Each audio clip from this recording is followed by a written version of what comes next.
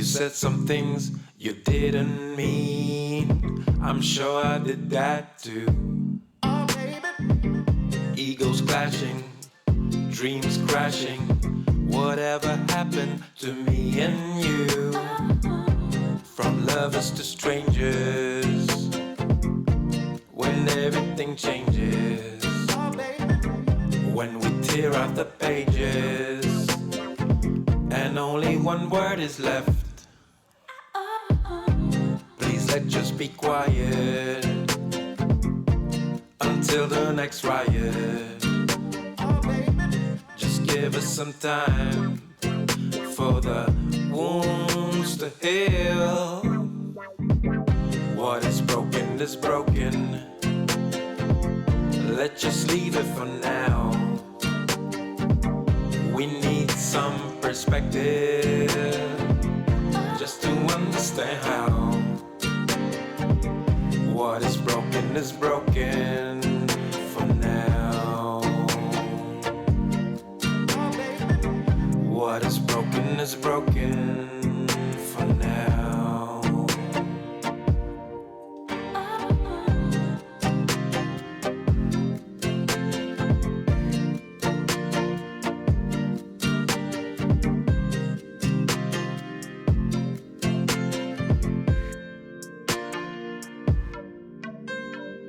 I think we both need to grow so that we need not to know. Maybe doubt, maybe ask, maybe understand at last. From knowing to asking, from tearing to building, from thinking to feeling, from hurting to healing. Please let's just be quiet and let the silence speak. Oh, baby. Just give us some time for the wounds to heal. What is broken is broken. Let's just leave it for now. We need some perspective just to understand how. What is broken for now. But maybe tomorrow we will know how. Yes, maybe tomorrow we will know how. Oh, maybe tomorrow we will know how.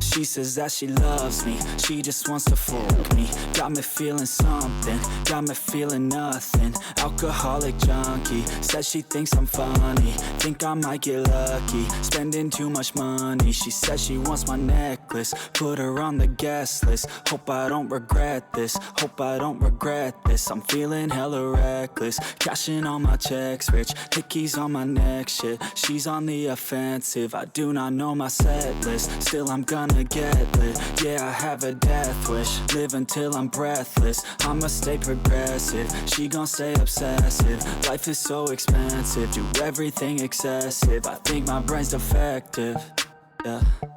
Can't think when she's aggressive, yeah. She snuck into my section, yeah. You think I'd learn my lesson, yeah. And we ain't getting no sleep. These girls don't even know me. Like Drake, I'm getting trophies. You want it, girl, then show me, yeah. And we ain't getting no sleep. These girls don't even know me. Like Drake, I'm getting trophies. You want it, girl, then show me. Cause we ain't getting no sleep.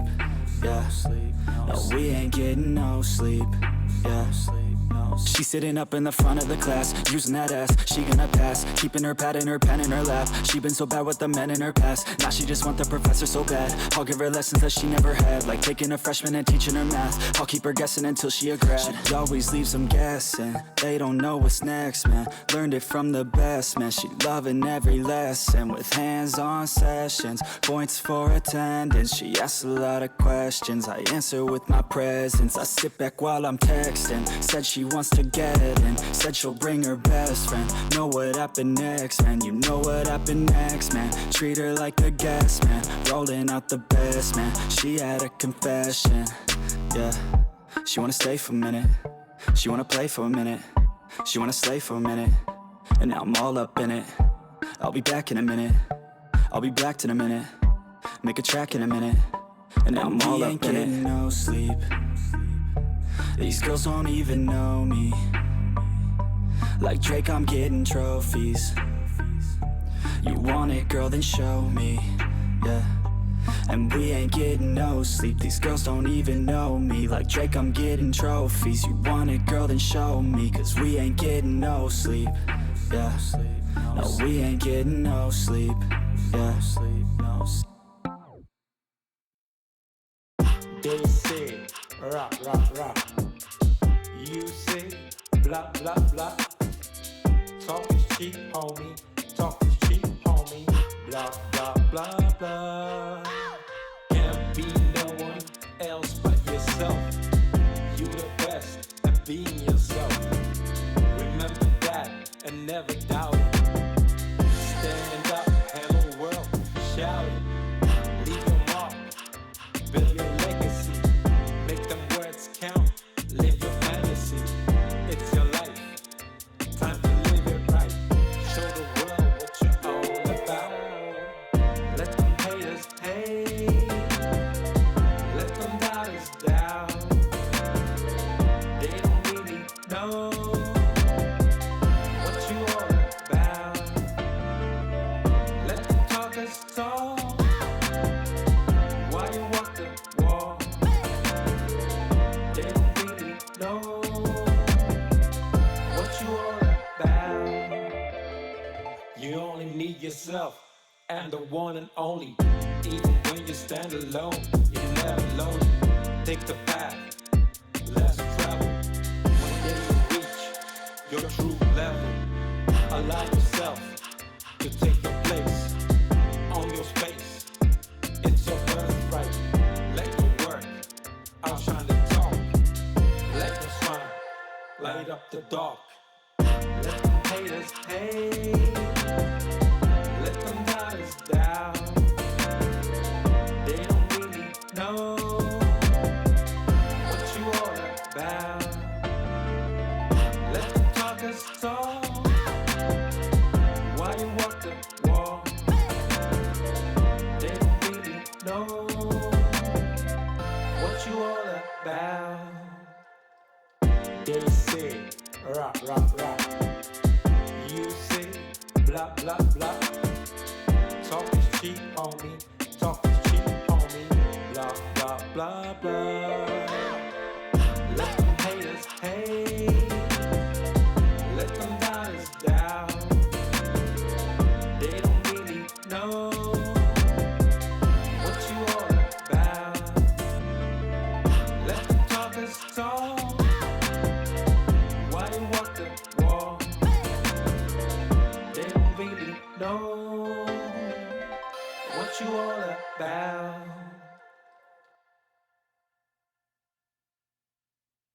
We aren't better because we want to be. Because the road to hell is paved with good intentions. All the do-gooders in the world, whether they're doing good for others or doing it for themselves, are troublemakers. We white Anglo-Saxon Protestants, British, German, American, have been on a rampage for the past 100 or more years to improve the world. We have given the benefits of our culture, our religion, our technology, acknowledge it, everybody. And we have insisted that they receive the benefits of our culture, even our political style, our democracy. You had better be Democrat, or we'll shoot you. And having conferred these blessings all over the place, we wonder why everybody hates us. Because sometimes doing good to others, and even doing good to oneself, is amazingly destructive. Because it's full of conceit. How do you know what's good for other people? We can change society. We can get enormous enthusiasm going out of the idea that there is a revolution afoot, and that this revolution is going to set everything to right. Do you know a revolution that ever set anything to right? Whether the revolution came from the left wing or from the right wing? When we have a great system, great power to put it into effect, there is always more violence, more bloodshed, more trouble. Diabolical things are done in the name of righteousness. We don't change. We're doing the same thing today, but under different names. We can look back at those people and see how evil that was, but we can't see it in ourselves. So therefore, beware of virtue. We aren't better because we want to be. Because the road to hell is paved with good intentions. Because all the do-gooders in the world, whether they're doing good for others or doing it for themselves, are troublemakers. Lao Tzu, the Chinese philosopher, said, the highest virtue is not virtue, and therefore really is virtue. But inferior virtue cannot let go of being virtue, and therefore is not virtue. All the do-gooders in the world, whether they're doing good for others or doing it for themselves, are troublemakers. We aren't better because we want to be.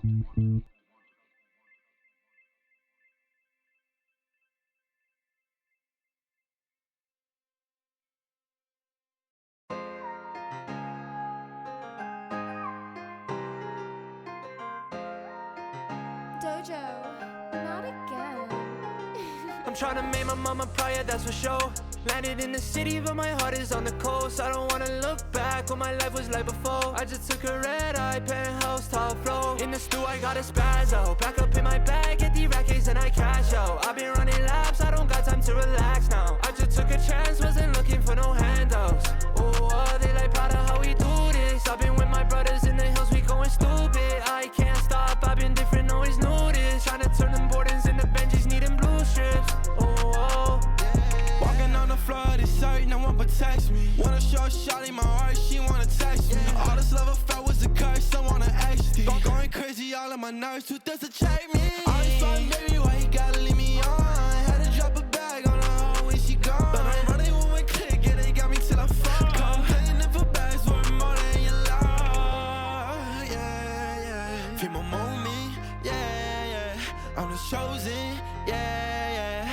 I'm the one inside. in the stew, I got a spazzo. Back up in my bag, get the rackets and I cash out. I've been running laps, I don't got time to relax now. I just took a chance, wasn't looking for no handouts. Oh, they like proud of how we do this. I've been with my brothers in the hills, we going stupid. I can't stop, I've been different, always knew this. Tryna turn them Bordens into Benjis, needing blue strips. Oh, Honey got me wasted. You done cut the yola, I can taste it. Biting on my swag, you niggas pussy tryna trace it. I don't need your love, I took a perk and I replaced it. I'ma keep on going till my mama said I made it. Black and yellow, white, I got these different races. Yeah. Did my dirt, I had a mask, I'm moving faceless. I got 12 plotting on me, but no cases. Running from my demons, lacing on my A6. I don't do that fake shit, nah. The way they treat me, they act like I'm feeling them. So I got a script, I was just trying to feel something. Now I'm alone, you don't care, and in I the stew, feel I got a numb. spazzo. Back up in my bag, get the rackets and I cash out. I've been running laps, I don't got time to relax now. I just took a chance, wasn't looking for no handouts. Oh, they like proud of how we do this. I've been with my brothers in the hills, we going stupid. I can't stop, I've been different, always knew this. Tryna turn them Bordens into Benjis, needing blue strips. Oh,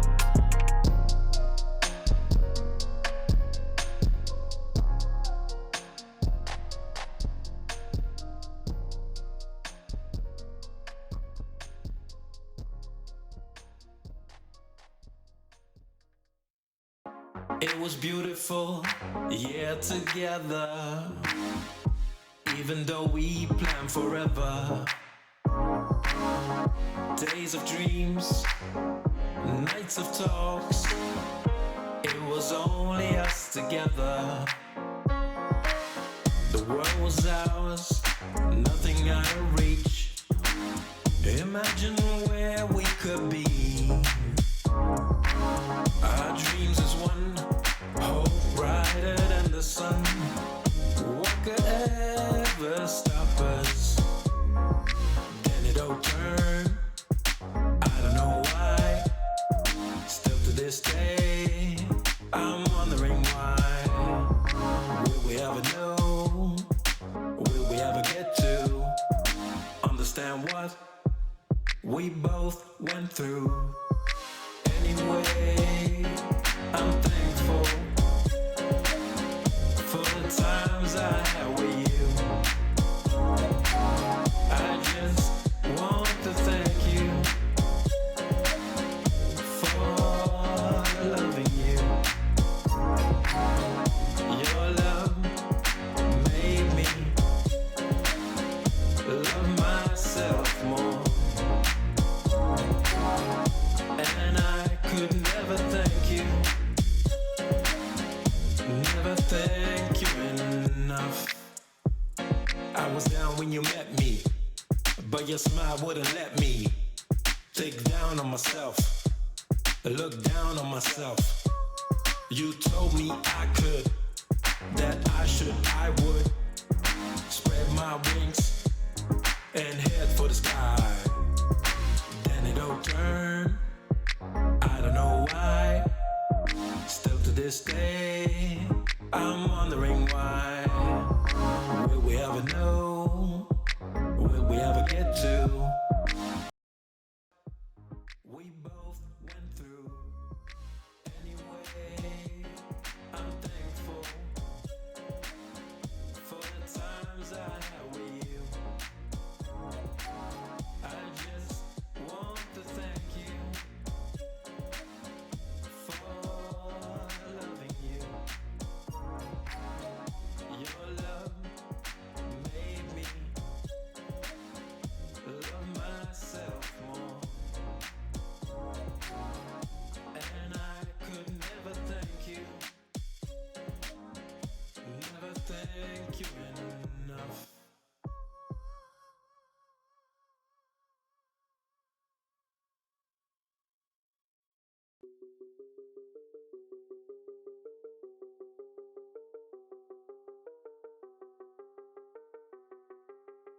I took people's drop boxes. I was like, "Are you a conservative, ma'am?" And like an old lady would be like, "Yeah, I'm a conservative." And I would fucking deck her, take her ballot, and just rip it apart right in front of her face. I was like, "You're not allowed to vote this way in California." That's right, bitch.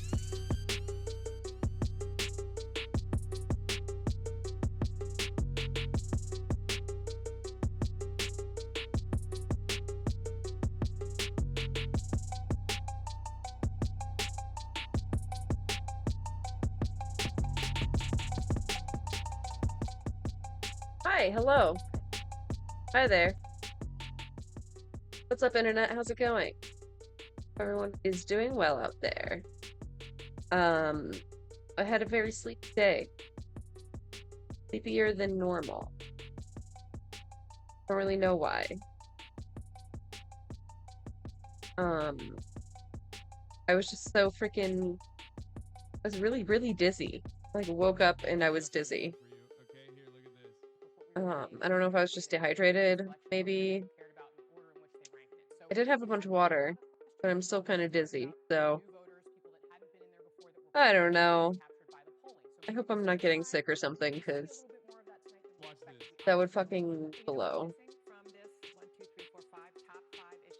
But I hope you're good. Holy shit, Anna and Chank are, like, losing their goddamn minds on Twitter. They are not taking, Benny's quitting well. The fuck it all. I don't even know where to start.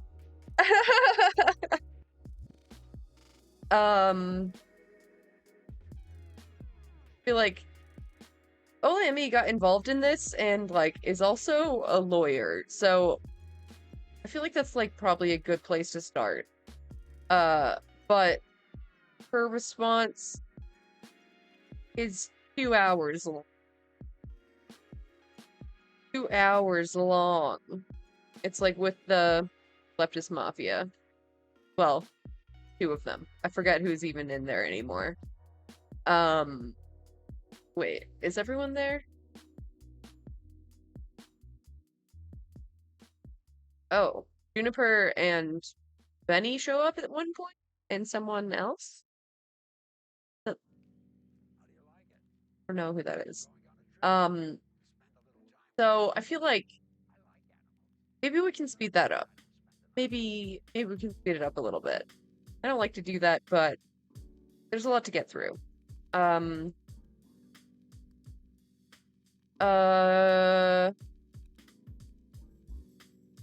I guess last night, this is like the first thing that popped up on the timeline. Fucking, I did not see this. I think I was done covering this at this time, but very calm and mature and professional response from Shank Wigger here.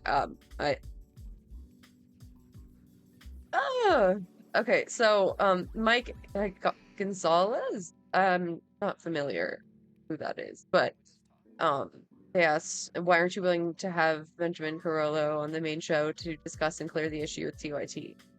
Real progressives are willing to hear differences, grow, and learn.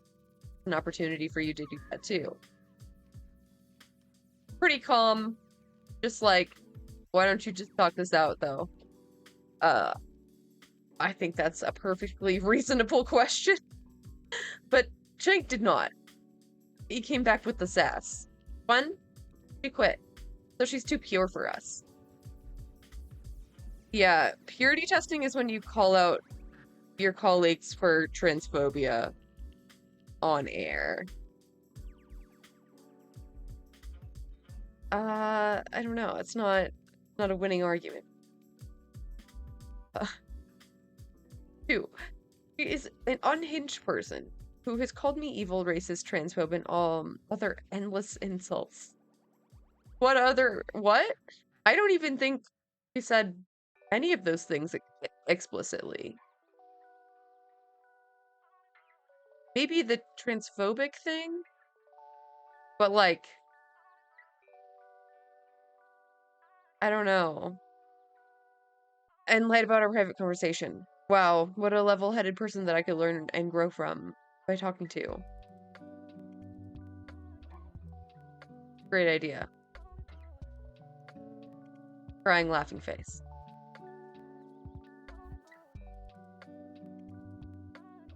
It's like not only unprofessional, like this is literally a tweet that I would expect to see from fucking Matt Walsh or something.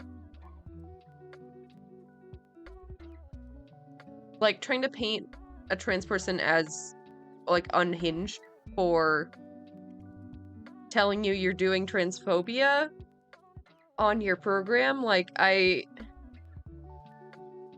he's being a fucking snowflake. He really is. He's taking it so personally. Too pure for us. Did you ask? Because it seemed like from Benny's account, she had asked specifically for that, and you said no.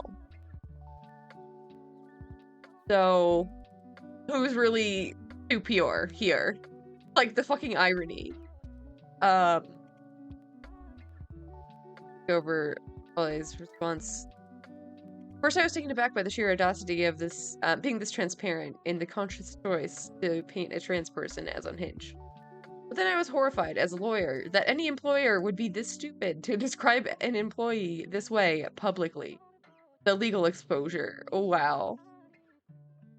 From an actual real-life lawyer. Like, it's not just me, you know? Like,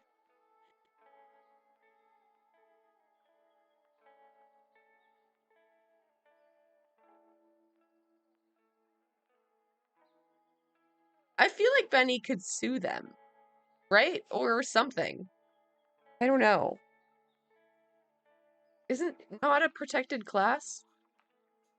Wait, is it? I guess they didn't fire her.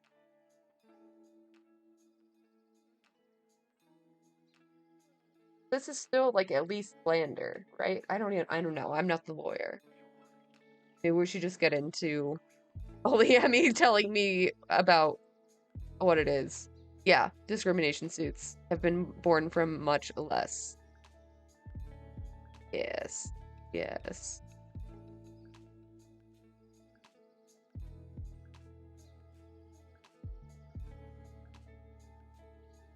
It's really unbelievable.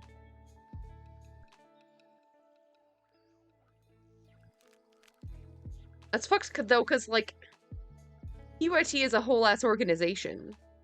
So they obviously have a lot more money than Benny. You know?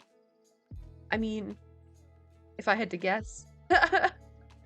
And definitely a lot more fucking money now that they're just right-wingers, I guess.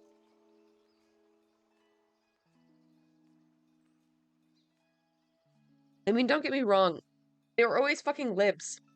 Really libbed out, but like, now they're just full roll-on fascist grifters. The audacity. Oh yeah, this too. There's literally nobody pussier about being called out than you and Anna. Demonstrated fact. You're literally so upset you're tweeting your way into an employment discrimination lawsuit. For your own sake, put the phone down. Oh my god. Yeah. Like, you're literally just digging yourself a hole. Please stop. Also, general note to everyone who says crazy shit about me and then catches feelings when I push back a little. Sad day for you. Same-sex entitlement complex right-wingers have. Oh, the irony. Oh, the irony. You gotta be fucking kidding me, right? Talk shit all day, and then when someone says something back, you cry like you're the victim, sure. She literally is the victim. I don't... you wanted to have her on as a token trans person. And then refused to actually take any of her input on trans issues. So...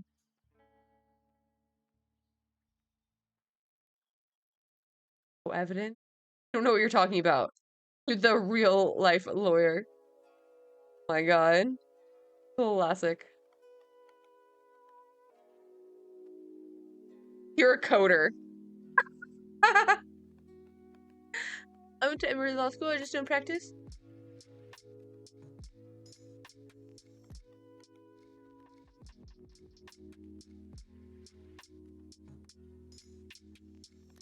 It's the one I posted.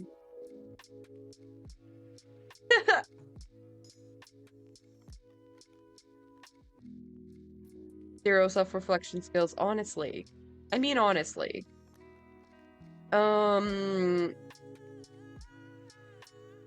Yeah, I think that's it when we can get into, oh, a kitty. A little eye bleed. As a treat.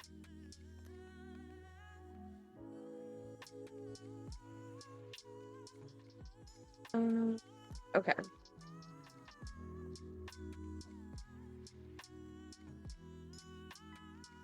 Wait. God, oh, she tweets a lot. I thought I had gone through everything.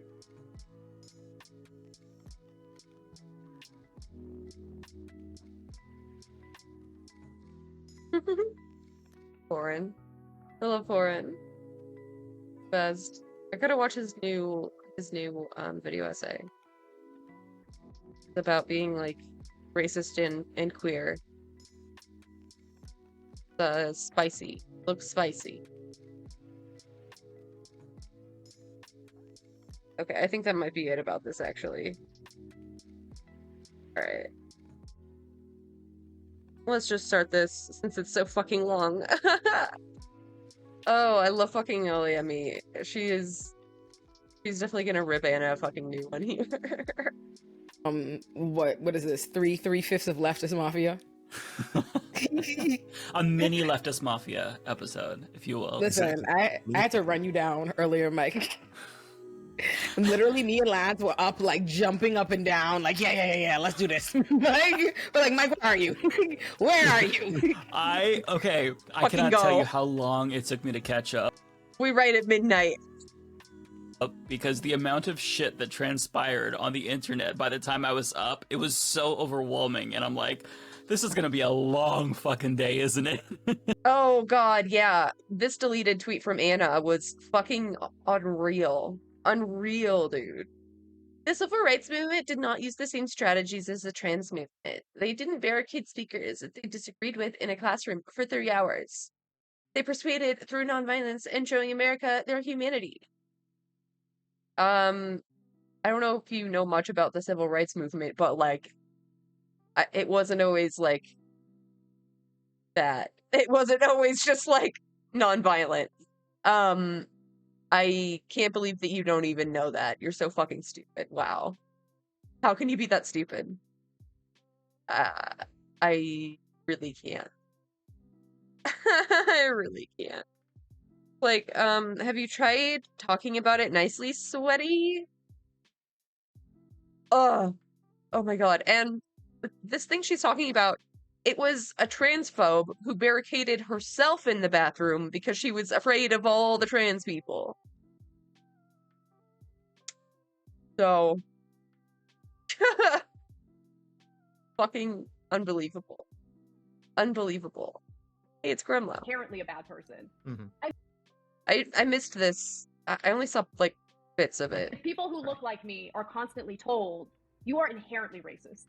Okay, you are inherently like me.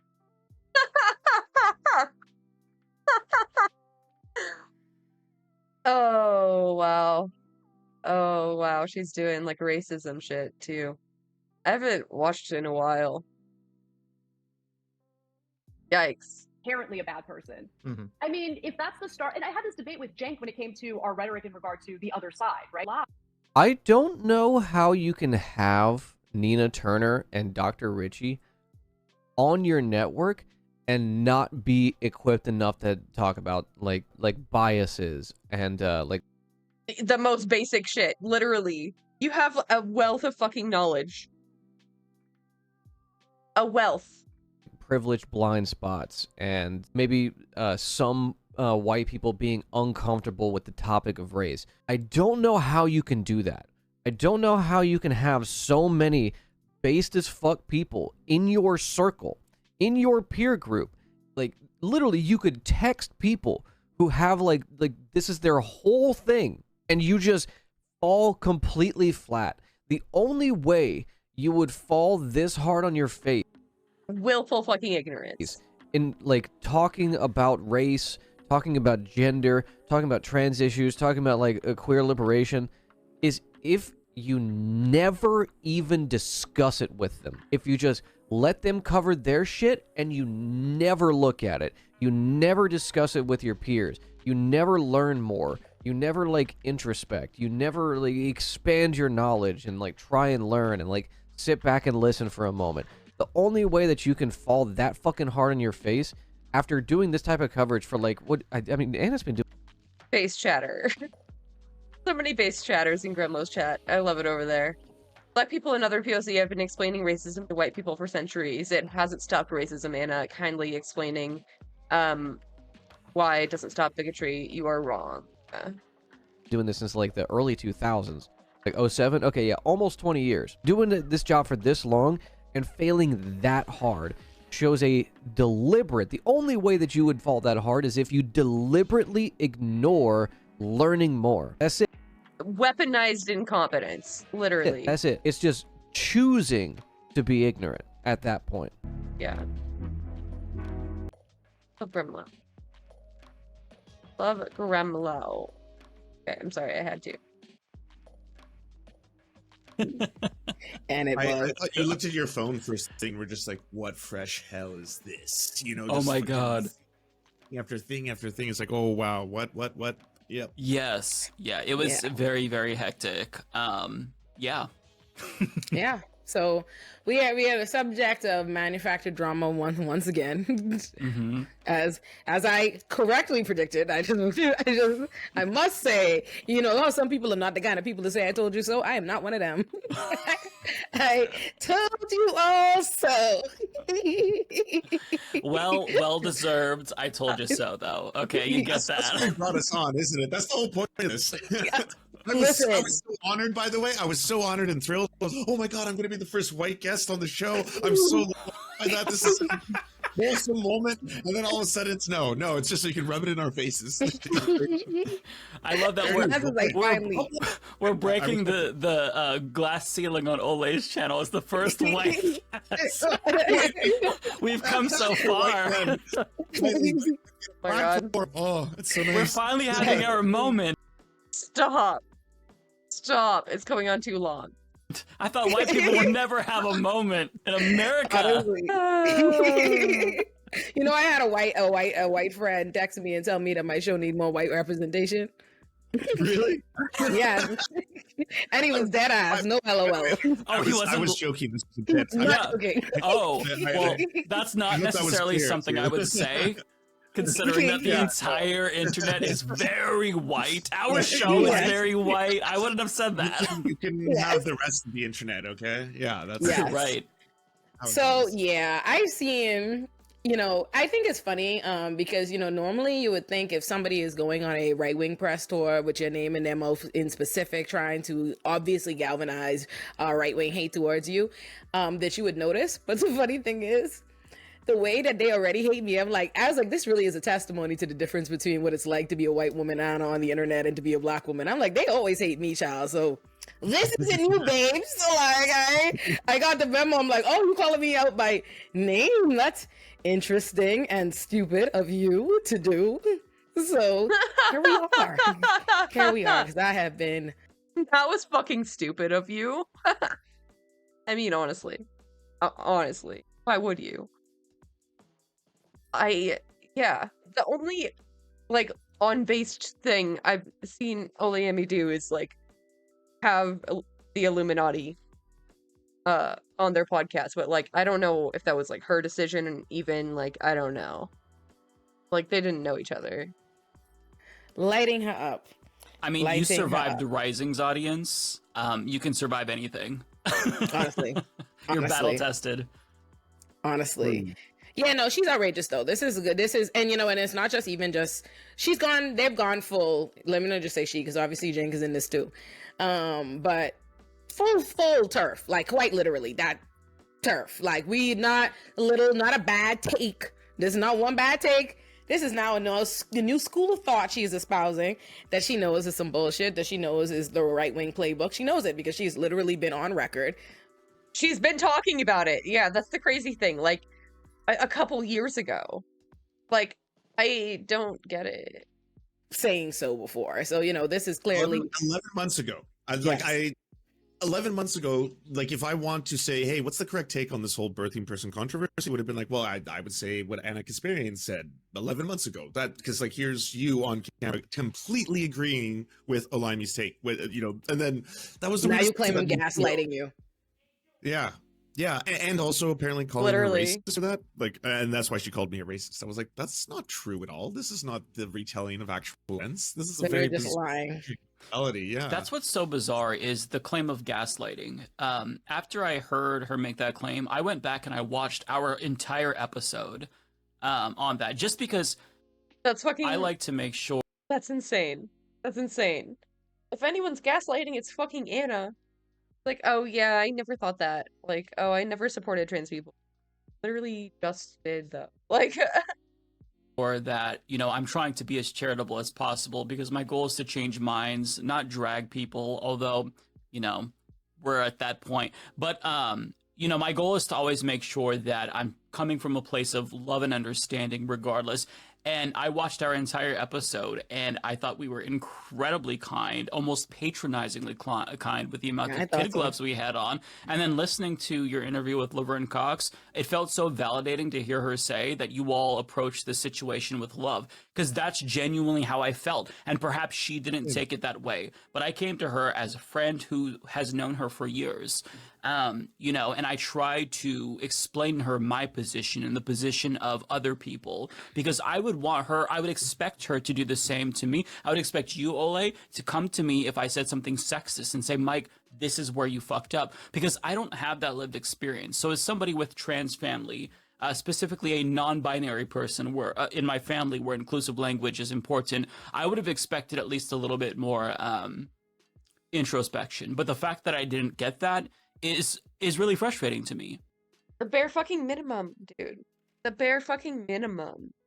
And it's like, she thinks she's being dogpiled, and it's just like, oh, cancel culture, woke mob, or whatever. But like, you know, there's very serious people in the space that are trying to help you. They're not just trying to fucking like call you out and cancel TYT. Like, they're actually trying to like make you understand. But she never fucking wanted to listen.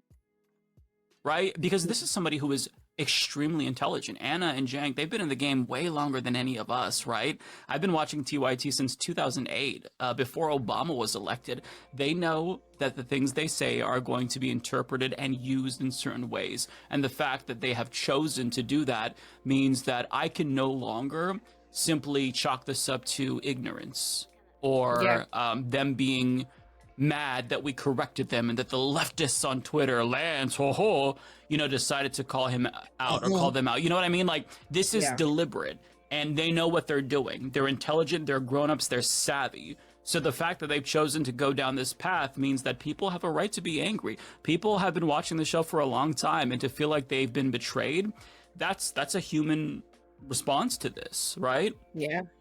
Yeah, absolutely. I mean, that's always been my position, right? Is that this is deliberate. That's the thing. What my initial position was, and I said it. I said, "Oh, I like Anna. It's not nothing to do with Anna." But first of all, since we're and like, to be clear, like, Black people have been calling out Anna for a long time, like a long time. And also like other people of color who just like saw like the dog whistles, I guess. I don't know. I just found out about them like, I don't know, a year and a half ago, I guess. Having the conversation, which I didn't bring to the table. I'm not the reason I didn't bring it up on Leftist Mafia, right? But having this conversation is about an hour. It's about an hour or something into that video before I'm like, my God, you know what I mean? Like, we are definitely coddling her, and we're making this about defending her, which I think is a very like paternalistic desire in the way that like white women are held up as something to like take care of and to protect, right? This like delicate white woman type of behavior. But I said it then that the thing that was ridiculous to me, it was always intentional. She knew, we all know, we know our lane of the internet. We know what you say, don't say. We know what's going to elicit certain responses, blah, blah, blah, blah, blah. She knew. Oh yeah, by the way, Anna is retweeting fucking Destiny. So that doesn't fucking tell you everything that needs to be said. He was just like endorsing her, like, oh yeah, the civil rights movement was not violent. From day one, that comment would get that kind of reaction, and she intended it to. That's why I said it didn't make sense for us to be spending all this energy coddling her, because she wanted this reaction. This has always been, my position was always that this is obviously a part of a larger pivot. It always was. It was very clear. She needs, because the reason why, it's not us bringing this up. It was, I don't even know when it was. I think it was months ago now when this happened, right? She's decided to go on this right-wing little press run, doing all of this, calling our names and blah, blah, blah, blah, blah. She's the one who is throwing her friends under the bus, doing Emma Vigeland and all these different people bad, right? She's the one, and it's because she needs that. She wants the narrative you see from the very beginning, from it first started happening of her coming after me on Twitter or her tweeting with the right. Her position was always making it look at how the left is. They dogpile, you know what I mean, and blah blah blah, because she wanted to create the narrative that she's seen play out a million times before of why left the left. Oh, the left is this, blah blah blah blah blah. So she needed to create the perception that look at all these commentators, all these everybody coming after me. And when it didn't, because everybody was so charitable, all the people in her lane, all of everybody else, what did she need to do? She needed to strum up that controversy, that kind of fight, to paint it to the right. That's why she waited 3 weeks to come on a completely innocuous tweet that I made about Angel Reese, completely unrelated to her, and started this. And from the beginning, she has been, and listen, it's not a mistake, it's not an accident, it's not getting it. She's a liar. She's a fucking liar. And she's a liar in 4K. All of these things are recorded. From her initial saying to me, oh, like the kind of people who demand you cook your friends. 4K. First of all, that never happened. What I said was, you came up, there's no reason for us to be coddling you because you wanted to be cooked. You asked Twitter to cook you on purpose. You'd have that tweet still up. You've doubled down on this position. So this is clearly the reaction you wanted. I said you wanted to be cooked. I never said. Yeah, Anna has been trying to be the main character of Twitter for months and months. Cook your friends, but let's pretend I did. Let's pretend that's what happened. Me, a person who has no personal relationship with you and who is not your homegirl by any means, shape, or form. I know you on the internet. I've had maybe less than a handful of Twitter interactions with you. I've appeared on your show where you and your co-hosts have disrespected the fuck out of me. I've still been very nice to y'all. That would, my crime, it would be so egregious. You would consider that offensive to you, that if I were to say, oh, cook her. Meanwhile, you're dragging your own friends and colleagues, dragging them through the fucking mud, disrespecting them, lying on what they're saying, mischaracterizing them, feeding them to right-wing hate. Who's real fucked up here? Even if we were going on the friendship analysis, like she tried, because that's how she tried to paint this originally. Like some kind of betrayal was like, how she tried to present it as though the rest of the show, the white people, are her friends, her personal friends, and they were all on her side, and the big bad black woman has decided, was trying to convince her friends to bully her. None of that is true, but it was deliberate. And I've said this because this is a playbook. Everybody you know on the internet that does their right-wing grift or whatever it is, or they start going this way, they find some black woman on the internet to feed to the fucking wolves. They do it all the time. I could think of a million of them, but there's no point me bringing up the names and causing any more commotion around that. But they do that, and that's clearly what she's wanted to do to me. And I find that, I was talking to Lance about this earlier, it says something to me, the way that everybody jumped out the fucking window to defend a 40-year-old woman with one of the largest fucking platforms in leftist independent media, with all the money in the world, but nobody is cared about the 29-year-old black girl that she keeps fucking trying to feed the name to the right? Let's pretend. So it's so bad that you were criticized for a take you put out on the internet. She's literally actively serving me to the right, like intentionally continuing to do this, hoping that it mobilizes this kind of hate towards me, right? Like, let's be real. Anna Kasparian has, again, like, TYT must have like a million. Yeah, like when she was on Ben Shapiro's fucking show, I covered that. And she was just fucking cozying up to Ben Shapiro, like just laughing and having a good chat. Like, I think I called it then. I'll have to go back to that VOD and see what I said. I think I said like, oh, she'll be on the Daily Wire in the year or something. Million subscribers or something on YouTube, no? Right? Like would she have like 500,000 followers on Twitter or whatever it is? So you are actively you put out this tweet that she put out, the initial tweet had over 100,000 likes. It had thousands of people criticizing her, quote tweeting her, blah, blah, blah, blah, blah. Me, by the way, was not one of those people. Let's let the record reflect. I never quote tweeted. I never said nothing to her on Twitter. I never commented. I never anything. I sat on the show with my other co-hosts who brought up a topic and they were talking about it, and I shared the same exact sentiments as them. So why me? Why, of all the people in this arena, why me singled out even from the jump of leftist mafia? Why? And I'm like, this has always been that. It's very clear to me, and I think it's interesting, and it's very telling the way that has that angle of it, and just the fact that it, even in us talking about, it's not just that she's a full TERF. She's also spewing a whole bunch of propaganda, racist foolishness, microaggressions, and all these different things, and even the try to indictment of saying I called her a racist. That never happened. That simply had never happened. That never happened. I literally, and I didn't even call her. Yeah, dude. Like,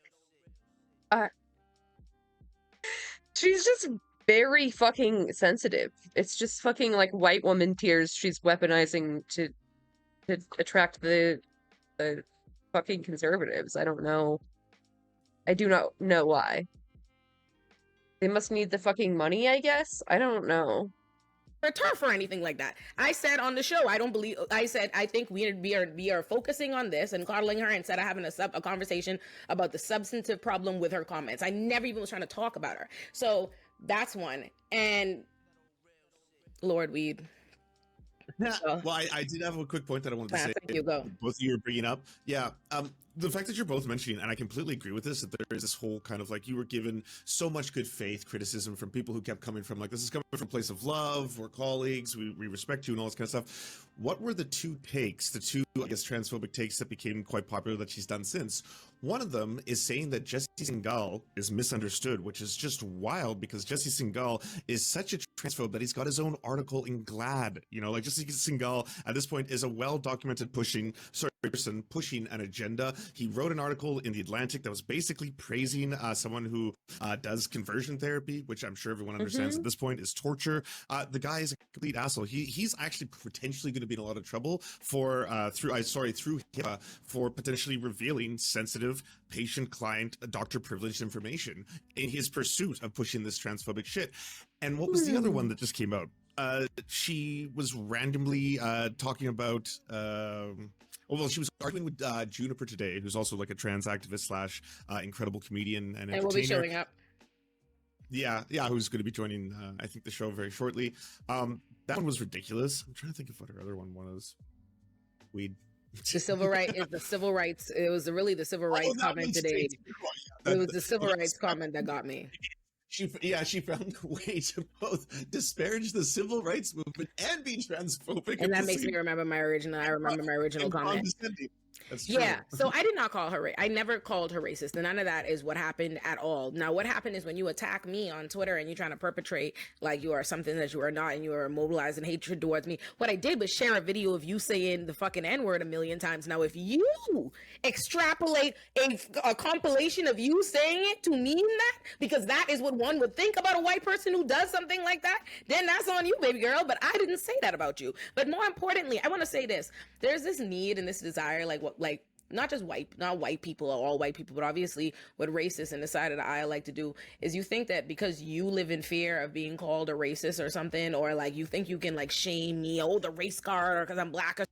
Yeah, like that's the fucking worst thing in the world to Anna. Like to be called racist, like that's the worst possible thing you could do to a person, which is like what racists say. Like, I'm sorry, like that's a thing that racists would say. Or something like, I'm gonna quiver if I were to call somebody racist.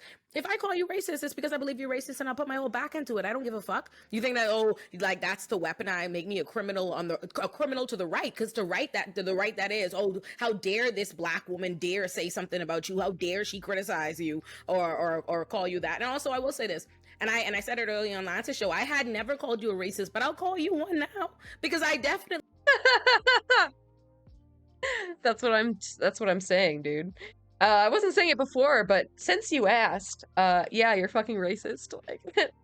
Like, first of all, everything that has come out of your mouth in the last year that I have been privy to the work that you do and from you and Jank is some racist propaganda, foolishness, some absolutely destructive bullshit. That's one. But two, you anti-homeless fucking rhetoric, like just a lot of bigoted shit. Think it's lost upon me that you singled out the black woman here? Like you think I think that is a mistake? You think I think that a white woman that used her platform to be just doing all of these things and saying whatever and saying the N-word on wax, you think I think you're not? So I don't have a problem with that. You could tell them I said you're racist. I think you're racist. I think you're a transphobe. I think you're disingenuous. I think you have no integrity. And I think your show is whack. So. Well, in that Leftist Mafia episode, so there was a moment in particular where you were analogizing and you brought up race specifically to use your lived experience to communicate it in terms of like the trans issue, and I do the same thing as like a gay person because that's my lived experience. So it's the way, and like somebody in the chat said, "Oh, Ole's bringing up race," and you explained why that is the case. That's the only mention of race in the entire video. So it doesn't even make sense to claim that you called her racist. She's literally just lying. Yeah, and furthermore, in terms of like cooking your friends, like when she says that you told you wanted, what was it that she said to you, that you were the demanding? Kind she said, "Oh, Ole, the kind of hater who demands you cook your friends." Oh yeah, it was something like that. When it's like I would assume that she's mostly talking to me and David, because me and David were like the closest over the last couple of years with her, right? We bonded over like 2020 and other bullshit, other left wingers, ironically, that kind of shifted to the right and their attacks, Jimmy Dore. But like I would have been in that instance the one who's asked. Dude, I still have no idea who Jimmy Dore is. I have zero clue. I need to like look that up. Being asked to cook my friend. Not a single instant that I think that Ole was demanding that I cook my friend, and even if you did, that doesn't necessarily mean that it's so. Here's the way that I interpret that.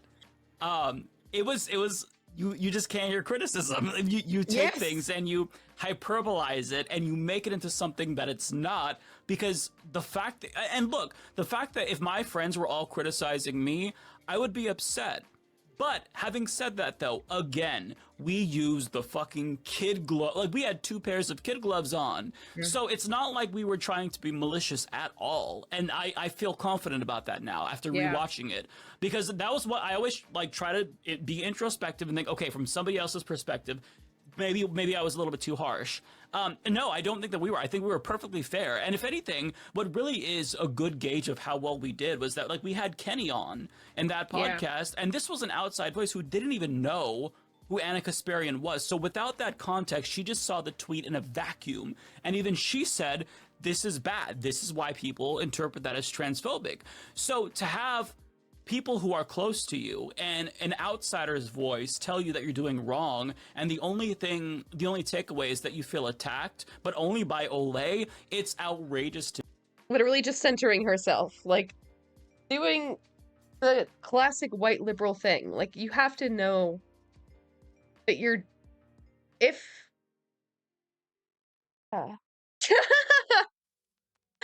I don't even know. Like, I can't even argue with it. Like, it's just fucking nonsensical.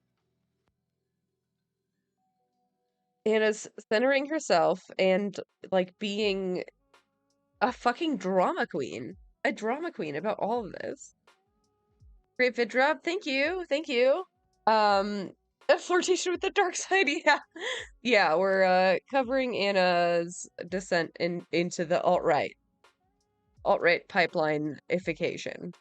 The Karenification. You hate to see it. You really do. Not that they were perfect. They were obviously not. But like, they were at least like an entry point into the left, you know? to me, and it's so frustrating because, again, we've all been in these predicaments where we have been bad allies, right? I'm a gay guy, but I'm a cis white guy. I have had trans people tell me, Mike, not a good look. And I explained this in that same fucking video where I'm like, I was misgendering Pim Iverson, or Kim Iverson, no sense in using a moniker. And trans people were like, Mike, we don't want to normalize any misgendering, okay? You're not making the point that we want you to make. I had to apologize. Lance, I heard him talk about how he made a joke, a trans joke. It was a little bit edgy, and people were like, hey, you can't make that joke. We've all had to eat shit. Yeah, I've been dragged. Twitter has packed me up multiple times this year, like 3 times this. Yeah, literally no one's perfect, and it's so much more about how you respond afterwards. Like, she just refuses to even address the fact that she caused harm. She's just like, oh, you're all crazy. Everyone's crazy. This year, right. And I this year, and like people, you know, listen, people criticize me and people like I like, you know what I mean? Like in fairness, like all the time. Like when the Blair stuff was happening, I was on a Demon Mama stream where Demon Mama said, okay, I have to criticize Olay a little bit here or whatever, and she did. And it was fine. And I was on the stream as well, it was like, it happens. You know what I mean? It's gonna be like, if it's not there blowing down and no one blew down on her. But quite frankly, like I said from jump, honestly, I wish we fucking had. Like if we were gonna be if I was gonna be the foil, I wish I had laid into her from jump. Like, you know what I mean? Like, gonna be the part of this silly plot, and that is the thing about it. And she is the one talking about it, and also what she was doing from jump. I'm not familiar with Demon Mama. I just keep hearing things here and there. I don't know. Even when she responded to me and all of this, when she because finally off work in 20 minutes. Let's go, almost there. Attention, this has never been about it. She's talking past us. She's talking to the right. We are literally just a means to an end. We're little, pieces on a board for her. When she started this, when she's like, I am a woman, period, no apologies. When have I ever said she wasn't? When has that ever been the conversation? Not never. The literally. Conversation only after she said that. I never saw anybody refer to her as birthing person or a person who menstruates. Never. Until she said, like, don't call me this. I'm a woman. Like, she Streisanded her own demise. Like, might as well be Trauma Mama.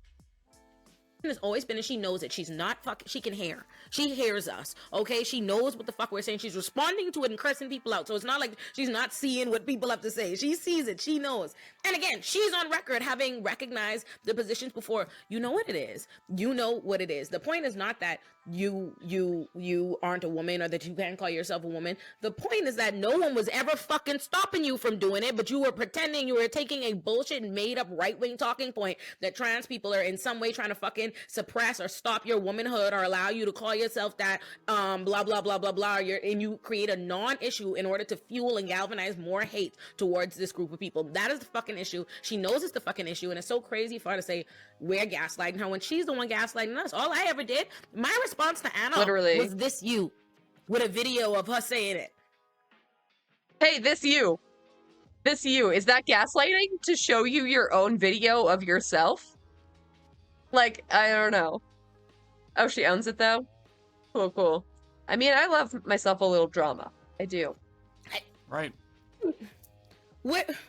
Yeah, it's all oppression simulation. That's not gaslighting. Like, honestly, every part of this is oppression simulation. These aren't real problems. The newest one that she's still got up to, now she deleted a whole bunch of tweets. She deleted the civil rights tweet and all that shit. But she has one that's still up right now talking about how, hey, did you know that there's a phenomenon? There's this British LGBTQ plus organization that is demanding we remove the term vagina and replace it with the term bonus hole. And did you know that this is a real? That shit is crazy. That's insane. I can't believe she fell for that shit. That's like such an obvious fucking propagandistic lie. No one's insisting you say bonus hole. Nobody. And none of this shit is real. This happened in 2020. It happened 3 fucking years ago. And just because one random LGBTQ plus org, does a thing way off in Britain, doesn't mean the totality of what civil rights are asking for is like, well, you have to now use bonus hole or nothing, or you're a bigot. Like, these aren't real things. It's not real oppression. It's not a real problem. All of it is made up.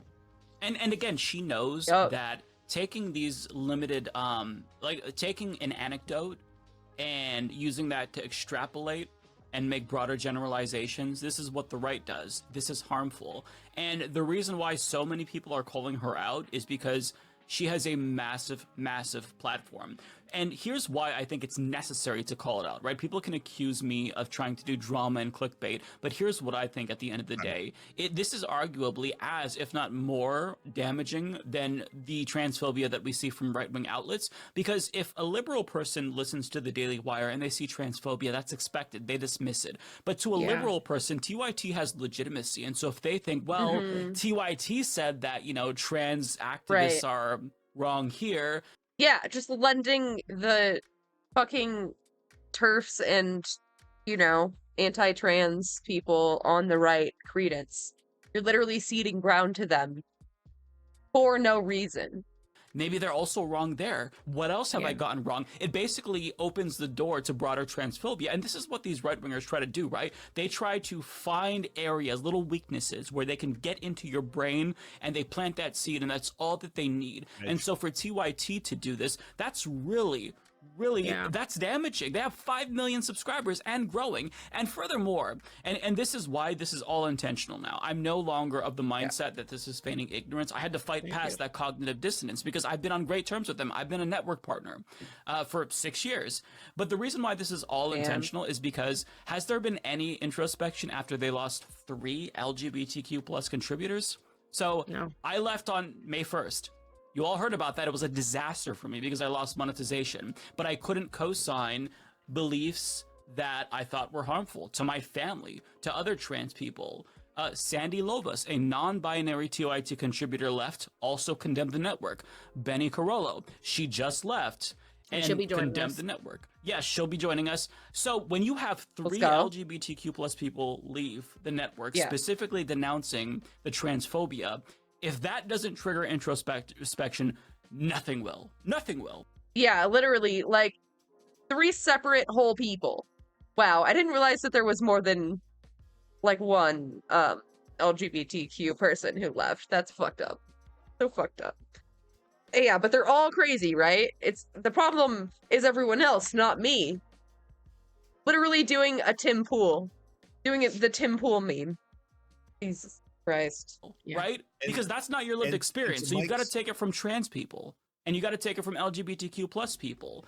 In the same way that we have to take it from the communities with this lived experience. So if Ole tells me I did something sexist, maybe I don't want to believe that, but I have to listen to her because I don't have that lived experience as a man. If Ole says what you said was racially insensitive, Mike, I have to listen to her because I don't have that lived experience. My lens of the world is very different than Ole's lens. Her experience is different from mine. This is the part of being an allyship. And we all fuck up. None of us are perfect allies. None of us are. Because we don't have that lived experience. We have our subjective experiences, right? And we can never escape our own subjectivity. But when people explain to you in good faith why you fucked up, for you to double down, that is intentional. And we're not talking about dumb people. We're talking about very smart people here. And I think the silly part is, or the wild part is the fact that, again, it's a concern. It's not even just double down, like, oh, you say something once and then we blow down on you, and so in your response you double down. This is now months later. You are choosing to go. If this was such a harmful thing, this is so stressful for you, if the left, if we were so dangerous to you, if we made life so miserable, if this was wasn't what you wanted, why are you deliberately, voluntarily choosing to go on press runs talking about this, calling people out by name, bringing this? Why do you continue to bring this back up? The original had started with her 3 weeks after a tweet, after getting ratioed to death. 3 weeks later, she comes after everybody. Right now, this is now months later. Now you're appearing on these shows talking about it. For what? For why? No one else is doing it. I just had a Laverne Cox interview. Laverne brought up Anna Kasparian, and did I jump on her? Did I anything? No, I didn't take any opportunity then to rehash this or come for Anna. I've never done it. I've never posted a video. No one is doing it. So where is it happening? I'm not leading any Anna Kasparian hate club. No, and that's what I've always said. This is a part of a deliberate play. I don't think this has ever been about being offended by what any of us have ever said. I think, like, not at all. The BRB by no means. Yeah, it's true. I think she literally just wants to play the victim in one way or another. And she just found, like, a couple of fringe things that she thought were kind of weird and really latched on to them. Anna's been getting shit on by thousands and thousands and thousands of people, and more powerful and important commentators than us, people with bigger platforms, all these different things. This is a ploy. This is an attention ploy. And I think, I think it was very important for us to, like, talk about it, like, vent about it very transparently. And also, though, give, the opportunity. We're going to have Soul Bunny, Juniper, and Benny join us. So they could talk about it. And honestly, from that point, I'm going to sit back and let y'all kind of handle this, my queer folk.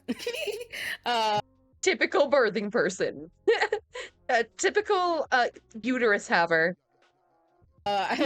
No, honestly, I mean, listen, people love they hear things. Unfortunately, they like to give more legitimacy when a cis person says something in defense of queer people, and I think that's some bullshit. You know what I mean? Like, I really think it's some bullshit. Like, you appreciate when I loosely paraphrase, like one talking point of 19 points that queer people would actually be able to have and inform you of.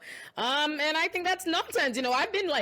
I've been celebrated many a time for, to me, the most ABC behavior in the face of transphobia. Like, I am not saying nothing scholarly you can quote. They're just being transphobic as fuck. Like, they're just being wild.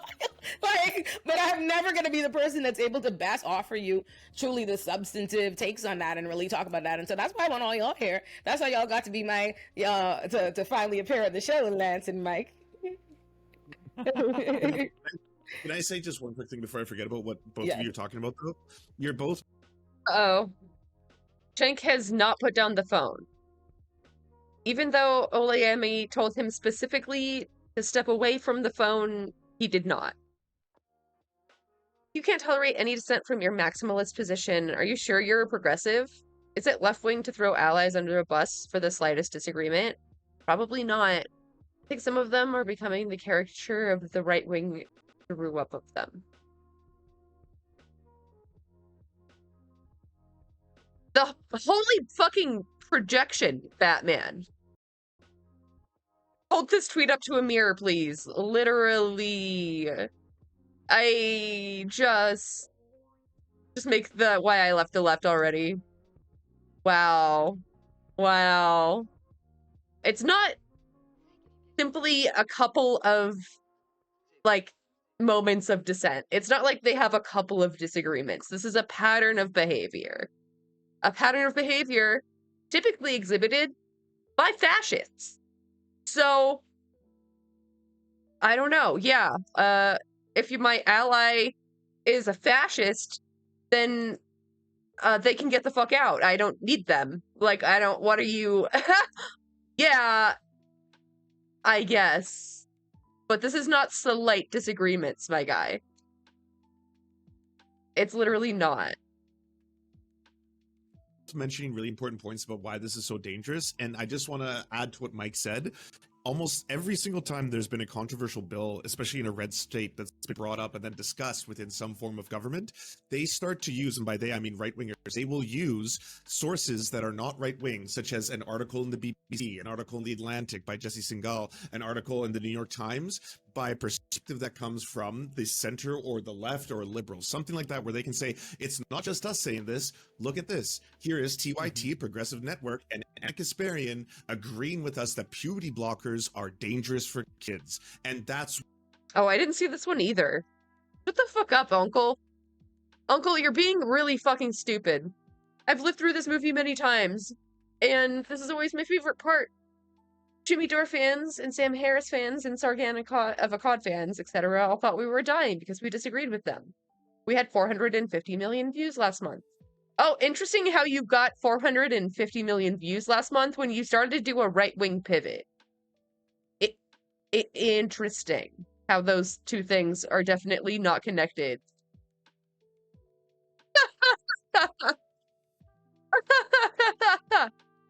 There's no pivot. Disagreeing 2% is not a pivot. Oh my god. It's a lot more than 2%, my guy.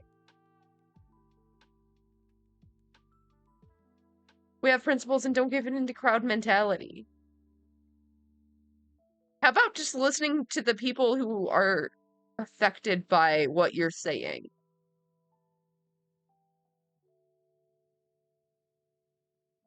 Dude, he's so fucking annoying. Swear to God. Why that's so dangerous for her to start saying that kind of shit. It's ascientific. Every major medical association in the United States agrees upon this. For you to start to fearmonger and spread that shit, it's going to be used especially against the trans community now. That's what absolutely. Yeah, legitimacy is what what they're saying so potent, right? Because it's like, oh, it's not what Jordan Peterson says. This is a liberal person, Cenk and Anna from TYT. They're the home of progressives. If they're saying it, then there must be some credence to their claims. And it's not just like the birthing person tweet and some of the things that they're talking about. It goes back to that civil rights movement tweet that she deleted, which was a good move. Oh, that really is really epic. Not tweeting it would have been very good because, I mean, it's ahistorical for one, right? It's ahistorical. And on top of that, you as a cis person don't get to dictate the terms of trans activism. And that is something that you have to understand. It's not your head on the chop. Just straight up fucking tone policing. Like, what the fuck have you done for trans rights? I mean, be honest. Let's be real. Have you calmly talked Ben Shapiro into not being a transphobe? Is that what happened? Because I don't remember that part of that conversation. Chopping block, it's theirs. I think they know pretty well how to advocate for themselves. So that's basically what she acts. That's the worst part, is she does know their heads on the chopping block. What she basically said, which is, by the way, what a sick... I mean, again, the right-wing playbook is to take MLK and use him for fuckery.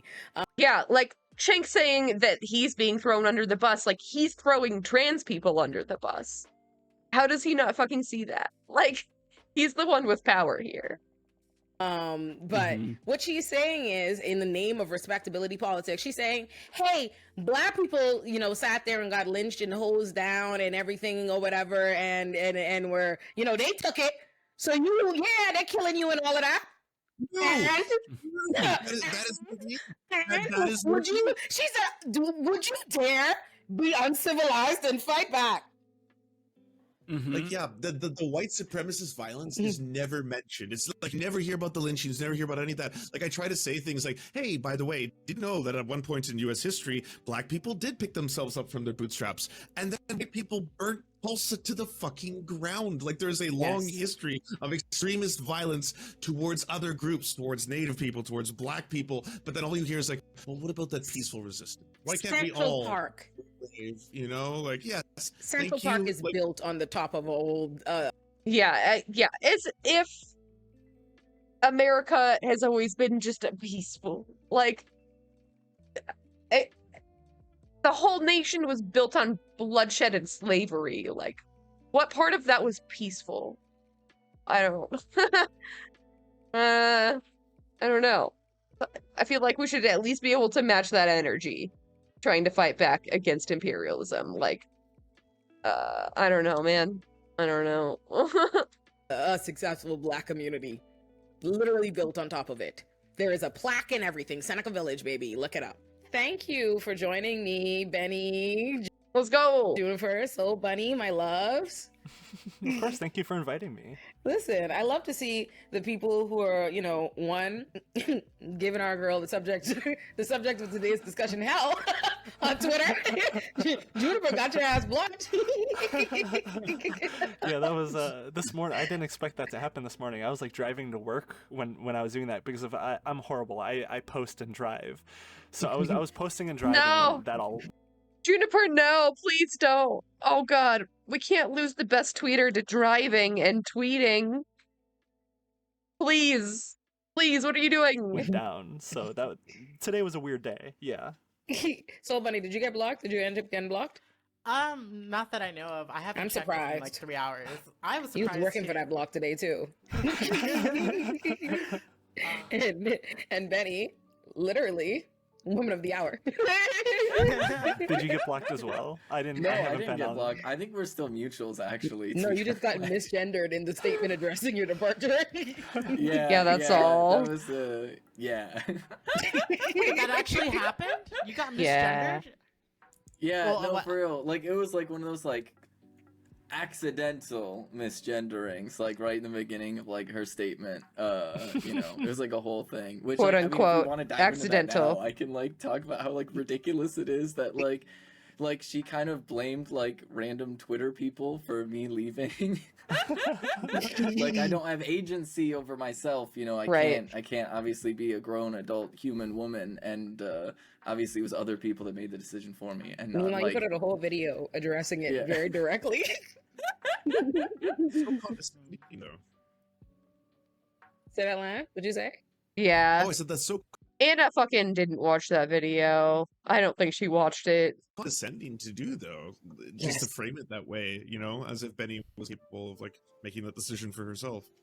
No, it's like a whole thing that people do with trans people, though, in general. Like, literally, so, like, I mean, I kind of talk about this a lot of the time, how, like, femininity is both, like, infantilized and sexualized, and that combination in and of itself is, like, really gross and creepy and weird. But, like, it's, like, doubly so with trans women, where, like, any sort of, like, agency, like, is just kind of, like, categorically disregarded. And it just does fit in with, like, the broader narratives that people spread about trans people that is, like, we're all being, like, you know, tricked into it. You know, it's other people's influence, because heaven forbid you have, like, not only a woman, but a woman that is, like, actively choosing femininity. Like, you know, how dare you just go about society in a way that is, like, you know, so much to, like, undermine patriarchy and the idea that maybe perhaps, like, you know, I don't know, not everybody wants to choose masculinity for their lives. It's interesting to simultaneously, like, villainize the trans community while also infantilizing, right? Because, you know, they let them tell it. It's like the trans community, this big bad villains trying to, you know. That's like the crux of fascism. Your opponent is both weak and also very strong. They're evil monsters that must be stopped, but also silly children that, you know, just like don't understand or know what they want. Like, it's so stupid. Or they're deranged. Like, they have no logic because woman or something. I don't know. Put trans ideology on you and influence your thought, but then still can't believe Elon Musk found a way to make Twitter even worse. Yeah. I'm on Threads, by the way, and Blue Sky. I forgot to add that to my link tree, but I'll do that soon. At the same time, the trans community is somehow being manipulated by the big bad, like, cis leftists that are like, so which is it? They try to have it both ways, and something. I mean, this isn't an original thought, but I feel like Anna engaged in this quite a bit, especially with Benny. I feel like you highlighted this really well in the video that you posted about leaving TYT, where a lot of these just air quote concerned like liberals or centrists when it comes to like trans issues they'll refer to trans people as trans rights activists. They won't refer to us as like women or trans people. Yeah, or like proponents of trans ideology. Some shit like that. Like, not a fucking ideology, like it's real life, bro. We're always just trans rights activists, and that's how Anna referred to me too when she was engaging with me in her replies to me. I don't know if like she claims she's not transphobic. I truly I don't know. I'm leaning towards she probably is. I mean, given that she listens to Jesse Single and I mean, she's saying transphobic shit. I don't know how many things she has to say before she like qualifies legally as a transphobe, but I'll say it. Reads what he posts. But it's always interesting how these people that start engaging in this transphobia always start out with, oh, these trans rights activists and not trans people, you know? It's really interesting. And I mean, it's the same J.K. Rowling arc, right? Exactly. Like, it's the exact she's same literally thing. on that same pipeline where she's at the point of, like, all of these trans people are being mean to me on the internet. Now, I support trans people's Yeah, now she's about to start talking about bathrooms and shit. rights, but also at the same time, and that's what was so infuriating about her statement, was like, I support gender-affirming care, but, like, forgot to put the asterisks of, except for unless it's, like, trans children, then I'm gonna, like, listen to Jesse Singal, who has literally been cited in, like, 100 anti-trans like legislation across the country and like spread all of this ridiculous nonsense about you know, trans youth. Wait, why do I not know who he is? I don't think I've heard of him. We might have to do a deep dive on Jesse Singal.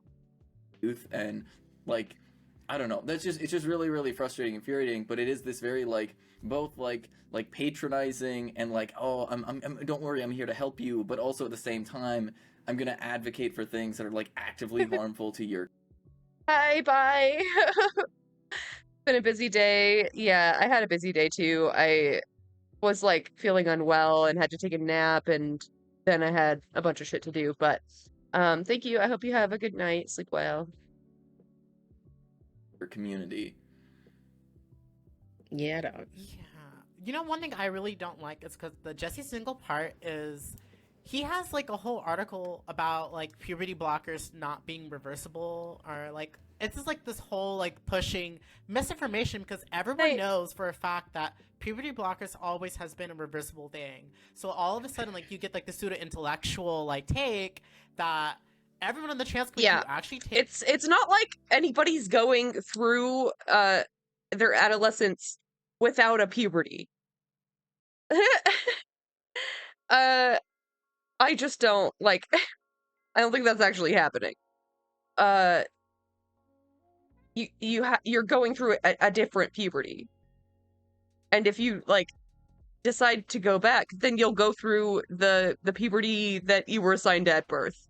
Like, your body is very resilient. It's cool. Takes these you know, takes HRT that knows, even when people advocate for us, like they've always said the narrative, like the actual scientific narrative that's factual has always been, you know, puberty blockers are reversible. So that's part of the safe way for trans youth to start off before they even do hormone replacement, as far as it would save a trans daughter, estradiol, and if a trans boy, testosterone, and then etc. When people are non-binary, you know, whatever suits them. But puberty blockers has always been reversible, and this fact that they don't even mention, because like cis children that produce puberty, that they go into puberty earlier than are usually put on that. That was like originally where. Yeah, that was like the first use, is like precocious puberty, I think is what it's called. When you just like start having puberty like too early, then would be like good for you. So like blocking the use of puberty blockers, like it's mostly going to affect cis kids. Like, that's pretty fucked. Like, you're gonna be forcing like an 8-year-old to start her period. Like, that's not right, man. Like They came from, so it's like they don't even talk about that. It's all about just trans youth that are being harmed, and this is again things within their doctor. So it's just like, yeah, and that's just one, because I had to take notes. Like I took notes on, because there's a lot of things that I, you know, and because I have receipts, because I've been prepared watching since 2017. So, you know, yeah, I got you. Another thing, I think another thing that's important to remember when they talk about like puberty blockers is like, y'all know that like puberty blockers that's a compromise, right? Like the whole. There'll be lawsuits going forward. Yeah, everything's gonna be fought back. It's just a matter of time and like chance, really. You have to get the right judge and the right jury, and like, oh, it's a hard, long battle ahead.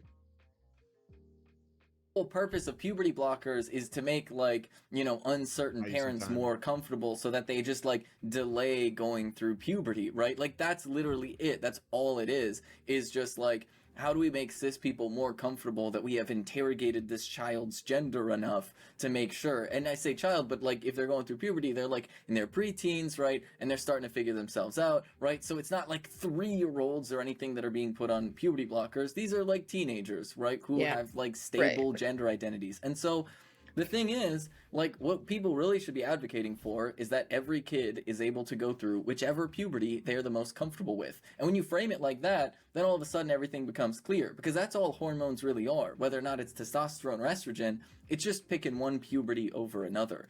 And so, like, the puberty blockers really is just this time delay thing, because people want to, like, be doubly sure. And, like, on one level, I understand why people want to be doubly sure, but on... Yeah, and that's fine. Like, some people do, like, start puberty late, and, like, they're perfectly healthy. Like, it sucks people's lives have to be irreparably damaged. Yeah. Yeah. They don't know what the fuck they're doing. Or they know what they're doing, and the suffering is the point, you know? It's probably, like, a solid mix, you know? But, it is fucked. It's all very fucked. On another level, like, pushing them as like the default go-to, this is like the line that everybody should take, is kind of silly and is very much a compromise that is very much catering towards like cis people's concerns as opposed to like trans people's actual experience.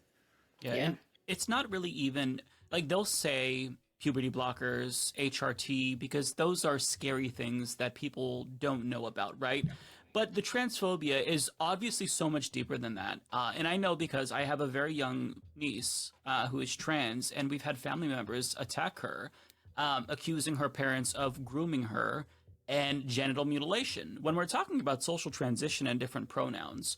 So I'm sure that when it gets to, you know, the HRT phase, when she grows up, you know, gets older, that'll be an issue as well. But there's never like an acceptable level of transness for them. All transness is bad. All transness is indoctrination. And so they can try to like find these little endpoints to scare the normies. But regardless, even if puberty blockers and HRT didn't exist, if we were like 100 years back, just the mere existence of trans people scares them because that's the core of transphobia, right? They are horrified that people aren't just living the gender that they were ascribed at birth. They are horrified about the fact that, oh my God, we actually don't have to follow these very stringent gender roles that were, you know, given to us.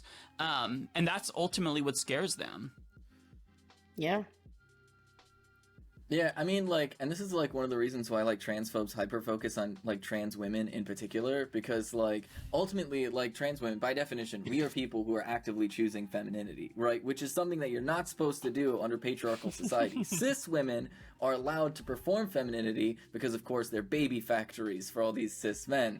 But they're also supposed to be ashamed of it, right? So cis women are supposed to be feminine, but also ashamed of it. And so somebody who is not a baby factory and, you know, and actively choosing femininity and not being ashamed of it, all of a sudden that like puts their whole like misogynistic patriarchal views in a twist, and all of a sudden they're like, what is wrong with you? Why on God's green earth would you do this? And this also explains why their reaction towards trans men is to basically be like, oh, you're just helpless women that desperately want to be men. But I understand that because men are so much better than women, aren't they? Right? Like, and so that's why they hyperfixate on trans women, and both, like, once again, like, you know, try to strip agency away from trans women, but also at the same time, like, Yeah, but also, like, the only time they mention trans men is, like, oh, like, they're cutting off young girls' breasts. Like, shit like that. Like, it's always, like, from the perspective of criticizing women. Even when they are talking about trans men. Like, we all saw the Jordan Peterson fucking Elliot Page debacle. time, like, overly sexualized trans women, because in their mind femininity is something that is purely sexual in nature, and so like that's like, and so that's like really at like the root of this is like it's just so much like deep-seated misogyny ultimately. Yeah, I mean, it's also like, I mean, when you think about it, right? Because on one hand, I would want to be like, as a cis black woman, you say to yourself, what the fuck does this have to do with your womanhood? Like, anytime I hear this foolishness and the talking points from the Annas of the world, it's like this need to act like the existence of trans women is somehow threatening to them, threatening to their womanhood, threatening to our womanhood innately, and that seems ridiculous to me. But then I remember that, like, historically, black women have never been afforded the status of like lady status, you know what I mean, of like lady, right? We've never been, we're not included in what is considered like femininity and womanhood, right? Like, and that has always been reserved for white women, which is what I said in the beginning, why this entire experience with Anna has had such a paternalistic outcry from all the other white commentators, largely white men, feeling the need to defend her and coddle her, and everybody, even now, people are still like, yeah, like retweeting Destiny defending her. Like, that's just, you've fallen off. It's over. It's so over for you, Anna. Oh, someone must have gotten to her. Someone's espousing this. Oh, she's wanting this. It's like this need to infantilize this white woman and protect her. And when you think about that, what has always been, you know, womanhood status to exclude everybody, you know what I mean? Black women have always been excluded. It makes sense now, this kind of like violent reaction to trans women. And correct me if I'm wrong, but her like kind of involvement in this discourse was the theoretical scenario of her being called a birthing person, right? Yes. Like, entirely theoretical. I have seen again, 0 instances of this before she made that tweet. For me, that's where Made this up all problems. started. Exactly. It's one of those made up problems where, sure, academia, like you'll hear that phrase in academia and like maybe like legal jargon because it has legal implications in like the medical field, but like the average person isn't going around talking about like birthing persons or like birthing people. Like it's just a made up issue. And to me, I mean, maybe I'm wrong here, but to me, it feels. I mean, yeah, like I would say that only when talking about like abortion, I think. Like abortion rights is the only time that I would have said something like people who can give birth. But I do prefer that nomenclature, like people first. Like you should say like people with autism instead of autistic people. And I mean, again, that's like entirely subjective. I don't think there's like an agreed upon stance on that by any fucking means. That's just like what I personally prefer. But like, yeah, like I would have said that just because like cis women are not the only people who can give birth. Like, how, like, why just exclude people because you like the word woman? I just feels like an extension of like that suburban mindset where you have to find problems, like because one of the other things that this is kind of going off the path of the transphobia topic here that Anna has been on for the last year is her averse nature to the homeless issue in LA. And when she started to, I forget his name now, it's been a while, but she was like talking positively about that Republican running as a Democrat. Rick Caruso. Was it him? Yes. Was that the name? Yep, I remember this. Yeah, Rick Caruso, and she was like, and of course I forget who won. I forget her name as well. I'm not from California, but the person who won was I wasn't like super favorable of her, but in that mayoral race, she was the clear better choice. Like Rick Caruso, he was a straight up Republican. Yeah, but she was she was talking land baron too. Was he what? A land baron or something as well. Like all his solutions are potential viable solutions to the homeless. I need to see the patch notes for the new language update.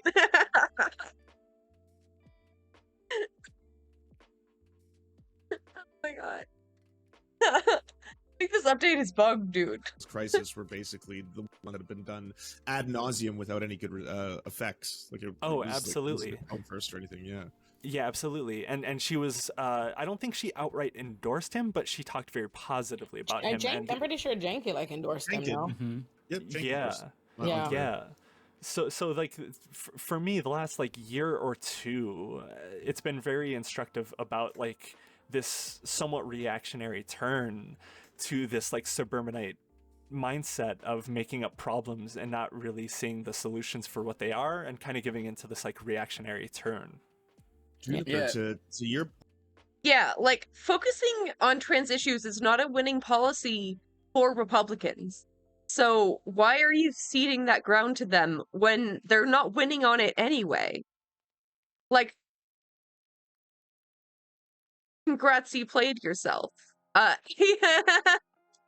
point, did you see that she had recently now gone down the pathway of promoting that Ollie London story about how there's a UK LGBTQ plus group that wants to replace the word vagina with what was it? Something bonus hole. Yeah, bonus hole. Like anyone who was giving Anna the benefit of the doubt at first when she was making up this whole birth person is a real problem. Come on, I never want to be like erased as a woman if you call me birthing person. Like this is her doing. New bug causes leftist woman to short circuit. We'll address in next update. Oh god. The exact same thing again. This happened in 2020, 3 years ago. You're only bringing it up as a non-issue because it inflames like anti-LGBTQ hatred, right? People see that and like, oh, things have gone too far. What Flimshaw? I can't believe this is happening. She knows what she's doing. She has to. Yes. Yeah, I mean, she literally does because there's the receipts from her calling this stuff silly like a year ago. Like, I know, I posted it. I know. I gave it to the streets. Picking up what June said, So what I don't get is like, and I know you said this on the Hill, only me, literally, like it'll be the same turf saying, you know, how trans women can't give birth, you know, what makes a woman is, you know, being able to give all these things, but this, you know, they turn, you know, birthing person into this, you know, all of a sudden, you know, they so have a whole dehumanized. opposite, you know, exactly, a whole different talking point when that's what exactly they use against us. They use their chromosomes that makes them, or they use their uterus, all these things around being, you know, basically a birthing person that they feel is what solely makes a woman.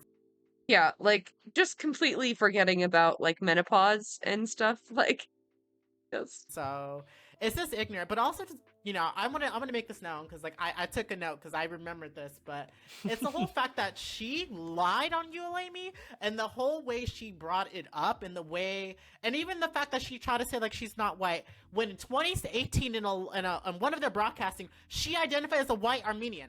She literally identified. So the fact that she went now when it's convenient at a podcast with centrist to all of a sudden not be act like, because I was looking for that clip and I'm like, you know, there are literally in news broadcasting. I cannot find this within hours before this stream. Lance, didn't I say earlier on Surfs, did I not say that is the most ridiculous bullshit? The whole thing, yeah, they call me white, I'm Armenian. I said, that's like me sitting up here like, I'm not black, I'm Bahamian. Like, what the fuck are we talking about here? And I'm like, first and foremost, the reality is this, like, not only is that some bullshit and it's disingenuous in and of itself, right? Like, even if we wanted, even if you believe somehow that made her not white, the reality is she knows it does, and she believes that there's no white passing, because first of all, race is a construct. Race is about how you are seen and perceived and treated in the world, right? Like, I am black regardless of what the fuck I want to identify as, because the world sees me as black. They don't care what I'm talking about. They don't care nothing about any of that. Anna's walking through the world a white blonde woman. She's a white woman. That's one. But two, more importantly, she is mad. She literally then proceeds to say that she brings up that point in the interview she does in the Right Wing show where she calls my name, is where yeah, Anna is also just like so traditional. Like, she could be on Fox News, like the way that she presents. You know what I mean? Oh, interesting. I live near Glendale and all the white people are super racist towards Armenians. Interesting. But do you think they would clock Anna as an Armenian? Talk to them and they identify as white. Interesting. Interesting. I guess I don't know enough about Armenia. Damn, what was I saying though? I feel like I lost my train of thought.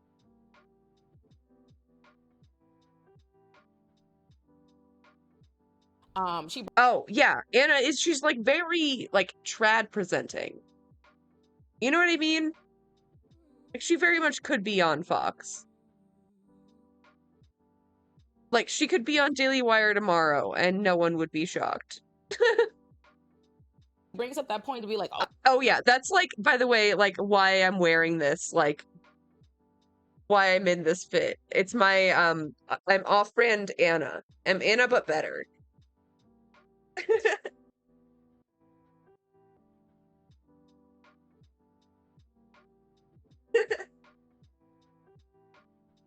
Actually leftist Anna. In case Cheng decides that he wants to go back to being an actual progressive, I'm here. I'm right here. You can hire me anytime.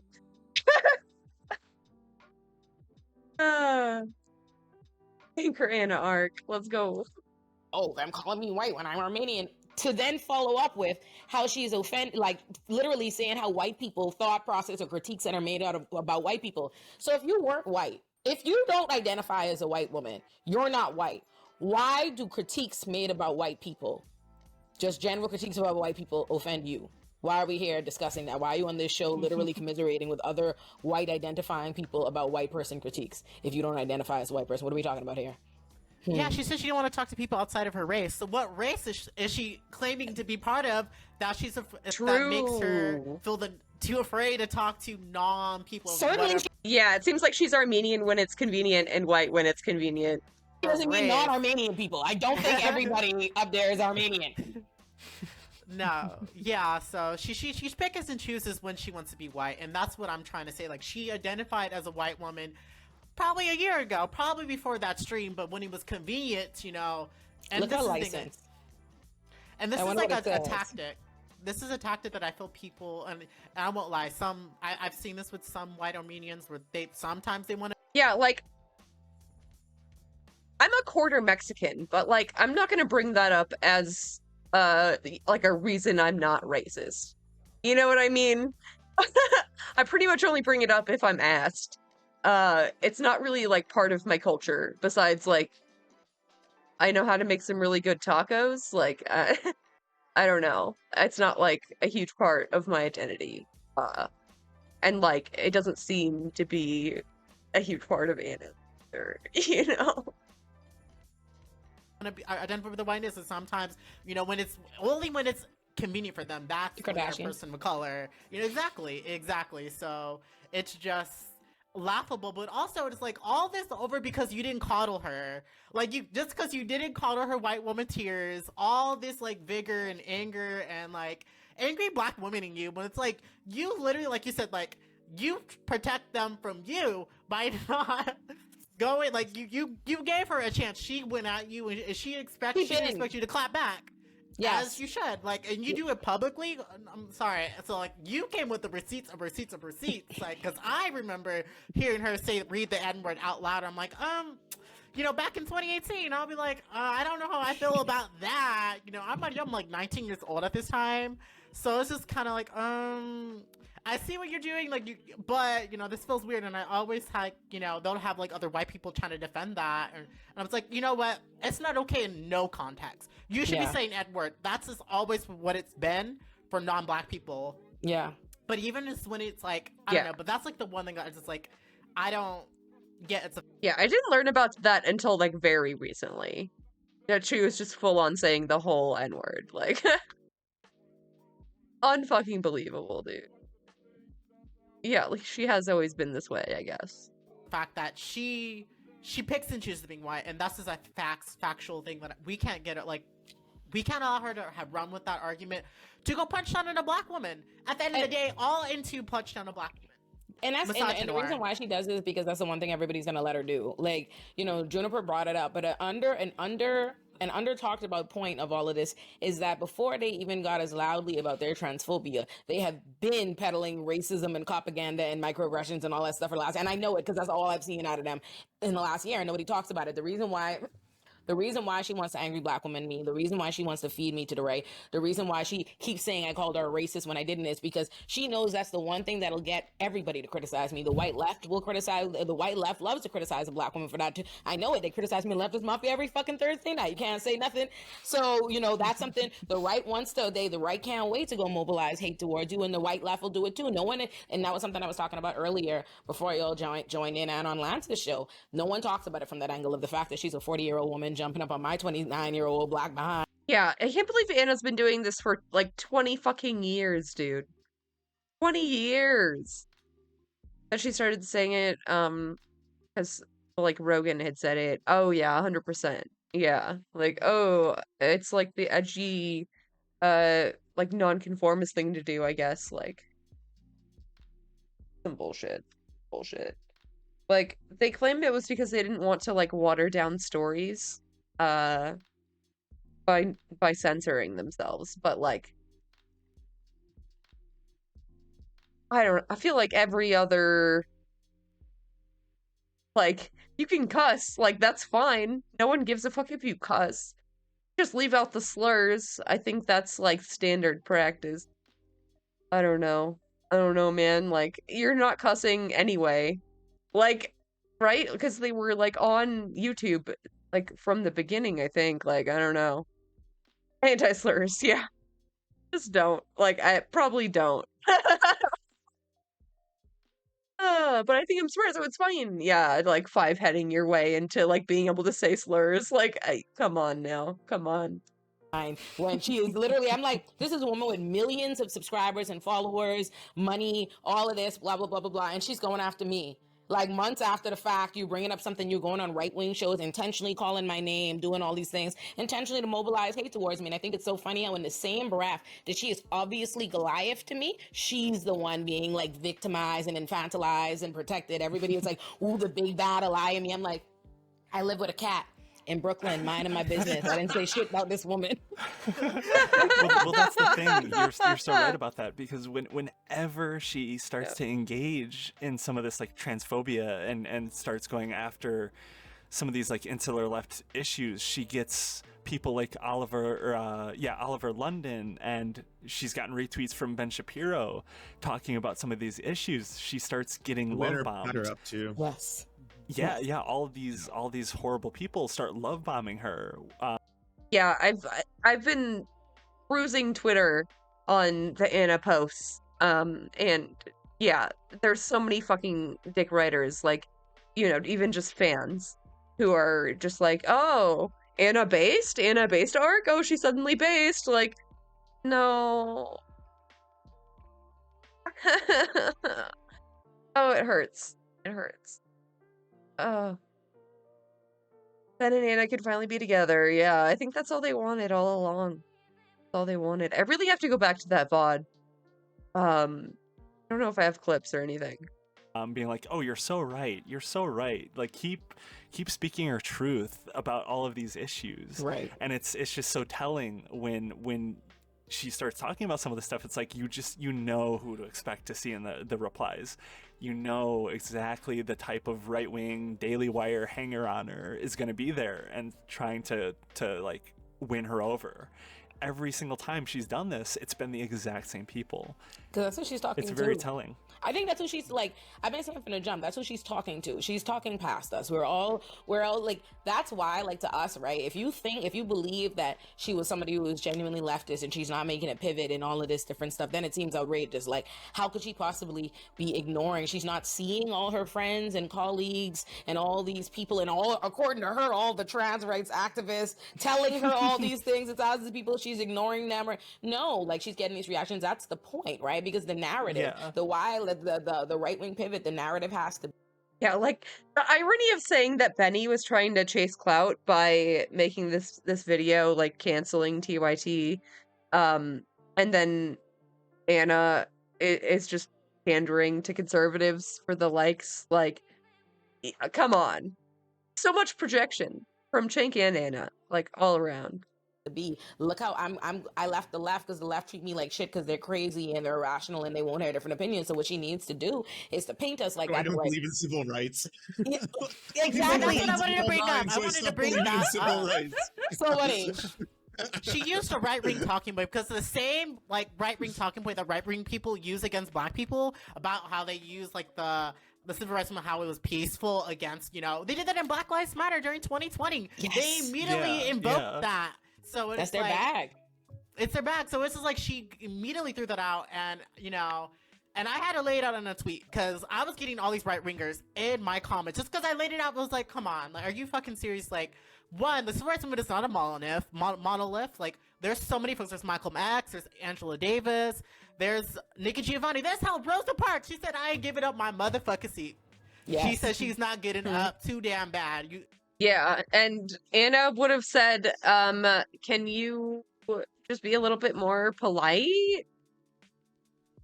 They're not going to respect you if you say you're not going to give up your seat. That would have been Anna if she was, you know, alive then. You gonna have to suck it up.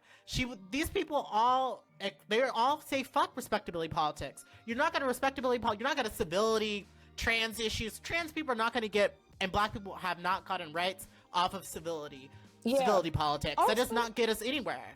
And you know, for me, it's like it's just like when I seen it, I laughed. I didn't get upset because to me that was just further confirmation that this is. What did you say? Please, yeah, literally. Pivot. This is a right wing grift. That is their playbook to bring up MLK and invoke. Yeah, the fucking word it just ain't for us. Like, yeah, like I don't know why so many, like, even libs will fight for their right to say slurs. Like, just you could just not. Hey, have you tried not? In this respectability politics way. And yes, that's an excellent point. Soul Bunny is like, there are a million other civil rights leaders, right? Like a million of them else. But also, it is a mischaracterization of MLK's philosophy. I'm so sick of people, all these white people who don't read books, talking shit on MLK's name. First of all, MLK has never, when did y'all hear MLK come out and say, I believe in non-violence because, like, what are you talking about? Because violence is wrong. He didn't say that. Read his books. He said, I believe these fucking white people will kill us and that we'll be outnumbered. That's what he said. We'll be outnumbered. It will be a mass slaughter and I don't want to bring my people to genocide. That is what he said. It was not a moral fucking condemnation of violence. That is not the case. I literally wrote my first essay in my Substack, Illuminati, my Substack. I feel like this is an appropriate time to pull out the meme that I saw a little earlier. Hang on. It's, she's literally doing this meme, this old-ass fucking meme.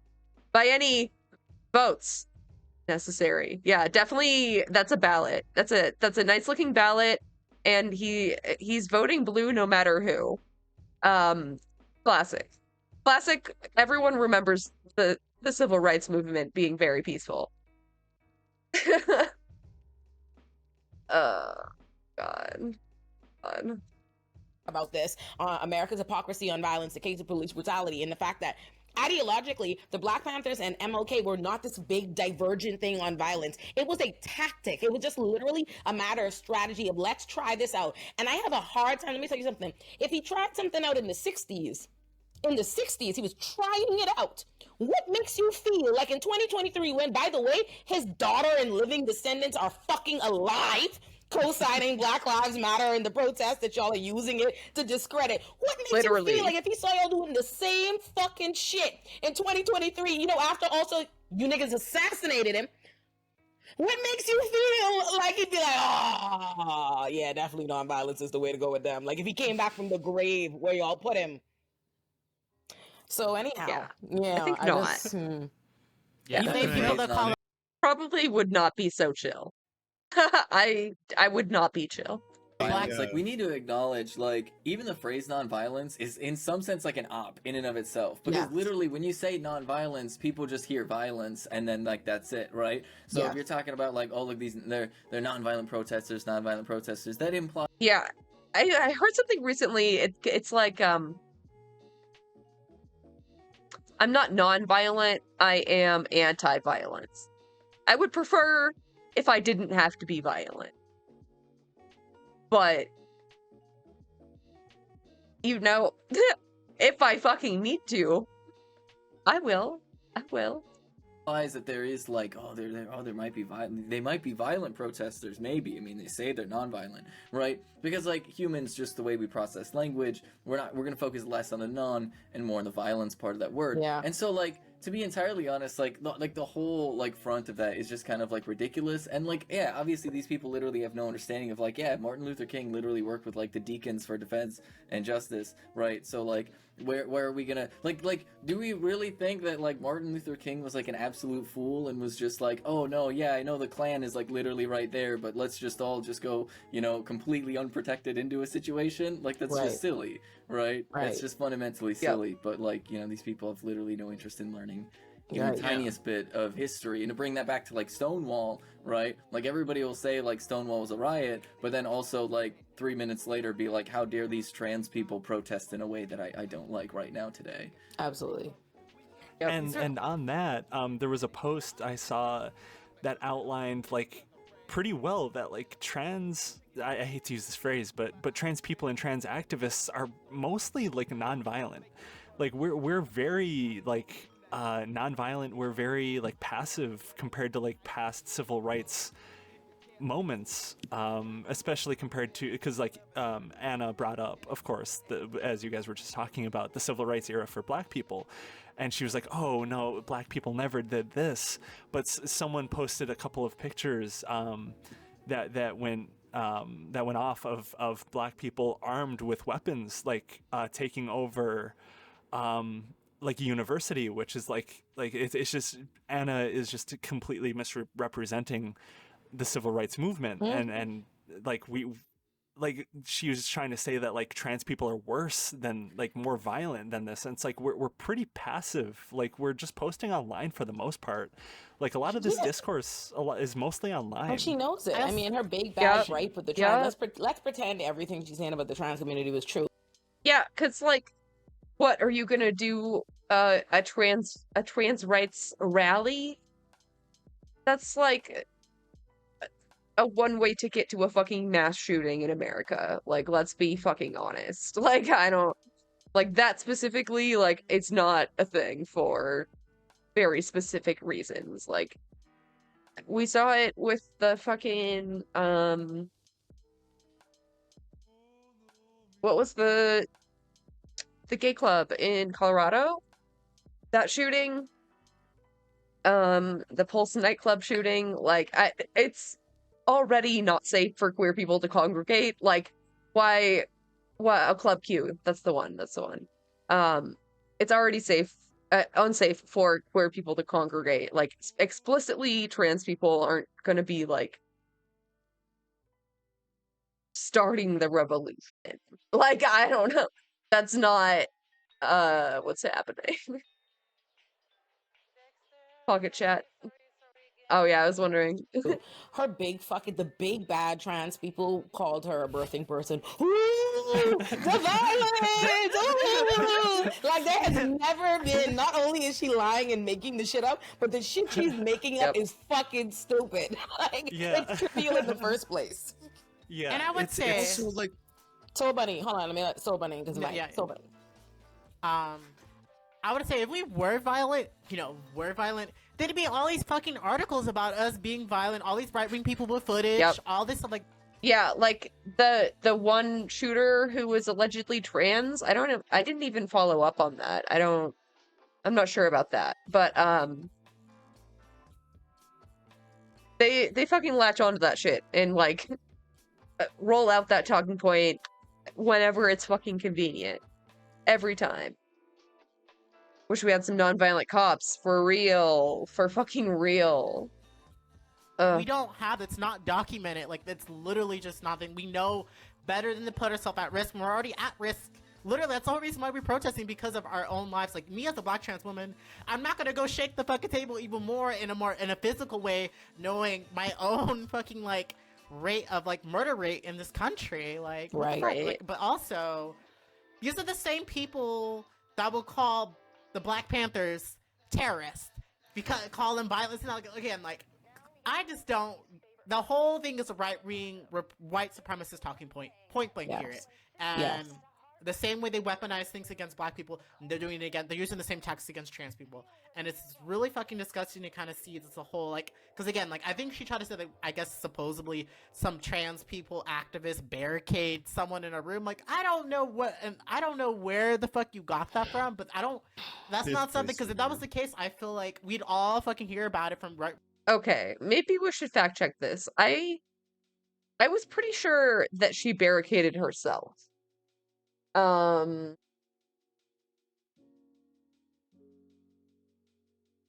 anybody know about this story at all? For more than a day. No.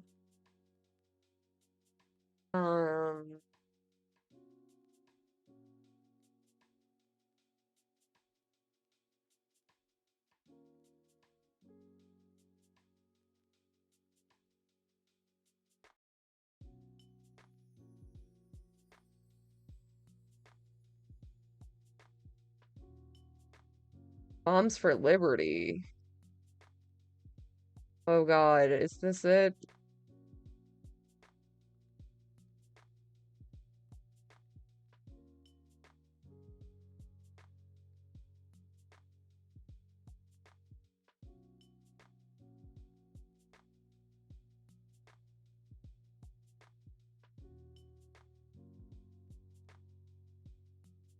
I don't remember where this fucking happened. Riley Gaines, is that it?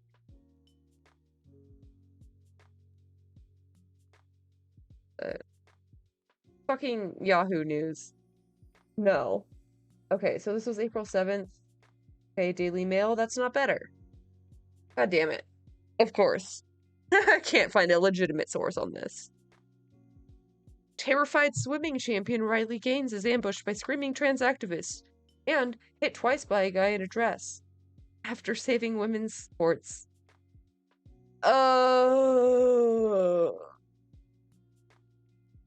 Arrests. I don't believe that. I feel like there were probably arrests. Pretty sure.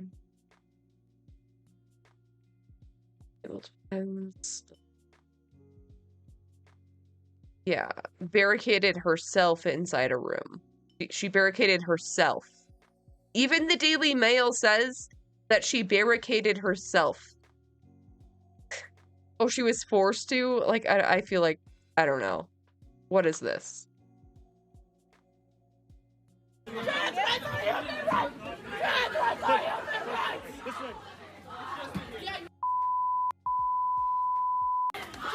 just me. I'm good. I'm trust me. You got me. I'm good.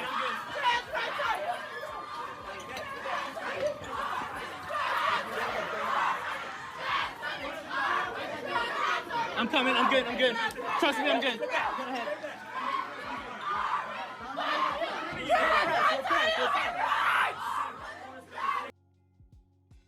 I feel like that's fine. Yeah, like if you're a transphobe and people want to force you out of their space, like yeah, I don't give a fuck. I do not care.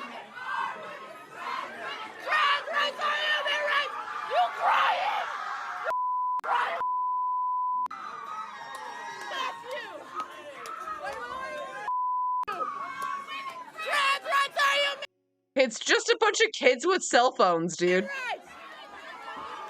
That's like it. Oh, I was so scared because human rights. You're dressed like a communist. You're dressed like a communist. Thank you. Oh my god, thank you.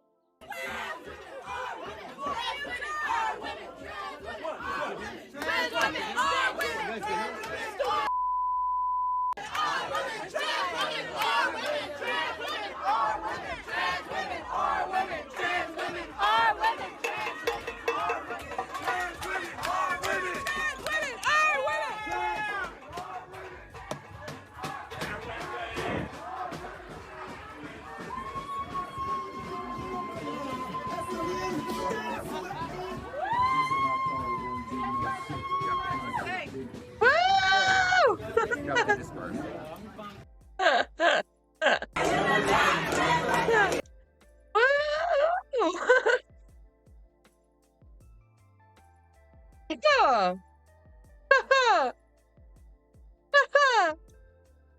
I mean, it is kind of a lot of people, but she did barricade herself.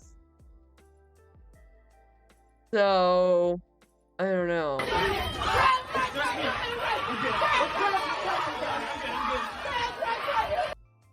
Wait, there's a cop. What? The cop saved her? She's fine. She's literally fine. Oh, security.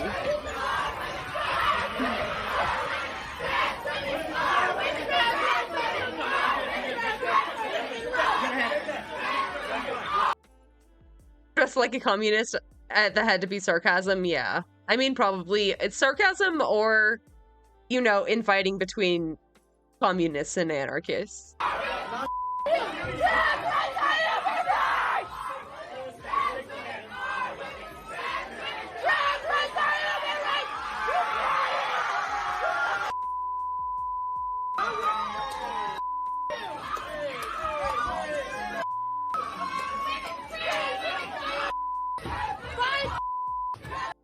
All I see is the kids being fucking alright.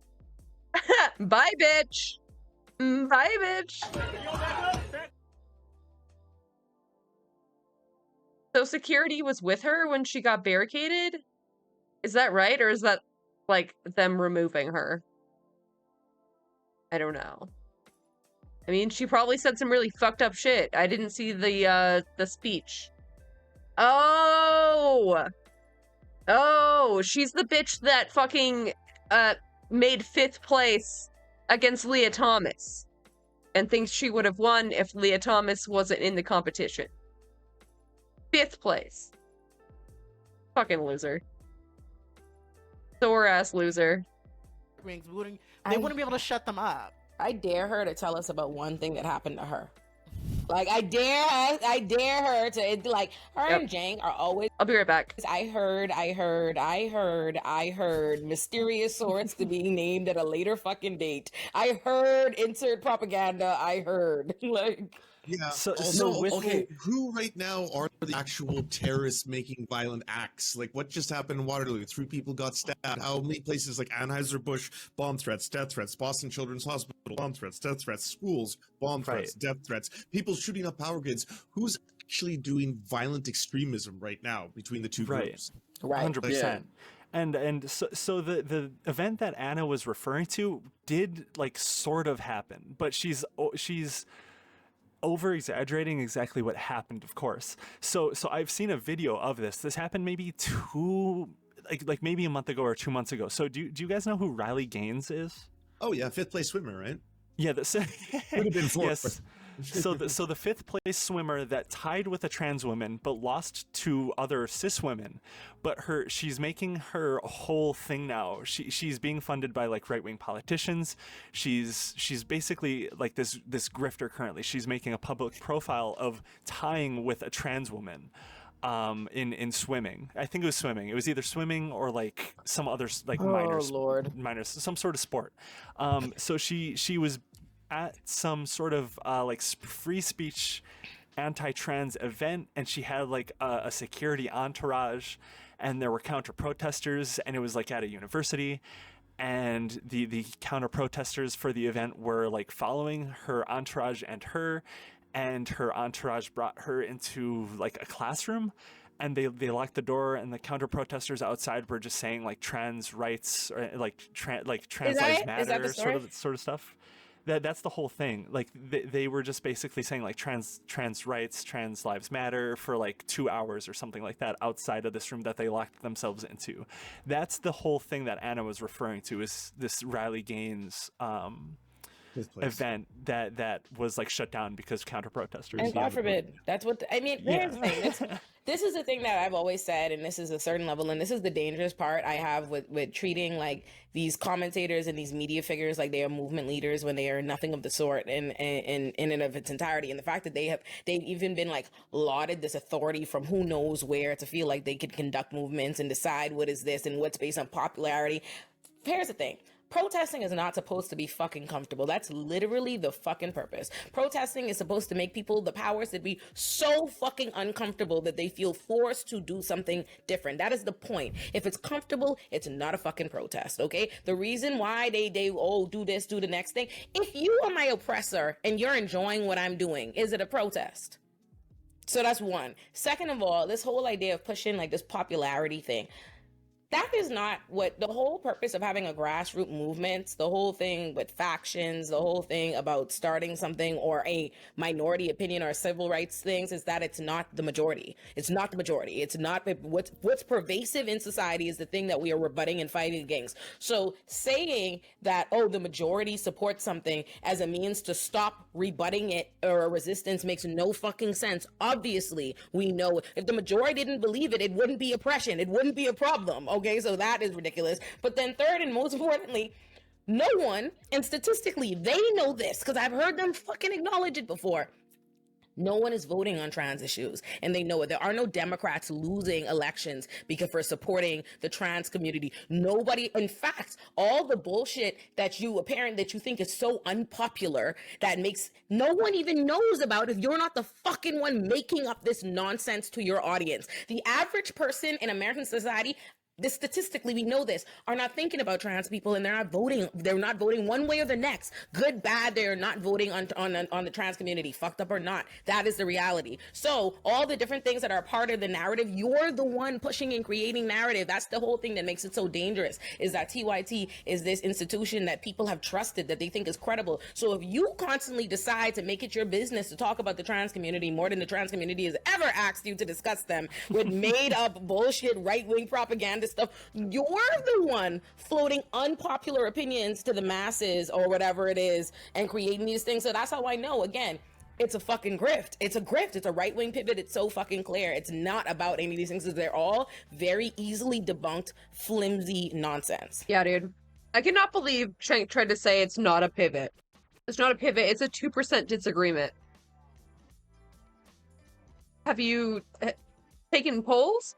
Yeah, that's a great point. Something that I like touched on in my video actually a little bit, which is just the core reality that, like, okay, so if Jank says, for example, that we shouldn't talk about sports, like trans people in sports, because it's unpopular, but then you spend a huge time on your segment railing against, like, oh, how dare these trans people spend so much time talking about trans people in sports, well then you're just actually siding with the reactionaries in that instance, right? By like running around talking about how like terrible and unsmart these activists are, not only are you like giving an invitation to the worst type of people in politics, which is people who base their political opinions off of what they think will make them look the most smart and reasonable, as opposed to like people who just decide what is like the morally correct opinion, but like you're inviting those people to be transphobic because you're saying that it's strategic to be transphobic in that instance, but you're also you're literally making the argument, right? You're literally making the argument for the right-wingers by saying, why are you spending so much time on this? How dare you activists do this? If you really think that the solution is to just not talk about it, then don't talk about it at all. Right. Right. Like they could literally do less harm by shutting the fuck up. Straight up. Yeah. Yeah. If they don't think it's valid, like, just don't speak on it. I think it's the left's losing point, then why are you only talking about that? % agree.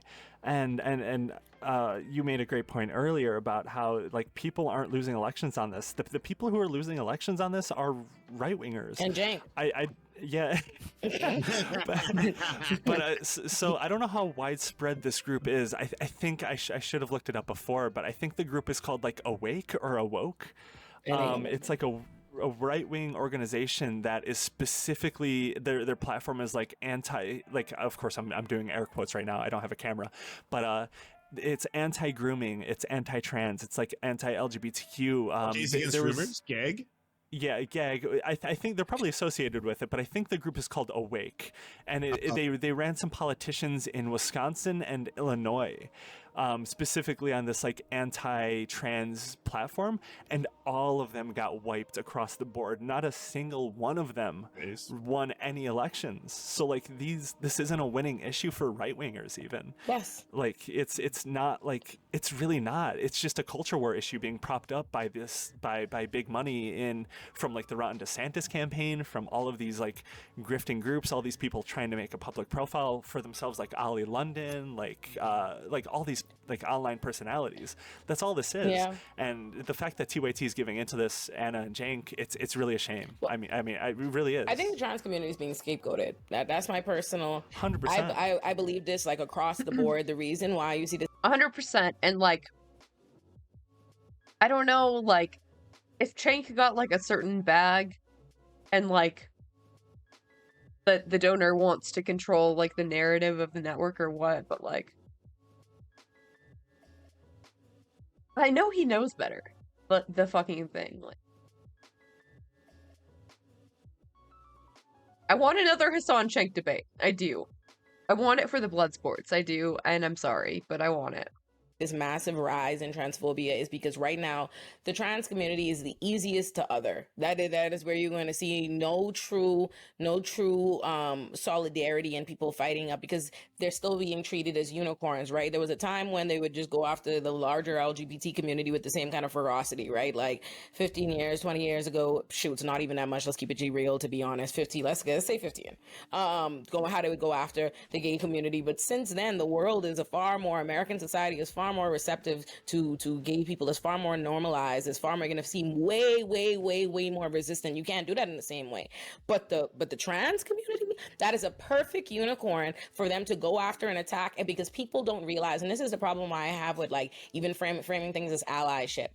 I feel like we have to stop making people feel like they're doing other people a favor. Like, that's the thing. It's like, I wish we would all just be selfish and acknowledge that this and pitch it from that perspective. Because the reality is even if you didn't give a fuck about the trans community, if they come for the trans community in the morning, they're going to come for you at night. That's the whole purpose, right? They do all of this. If cis women allow them to police womanhood, police gender, that's how you see cis women being kept out of competing in things, right? You saw that happen to that black woman athlete the other day. That's the same way you see them start evasively imposing policies where they can now check you and search you and expose you to all kinds of things, or where cis women whose traditional femininity isn't as pronounced are going to see yourself treated and mistreated just like trans women are. So the reality is, even if you don't give a fuck about it, that's always been my position. Even if you don't give a fuck about anybody else, do you give a fuck about you? You know what I mean? That's what this is really about. The reason why they're doing this is because the way that in the time that they're busy coming after and attacking the trans community, they've also been banning books, doing propaganda, raising funds, getting rid of all kind of care for you know what I mean? Like, they're attacking everything in the same package because it's all connected. But if the first thing people hear and you allow and you flood them with making it seem like, oh, the trans community, this, blah, blah, blah, blah, blah, then people are asleep. People are asleep to it, and then everything fucking happens, right? Before you fucking know it, you sitting in the same pot of shit that you helped facilitate. So that's the whole aspect. Sorry, I'll just say this real quick. Everyone's so excited to talk because they're so cute. They're like, no you. Yeah, it all goes together. The bigotries are tied together. Probably someone smarter than me is going to explain this in a second, but it just relies on othering all marginalized identities. Because then you don't have to like listen to the different kinds of rights people want. Like, like fascism relies on subjugation. They do. I feel like they focus on trans issues because they don't want to actually work on the actual like tangible things that their community, that their constituents need, because it's so easy to deflect and not do shit and just make things worse. So like, even when it's problematic just to solely focus on economics, but they won't even do that. They won't even do things past legislation that will benefit their constituents economically. They want to just do the culture war shit, not do shit for them, and just like coast off, just like gaining a new following, because that's another aspect. They're clout chasing too at the same time, and they don't have to really do shit. So it's easy just to go put on a fucking performance, do the bullshit, and then because they're not passing actual laws that's actually helpful for folks. Like, they're just not. So it's so easy just to go focus on the boogie trans women, that using the, and that's the other thing, like, or wokeness, and that's a whole other thing. And I'm working on a video about that topic, but that's for another time. But I have a video I'll talk to you about later, so buddy. Okay. But yeah, that is definitely something that can't be lost upon. It's like they're doing this to deflect because they have no interest in actually doing tangible things. They're probably the laziest people that are public servants, people that work in government. Like, how dare you? How do you get reelected and you have nothing on your, like, what you're saying you're gonna do is, oh, I'm anti-trans. That's all you have to offer? All you can do is block other people's rights. But that's what all Republicans are, is weaponized around whiteness, right? Whiteness is a construct, and that's what people didn't understand. And that includes whiteness is a construct, what white supremacy is, all of the rest of us are covered. Transphobia, homophobia, racism is all a part of the toolbox, the handbook that is white supremacy. And I mean, that's what that's why I call that foolishness, the culture wars. All that really is other people want equal rights and they oppose it.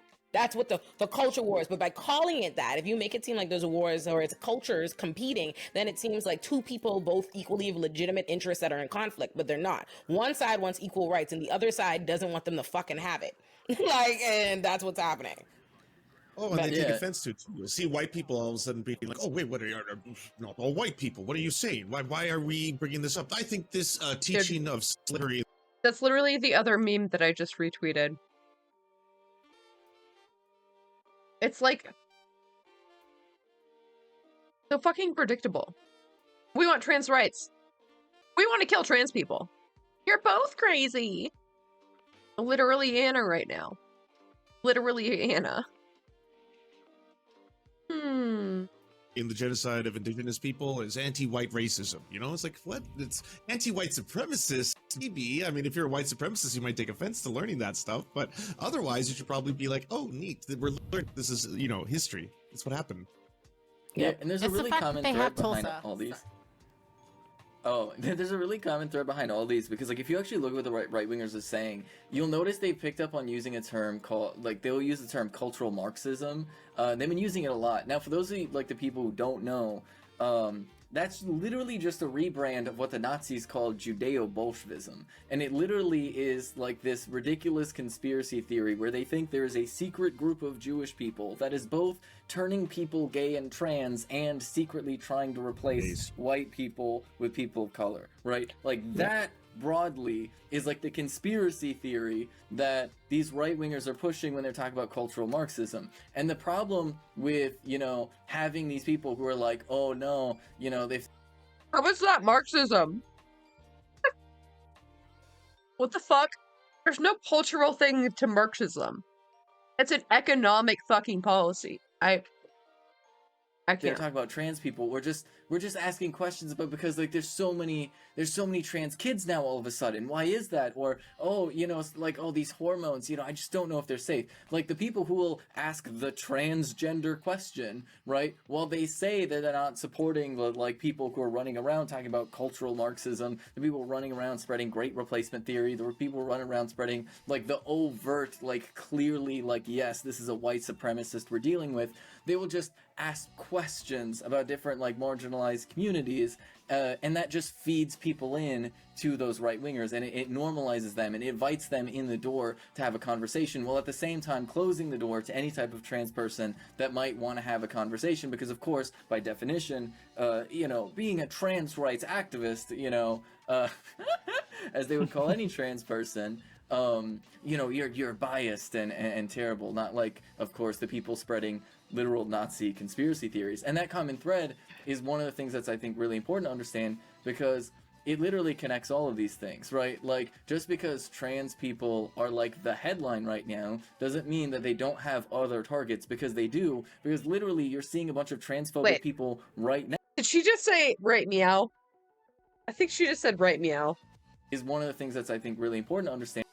Literal Nazi conspiracy theories. And that common thread is one of the things that's, I think, really important to understand, because it literally connects all of these things, right? Like, just because trans people are like the headline right now doesn't mean that they don't have other targets. Meow. Because they do, because literally you're seeing a bunch of transphobic people right now, and they have been for the past several years, who will use transphobia as a mask for what is obvious racism when they accuse black women in sports of secretly being men, right? Yes. They've like found this like backdoor to be like, oh no, if I do my racism in this particular way, more people will think it's okay. Exactly. Again, if they come for you in the morning, like, you know what I mean? Like, they exactly. That is exactly my tea, is that all our rights are connected and linked together. And I don't know why, and that's the thing, is like, I can't even be like, oh, I don't know why they don't get that, because I mean, they do, right? It's the reality is this, it's like, certain groups may be more disproportionately impacted and incarcerated, disproportionately impacted by certain things,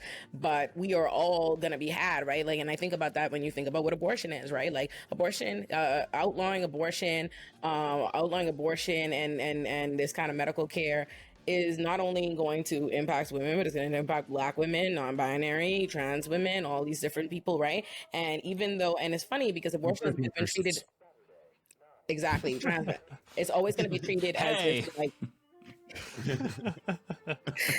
like yeah. I like to say yeah, exactly, Betty, exactly.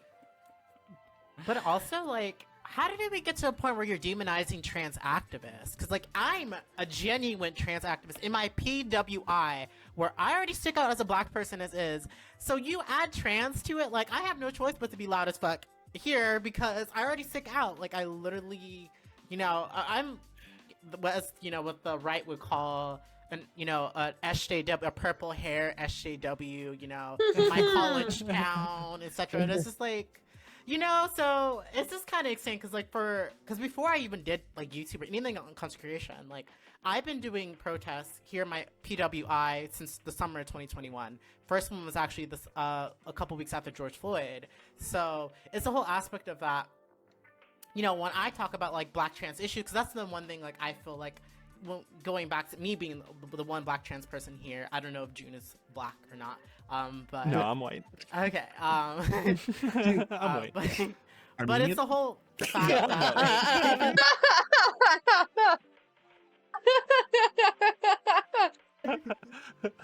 it's the whole fact that like I'm just talking about like how folks are going about the trans what's it called?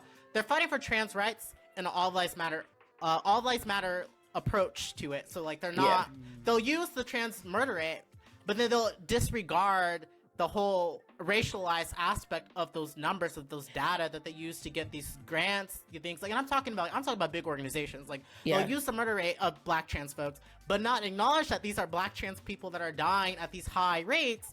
And then we're underserved, we're underrepresented, and this is the other thing, like going to the other aspect, like black trans folks, like especially black femmes, like we are not given any opportunity, any platform to be able to voice ourselves unless we fight and scratch for it like T.S. Madison had to, which is my trans mother. I'm not sure if y'all know T.S. Madison. Of course. But that's my trans mother. Like I saw her when I was in middle school. I was like, oh shit, I didn't know you could grow titties? Oh shit, all right. And I found myself then when I came across T.S. Madison on YouTube, so in middle school. But it was just, you know, it all glued together. But it's the whole premise of, you know, there's black trans folks that don't even be fucking heard, that are activists, that are dying, that are being murdered, that are attacked. Like, it's the whole aspect of, like, how the hell do you get to demonize us? We're literally, all we're saying is we want to have the same rights as cis folks, and also, like, this is, black trans folks, specifically black trans femme, are dying at a rate, and we're not given the platform opportunities.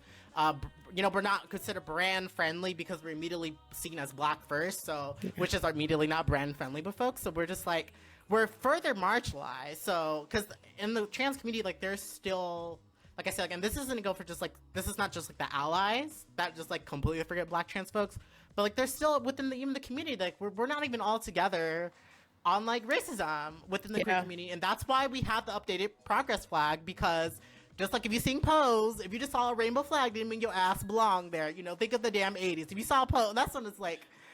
Yeah, so it's just there's so much to that's so layered. So, and I love that too, and it's the whole aspect. But it's the whole flag thing. Like you saw the scene where, like, you know, they try to go into that gay bar, but you know they saw the rainbow flag, but they threw their ass out there, and you saw the coon sitting on there up there. I'm sorry, shouldn't be saying that word. We say coons on my show all the time. You must not have seen my Clarence Thomas video. I have seen it, girl. I saw. Yeah, this is Illuminati, not leftist mafia. Let the coon fly. Okay. But as you saw in Pose, the coon was sitting up there like, well, I'm in, bitch. Good luck. You know, just looking shading, looking like, all right, oh well, that's on you. Like, I got in. So, you know, and that's the fact. Like, we're fighting on so many battlefronts, and that's when I'm like, black trans women are just left on the side. So why are these people having these arguments erased? And even from the whole movement, because like I will say this, like, the fact is, it's like, can you name 3 black trans people that are entertainers, that are not entertainers, and that are also the other aspect of, like, the only black trans folks that get a platform, they have to a degree, pass. You know, it has to be slay. It has to be this fucking beauty contest for us to be fucking humanized. So, exactly. Mm-hmm. So that's one thing I'm like going to talk about in a future video, but it's the whole aspect, like, this is oppressive that you're forcing black trans women to operate, to be valid in society, is that we have to be these bad bitches to be given a platform to speak about our fucking murder rate, our plight,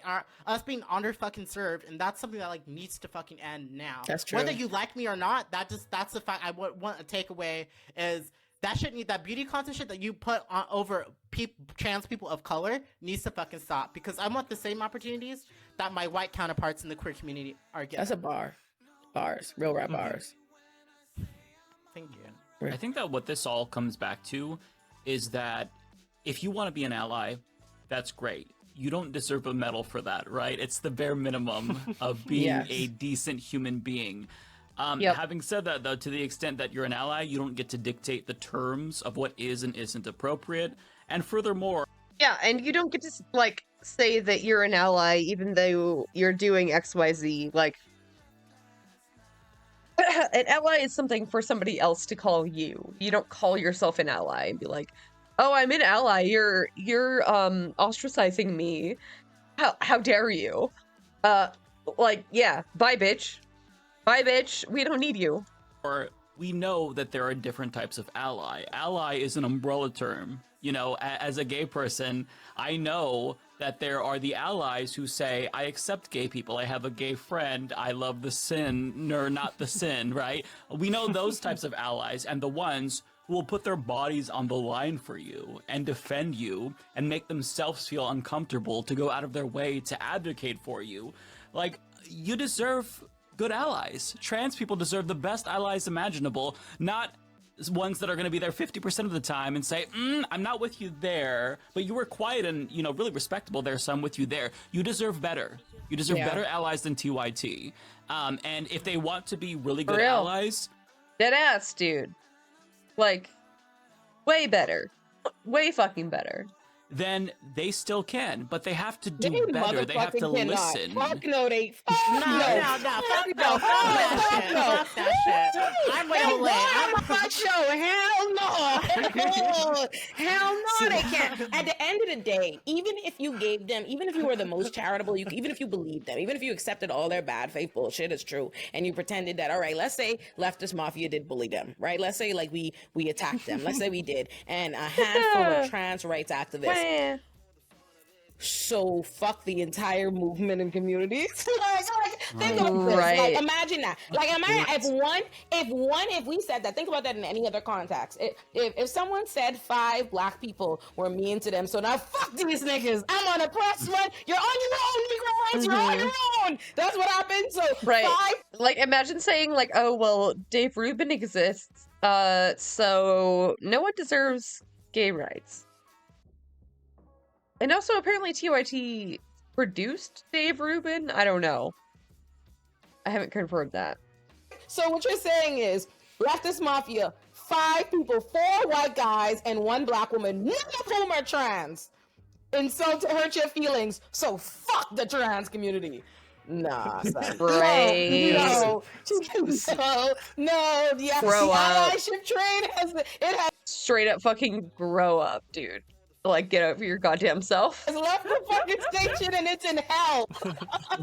Let me clarify though, because the point that I'm making is that you can't keep going about it this way and still think that you're an ally, right? Like you have to do better. It's not, oh no, I'm an ally because I did 50 videos on it. Like it's more, you know what I mean? Like there's more required there, you know? So, and it's not necessarily just about TYT, it's about everyone, right? Because I think that we all have a responsibility to go that extra step and make ourselves feel uncomfortable when we hear, like, I'm the least confrontational person ever, but being a good ally means making myself uncomfortable when I see transphobia, right? And this is something that I'm having to deal with on a daily basis where, you know, at a family event on 4th of July, I learned about transphobic comments that another family member said. And it's the whole rehashing of trauma, because the same family members that gave me problems when I came out are giving, you know, trans family members problems. And so, you know, it requires more than just, I support you. Like, you've got to go that extra step. And so anyone who wants to be an ally, you've got to go further. Yeah, so bunny. So, as an activist, so this is the thing. I have 2 words. There's 2 types of allies. There's actual genuine allies, and they're self-appointed allies. Self-fucking appointed. And I say that at my protest, at every fucking protest, because I'll have people that, and I call them, they come with their expired coupons. Oh, I posted that black square in 2020, and this, I'm like, bitch, don't come with no, it's like, just like the grocery store, bitch, you can't come with no expired coupons. Like, what have you done now? What the fuck have you done recently? And that's the thing. People want the fucking badge of allyship, but they don't want the work. They don't want the uncomfort, the discomfort. They don't want to see, like, they want to be there when it's, like, time to get, like, even like in this, my PWI, mad clout chasers. People are mad clout chasers. They want to, when it's time, when there's an audience, that's when they want to be a big ally. Okay, what is a PWI? I do not know when that. I'm at a damn house show or a house party, as the only black person there, where the hell are my allies? When I need you to speak, because they'll be wanting to speak when it's not their time to speak, but when I needed to speak up, they ain't fucking speaking. So that's the thing. An ally will be there whether I was there or not. If they would see some anti-blackness, they would call it whether I was there or not. Exactly. It's the whole, and that's the whole thing that, like, I feel like within my activism, that, like, I just got tired of the white people here. I was like, you know what, I'm going for the black tops to the laptops, because y'all don't deserve my energy, and I'm just gonna take this elsewhere. But it's a whole aspect that, like, there's just so many self-appointed allies where the second I start going in on white people, and, like, the second I started talking, because I've been talking about white queer folks locally in my protests since day one, and the second I went from having, like, a way bigger mass amount of, because it's a PWI, so I started just calling out, you thinking, like, you being queer doesn't mean you can't. Oh, okay, here we go. Predominantly white institutions, as opposed to a historically black college or university. Okay, I haven't actually heard that before. U.S. Department of Education defines a PWI as in a university that has 50% or more enrollment from white students. But it is also used to refer to any university that is just deemed historically white. Okay. Interesting. Can't be racist. Doesn't mean you can't be complicit in some bullshit. And that's something, like, we're trying to get you to understand. The second I said that, the numbers had dropped by 1/3, like, immediately, like, they couldn't handle that. So I don't know, they thought they was gonna have their hand held, but it's like, no, like, you came here and you got read. You got told about yourself because you thought you was doing enough. And you didn't expect, because again, like, when they see me, when they hear me talk, I'm from Orange County. I'm where Jake lost his fucking race. And that's damn right, because that's a Republican-ass county. Of course he was going to lose in Orange County running there. That's what you got them. I don't know what did. That's why he should have won. But no, to go back on that point also, where it's like, it's not that Anna or Jank can't be allies, like real allies. It's that they probably won't. Let's be honest. Yes. No, they're truly not Anna's been listening to Jesse Single and subscribing to his Substack for over a fucking year. She's gone. Like, I'm sorry. I know some of you, like, I think Mike or whoever, I'm sure, I think some of you have been, like, worked with her or talked to her and been friends with her. But, like, I'm sorry to say, she's gone. Like, on this issue, she's gone. Let's keep it real. And I said this earlier. Let's be real. I'm gonna say this, especially because, like, I don't even feel the need to, like, keep it hospitable anymore, because fuck them. They're not gone. They've been on this type of time. There are videos, like, as mad as they are about whatever videos I did put out, there are a lot of videos I did not put out on them. And there's very much so videos of them right in the archive, sitting down, saying a whole bunch of transphobic shit. Sitting right there, your girl Anna right next to Jank saying transphobic shit in the past. Yes, in recent times, they have been, supporters of the trans community, but that's because they thought it was to their convenience. When they realize, I think, exactly what you're seeing now, what the right-wing tides is, with how the algorithm this, whatever it is happening behind the scenes, but it's a pivot, because it's always been this. I think we need to, they're not genuine, and I think that's the mistake of everybody, like, wasting their energy of, like, trying to talk to them, which was my position from day one. Stop wasting your fucking breaths trying to explain to them something, because they get it. They're making... Just now noticing the hymn painting. Wait. Where?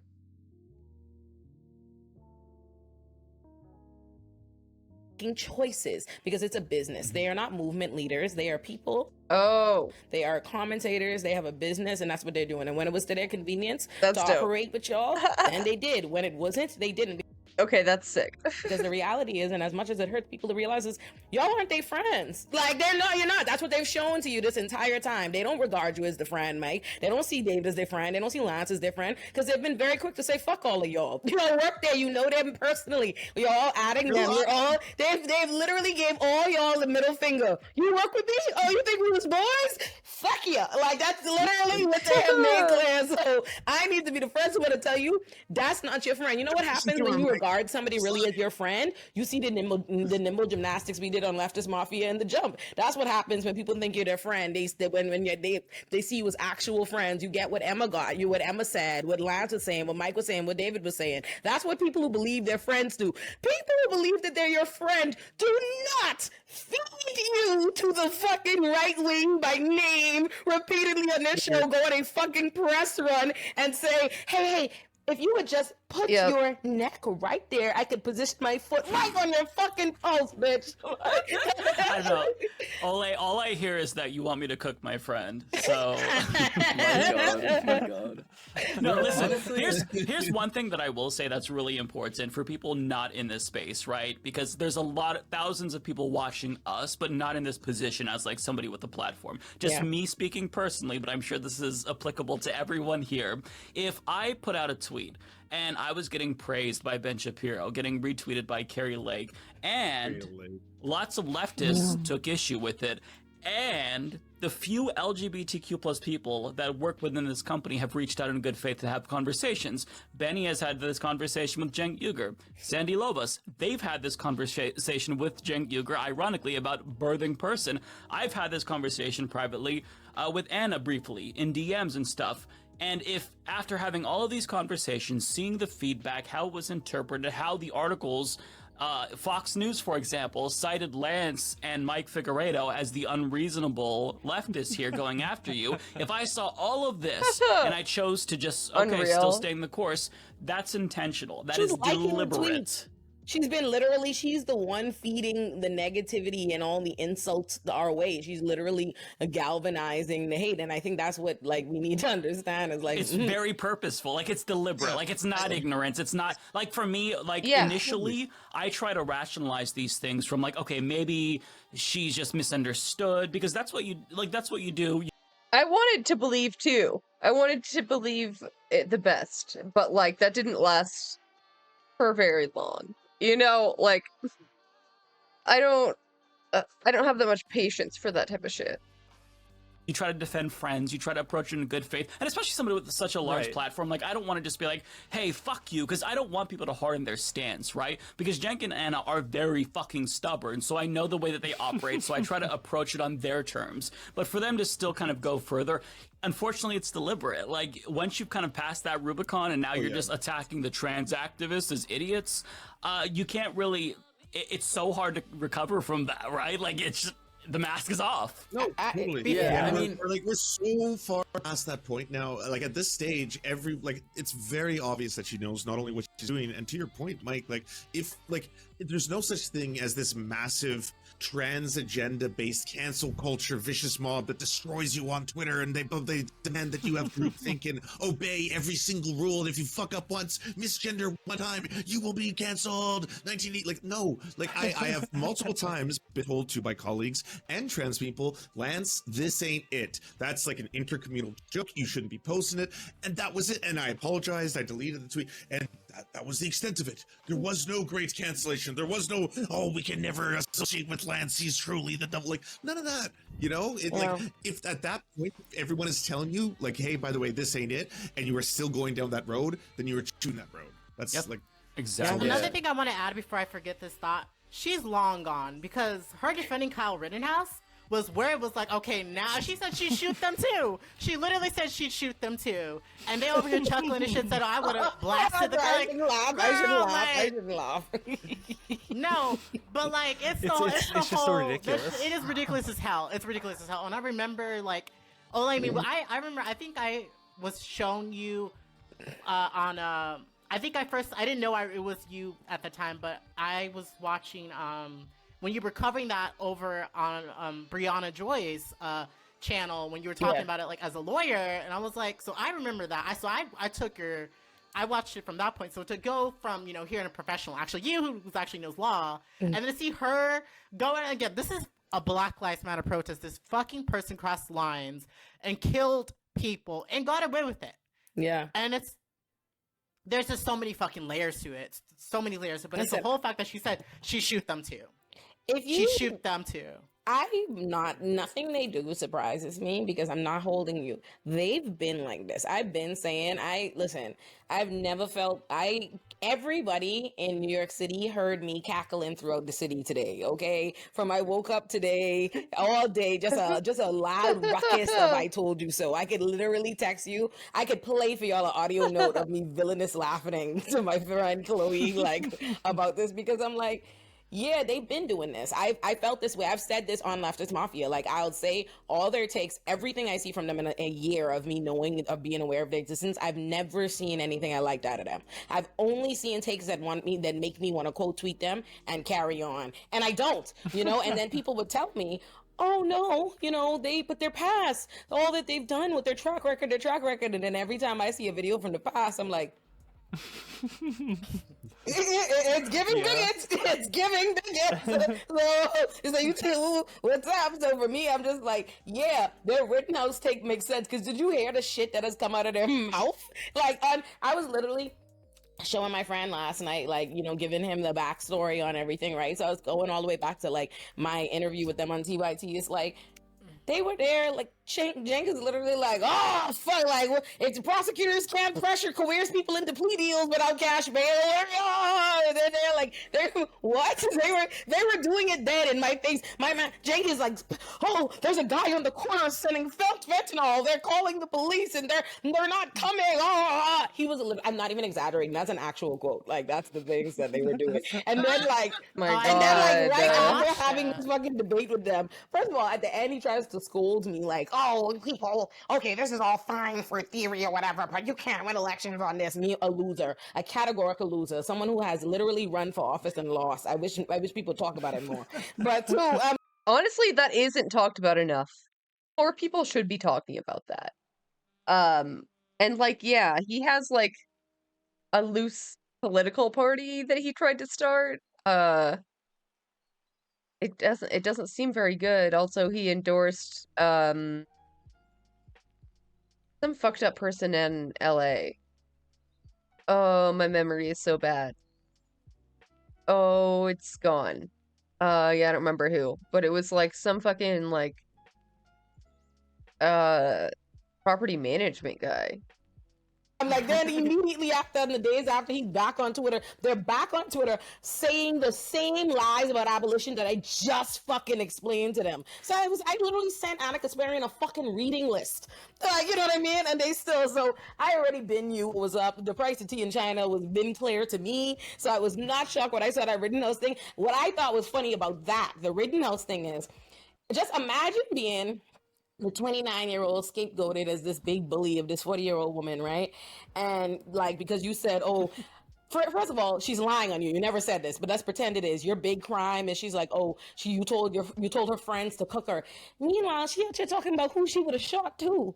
What are we what? What are we talking about? Out of shot. That's not even that's it's a right-wing playbook, because why are we talking about Rittenhouse? In the year 2023, how would it even be relevant? Yeah. Fucking hell, dude. Yeah. Rittenhouse, he's just been on Fox News ever since he fucking murdered people. Crazy. In other fucked up motherfucking news, Colleen Ballinger got a lawyer. About time. And guess who? Same guy that defended Army Hammer, Danny Masterson, and Prince Andrew.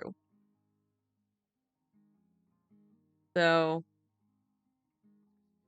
it's not looking great. The classic fucking essay defender lawyer. Yikes. And you're just going down a list of things that the right has been passionate about in recent years and making sure you give it to them. She's just making sure she hits all the buzzwords. Right, Rittenhouse. Yeah, It's like Rittenhouse. Jesse Smollett.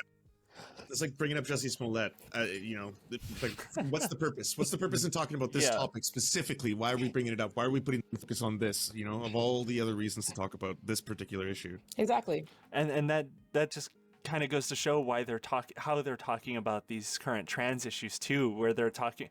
I think Benny, in your video, you highlighted a clip where Cenk was like, oh, they talked about, like, Republicans talked about the bathroom issue, and that was a losing issue, and then they talked about this other issue where they lost, but then Cenk was like, oh, but now they have a small truth with, like, sports issues, and it's like, why are you giving, like, cover to Republicans on this sports issue if you don't also agree with it? Yeah. Like, if you don't agree with this right-wing framing, why are you saying they have a valid point with it? Well, I mean, that was Like, kind of the vibe that I got from Cenk, like, personally, that he personally doesn't like the idea of trans people being in professional sports. Yep. And that was just, like, a personal hang-up for him.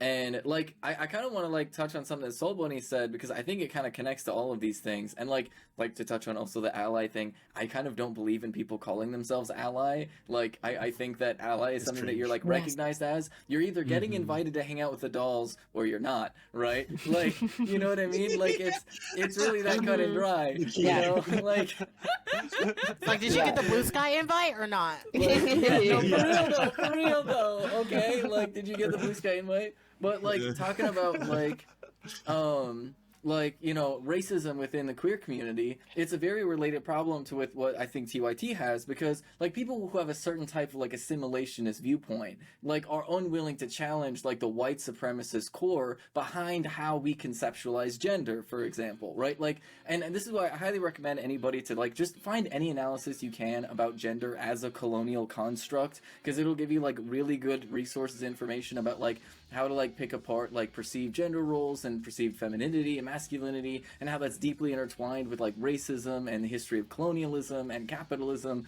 Like, all of these things are, like, deeply connected to each other, but, like, people who have a certain type of assimilationist mindset are sort of willing to adopt, like, the white supremacist narratives about how they should perform femininity, even within the trans community, for example. And, right, so they're willing to basically lash out at anybody that's taking a less assimilationist stance than they are, right? And so with TYT, it does kind of seem, at least Cenk and Anna are very focused. And they keep calling themselves progressives. Like, at best, you're fucking centrists. Like, get the fuck out. Focused on basically this, like, suburbanite kind of progressivism that is very much like, hey, you know, we support you, but also you kind of have to fit within our narrow bounds of, like, this is what we want, right? Like, this is kind of like what we want the ideal trans person to look like. This is what we want, you know, the ideal Black Lives Matter activist to look like. You know, like, they've got this, like, picture in their mind of this idyllic, like, peaceful suburb, and not really recognizing, and this is where I get really frustrated about, like,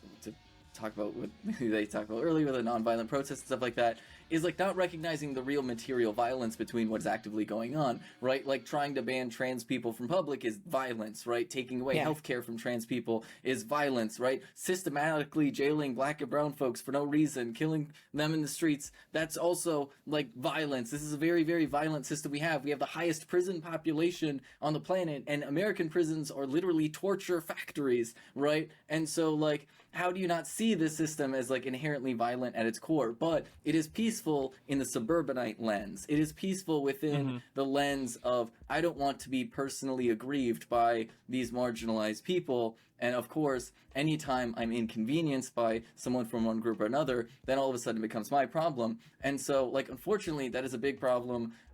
Like, I think, like, in general across society. It's also, like, to touch on it again, what Soul Bunny said, this is a big problem in the queer community as well. And so, like, yeah, I don't know, understand that, like, like, I don't know, like, this is why it's so important, I think, for people to, like, really dive into, like, abolitionist literature and, like, I don't know, take the time to actually read Angela Davis. I'm gonna pick up upon that. So, like, going back to, like, Olemi, when you went on TYT, and the fact that the way he talked to you, he don't talk to no other guests, because the way he tried to shade you at the fucking end of that interview, after you sat down, you let him talk crazy, he talked over you, and you sat there. I don't think I saw this. Ooh. It's probably another long one, but I might queue that up for another day. You broke it down. You really just like you stuck to the material. You didn't get emotional or whatever the the type of shit they say. And it's the fact that even with him trying to shade you, you still that was nice. That was nice. You made the choice. You made the executive decision. I was nice. And while I have y'all here, let me just show y'all after he since I got y'all here, since they love to talk people business, right? Because I don't have no need to respect it now. Let me tell you what he said after he disrespected me and everybody. Moving progressively to the right. Yeah. Yeah. That's the only way they're progressive, is the way they're progressing to the all fucking right. I think this is the cut down. We're about to have a conversation that I've been really looking forward to. Cap. The prison abolitionist movement is definitely gaining a little bit of steam. The debates and conversations surrounding it have been kind of front and center on social media, and I think it's oh yeah, this is gonna be really good. important to understand what the abolitionist movement is, what they want to do in terms of criminal justice reform. And joining us today is someone I deeply respect, a wonderful woman by the name of Oleyemi. Cap. Fucking Cap, dude. Mod check. Respect? I don't see it. I don't see it. Alurin, who is a public defender for the Legal Aid Society in New York, and also a political commentator. Ole, thank you so much for joining us. Thank y'all for having me. I'm excited. Let me just start off by saying thank you so much. I know I thanked you on social media, but I want to thank you now that I get to talk to you, because this has been something that, to be fair, I think the way that I communicate and frame things was not friendly to people who identify as abolitionists. Yes. And yes. Yes. I love Ole. Anyway, let me just read to you how I don't know what to classify him as, but certainly the non-black man will disrespect the fuck out of you. Let's show you a man be. You did a great job today. I challenge you on the issues, not just because that's the type of show we do, but also because I respect you. If I didn't think you could answer anything, I would have been more polite so it didn't get awkward. I was positive you could make your argument with strength, and you did. We want strong voices at TYT, not compliant ones. Hope to do a lot more with you going forward. I respect you so much that I disrespected you. I just need you to understand, because I respect you so much, I couldn't dream of being respectful towards you, and that's what it is. I want a strong voice with you. That's why we hope to do more going forward. I was just challenging you. I was just making sure you could defend your point as, just as a test. And by hope to do more, we mean never ever. Sounds toxic, yeah. Or speak to you or invite you again, just back you violently. That's all that's the kind of thing that he did with Benny. They had a conversation, Cenk wasn't impressed, and kind of forced Benny to quit. I need to toughen you up. Yeah, tough love type of shit. Yeah. Very fucked. Yeah, I was gonna ask, when's the next time you're going on? When did that ever be? Inviting you back on? Wasn't rape, just the tip type shit, for real, dude. Ain't that so? And again, I obviously clocked it as that from then. I knew what the game was, but you know how nice I was? Thank you so much. I appreciated you challenging me and pushing back. It's important we be able to have these discussions. And again, thank you so much for providing me with the opportunity. Thank you both so much for providing me the opportunity. I went about my business, and I've never done nothing to those fucking dickheads. And then here they are, all over the fucking place. And I did not join in when everybody and their mama was commenting on what obvious dickheads. And then I left it on. Everybody knew he was a fucking dickhead to me from beginning to end. I knew it. All my friends knew it. My mama knew it who watched it, okay? And I still kept it cute. And here, look, they are, right? But the victims, they are full of shit. So yes, I'm so glad y'all decided to join me all deep late in the night. Thank y'all so much. I so appreciate this. This was so good. Thank you. I'm glad y'all had fun. I wish we heard more from Benny, but this was good. All things considered. Yeah, it's not a really fun topic, but I don't. It's a fun group. This is a fun group. Lads. Yeah, I feel like we really got to go out and talk about a lot of topics that we did talk about trans issues massively, mostly, but also we got to build upon the other connections of things and whatnot. So I'm really glad. Also, just going down we set the record straight. Is the bitch is lost? You ain't no saving her. Kyle Rittenhouse. Yeah. You cannot save her. Trans issues, shitting on Black Lives Matter, just single. There's just so much to be said. There's no much more to be said. There's no much more to be said. There's no much more to be said. We said what we had to say. You know, they're gonna be pressed. I'm gonna be found blocked after this. Once it's gone public, I'll be blocked. Because she's gonna be lurking, she's gonna be stalking, she's gonna be watching, and then she's gonna be tweeting. I figured, you know, they keep talking about me. I'm the only one who hasn't made a video about this. And all this time, even though I'm being made to be like the person, so I said, you know what? Let me put me out a video, okay? Since you wanna talk about me so much. You want the smoke? Miss Mamas, let me put my perspective out there. And now you're finally making a video, which is going to be the ultimate offense, and I'm part of it. Oh my god, I'm scared. What's coming my way? Yeah. Listen, I love it. I wanted to do it the right way. I wanted to vent, but I also wanted what she should have. If this was 8 hours ago, so I don't know. I haven't seen anything else. I'm curious if they're gonna say shit. Again, if it had ever been genuine, which would have been done from a long time, is have trans people speak on issues. The reality is, it's like, you don't need to. No one is making you. This is the thing. You don't have to be an ally. If you don't know anything about the trans community, or you don't care, you don't understand the issues, you can just shut the fuck up. Shutting the fuck up is free. That's fine. Like, that does not have to be a flagship cause. You do not. There is nothing obligating you to talk about the trans community or talk about issues or bring anything to the table. Like, as much as I love. First of all, I have a strong trans audience, and I love them to death, and I love that they consider me an ally. But I'm a rigorous criminal. Seems more probable that I think it was her. I'm pretty sure it was her. It had to have been, dude. Criminal system abolitionist stalking bitch. I just don't put up with wild transphobia in my fucking presence.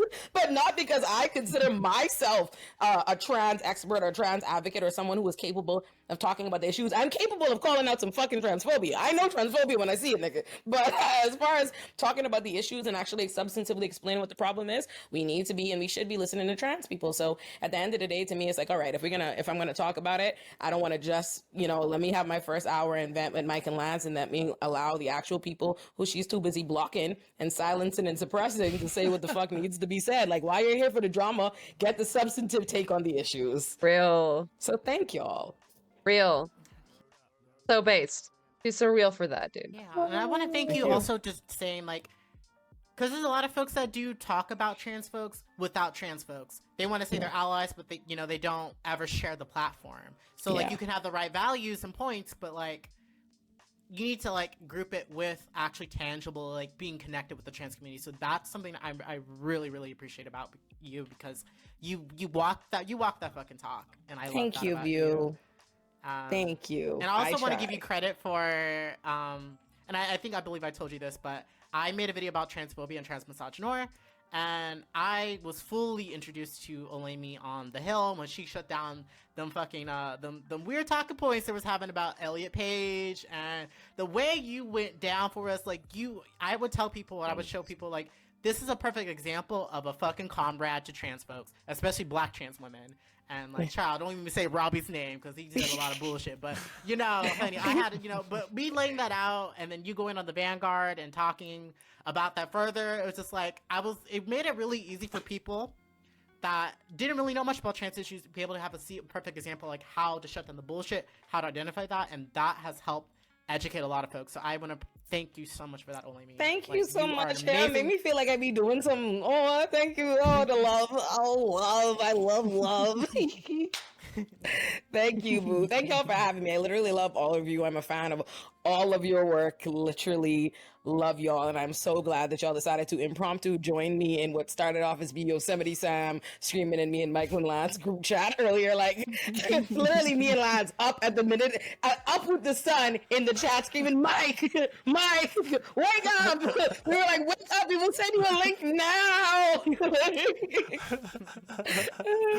Really funny that this all started at like 7 a.m. Like this just ridiculous. I know. Look at this. I can't believe she was trying to tweet through it. That was wild. She was battling you and like, just getting fucking destroyed. Ratio. Well, here's another take. Oh, what? Like, I'm like, oh my god. Yeah, she's putting that in her right-wing application. All those ratios are being put in her right-wing application as we speak. Exhibit A of my commitment to the cause, right here. This is where I pissed off exactly 462 trans rights activists. So trust me, y'all have to get a point across. Thank you, y'all. No fucking way she It's judged. so no, good. No fucking way she misjudged Is this young content? Is this the nice content behind the scenes?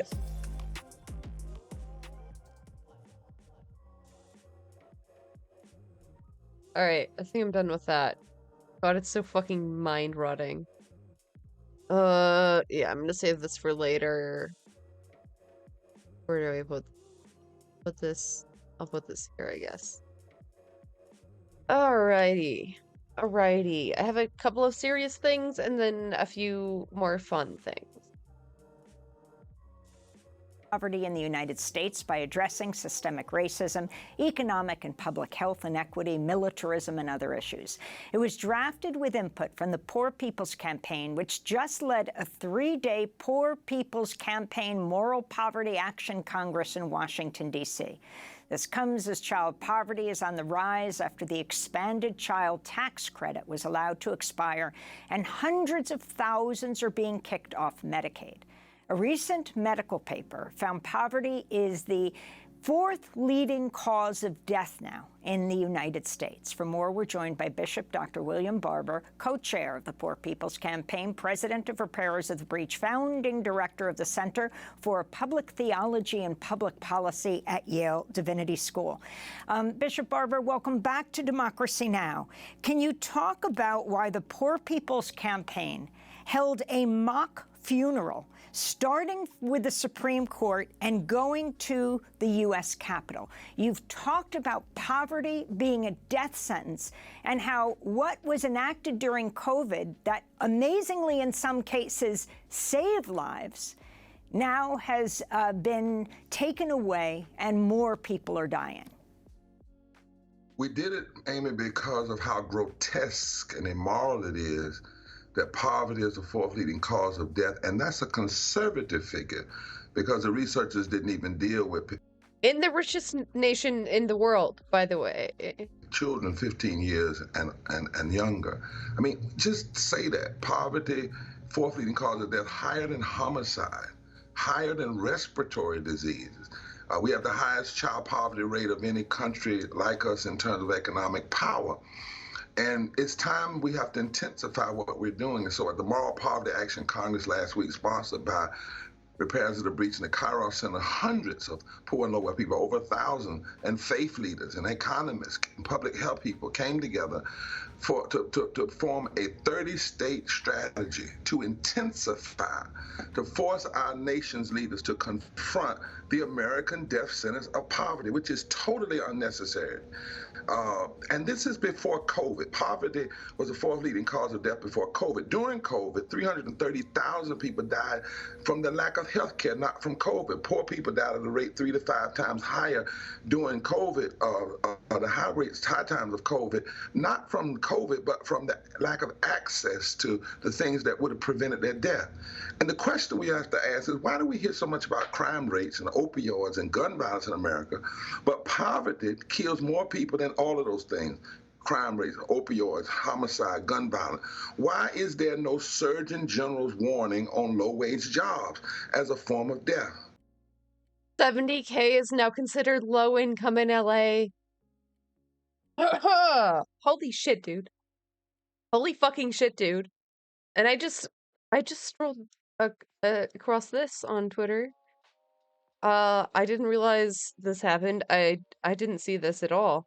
Apple hit 3 trillion, the first company to do so. It hit their market cap of 3 trillion. Apple is in a league of its own, at least according to investors. The company's worth in Friday's session opening at $3 trillion. Yes, trillion. It's the only company to Bust that shit. What the fuck? No way.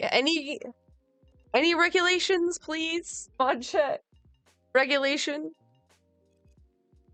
I don't know. Where is it? Where is the regulation? Oh my. Facts of child slavery and exploited workers. Yeah, shareholders. Yeah. This is why I love Lolo. What does their lowest paid worker make? Good question. Good question. Probably like cents on the hour. you know? So we joined with Representative Lee and Jayapal to introduce the third Reconstruction Resolution, ending poverty and low wealth, saying here are 20 policies. And does the Congress have the resolve, not a Democratic resolve or a Republican resolve, but a human resolve, a moral resolve to eradicate poverty and other systems of injustice, which can be done. This death is unnecessary. It is policy murder. Yeah, it's policy murder.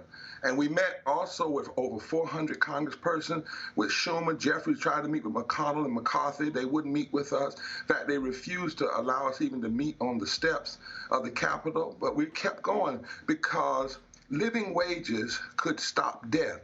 Health care could stop death. Child poverty tax credits could stop death.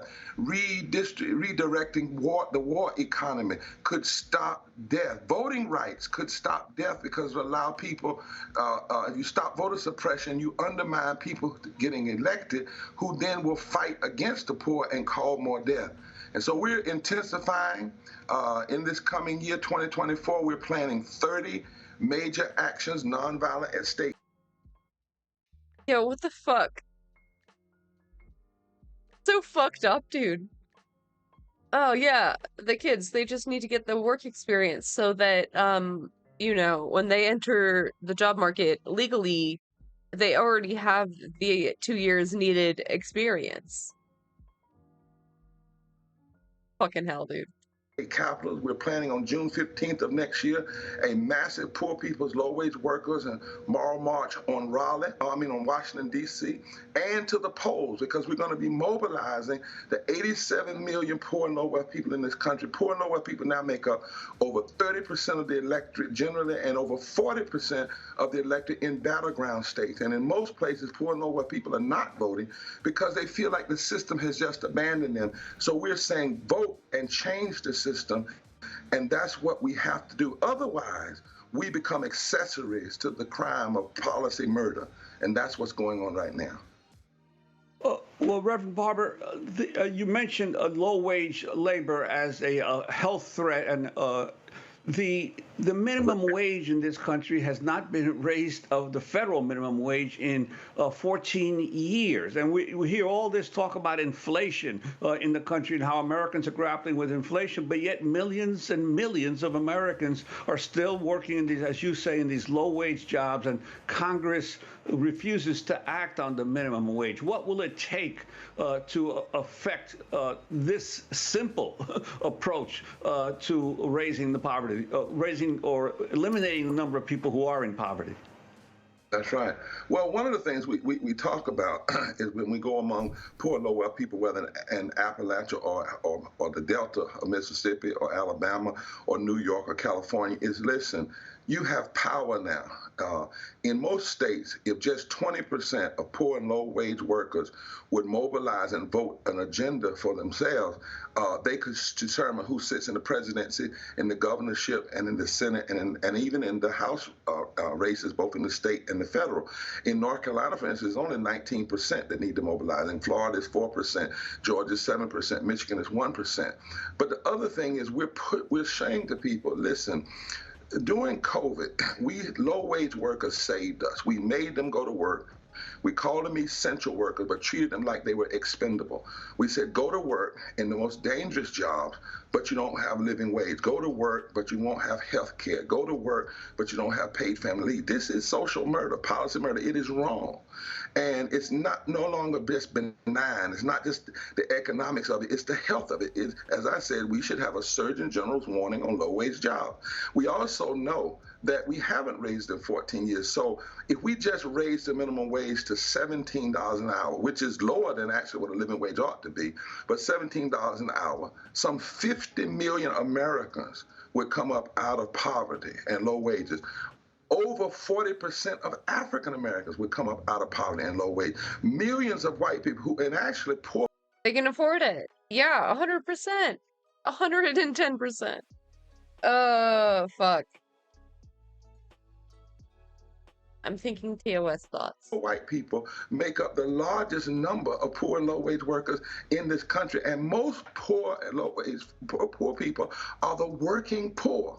So it's backwards. And then to suggest, as some faulty economists say, that keeping wages low is the way to address inflation is just wrong. The fact of the matter is inflation has been caused by war and by COVID and by this pandemic. And if people had more money, they could survive through. So that's one of the reasons I led a delegation to meet with the president, with faith leaders and impacted people, met at the White House. We're calling for a meeting directly with the president, with economists, faith leaders, and impacted people. We're calling on the president to do a major bully pulpit speech saying we cannot, as America, go around this world and challenge other nations, and poverty is the fourth leading cause of death, and that's a conservative figure in the wealthiest nation in the world. We must call ourselves to conscience, and what we're going to do is make that call have to happen. We're not backing up, we're intensifying, because really it is about people's lives. And the people that we took into the White House with them, all of them had either experienced death in their families or death in their community from poverty. Want folk to hear that, from poverty, not from homicide, from poverty, not from respiratory disease, from poverty, not from diabetes, but from the effects of poverty. And that is just immoral and wrong, and we have to change it. Yeah, we could easily pay for healthcare for fucking everybody, but instead, we pour $1 trillion every year, or more, who knows how much, really, into the Department of Defense. Defending from what exactly, I don't know. Bishop Barber, as we get a little hopium as a treat, yeah. We begin to wrap up. On another topic, I wanted to ask about your decision to retire from church service. You gave your final sermon at Greenleaf Christian Church in Goldsboro, North Carolina recently. You spoke about the testimony of the cripple. Explain. Well, I talked about that because the majority of the people in the Bible whom God used had some crippling reality, mentally, physically, or otherwise, economically, and yet God used them to be transformative. There's a great scripture in the Bible that says the stones that the builders rejected have become the chief cornerstone. And so I've retired from pastoral ministry, but not from ministry. I'm going to pastor the movement, the Poor People's Campaign, Repairs of the Breach, in this new center at Yale, and try to raise up more and more people who see themselves as important instruments of fundamental change. And we have so much work to do. You know, I just watched this case out of North Carolina. That case actually is a reaction to the work we did in Moral Monday.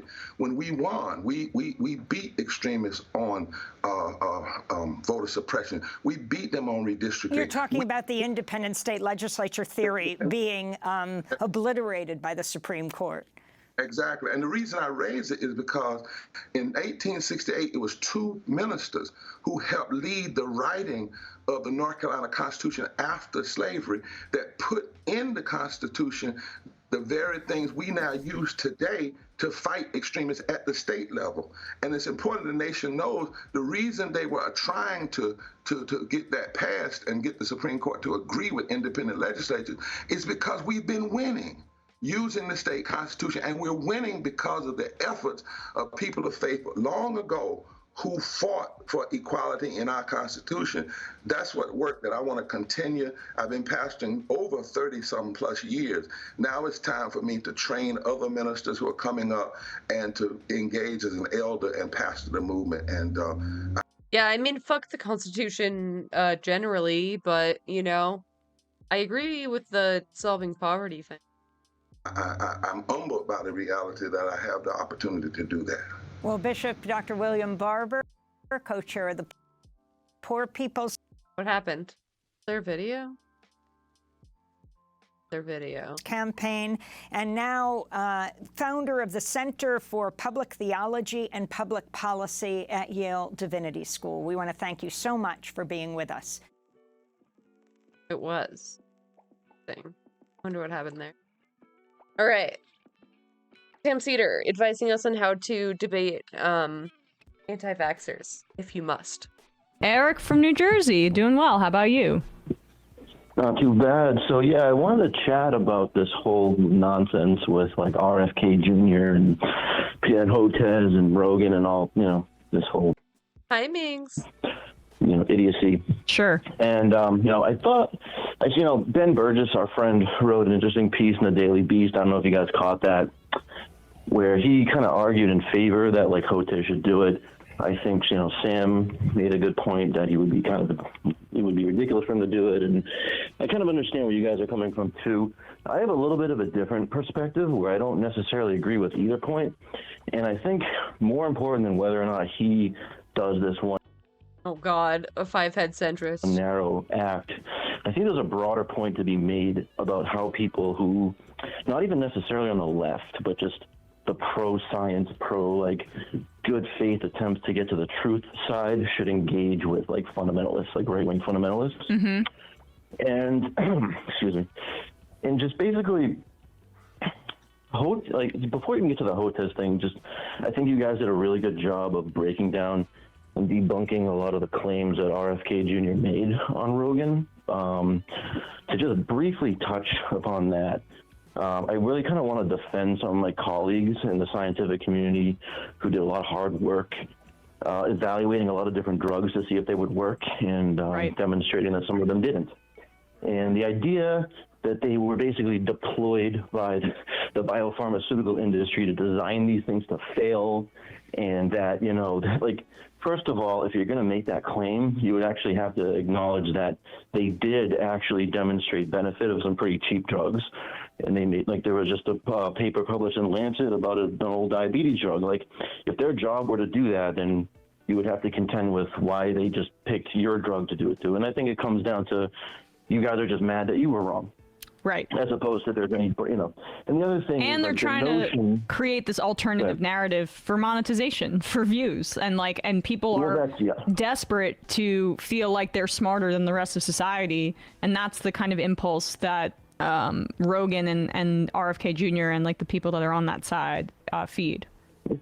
Exactly. And the notion that like capital interests in general are just all unanimously lined up to just destroy generic drugs because it would get in the way of pharma profits for vaccines and antivirals. Like, I'm sorry, but I'm willing to buy the argument that maybe big pharma wouldn't be so thrilled if some really inexpensive drug would maybe obviate some of these expensive antivirals, but like, you know, the mainstream media and like the oligarch class and capital interests in general, they want everyone back to work. So if there were a drug that genuinely would be able to do that for very cheap that everyone could take, that position would be everyone take this stuff and get the hell back to the office. So I would reject the claim that like all these capital interests are all just, you know, lined up against it. It's just kind of like absurd on its face. Right. And so that. Yeah, they don't want to kill all their workers, you know, just enough that everyone is kind of in poverty again. God. That from news, yeah. You know, I mean, Eric, the thing that I like really like bugs me about this is like people act like it's some sort of narrow disagreement about stats, but what they're suggesting is a mass conspiracy among such a widespread number of health professionals that it's like it's a brain poison. Like you're literally turning people off of the whole idea of medicine, and like of course we need to decommodify medicine and get it out of the hands of like profit seeking and stuff like that. Like that's so obvious. But like, this is just that it rebounds so easily to alternative medicine, which by the way is like pharma but not regulated. Same incentives is just it's such a perversion, and it's so disgusting that this is where we're at after a virus that killed over 1 million people. Yep. Yeah, and it's a pseudo-populist agenda to try to claim, because like vaccines out of any biopharmaceutical intervention are basically you get the most good societal good out of them for the lowest cost, risks, and burdens. And the fact is that that's the thing, though. Like, it's the lowest cost, i.e., the least profitable. It's not profitable to make vaccines. It's expensive R&D and production, and you don't get paid that much for vaccines. So there's literally no incentive for them to just do it. Like,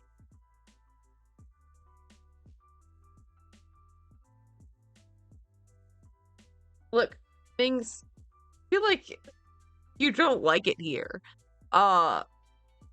I like the Majority Report. I like all these people. I don't know what your issue is.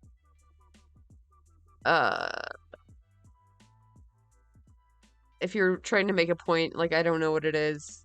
The foundation of these developments is paid for by public funded research, meaning, yeah, we should be fighting to get this equitable for everyone, not propping up an industry that's like the anti-vaccine industry is a profitable industry. It's intricate, it's widespread. They have political action committees, multi-level marketing. Like, it's a gigantic industry, and to trying to convince people to abstain from something that is of societal good, there's nothing populist about that. So anyway, little tangent before I go to the main point I want to make, which is like, the one issue I guess I have with the thing with Hotez is like the kind of like babe in the woods routine of like, oh, I'm a scientist. Why are they goading me into debating? Like, one of the reasons I deeply admire Peter Hotez is he has written extensively about how scientists have to start taking on the anti-science industry.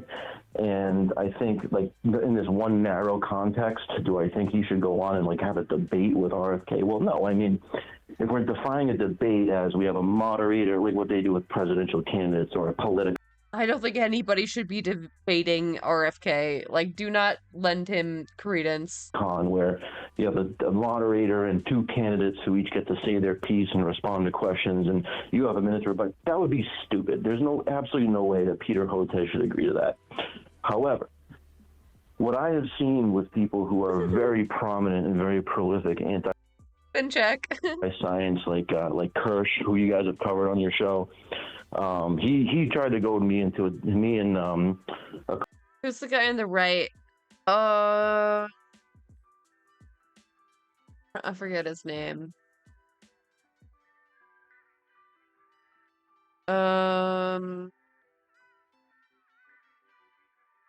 Is this it? Matt left? Is that right? Hold on.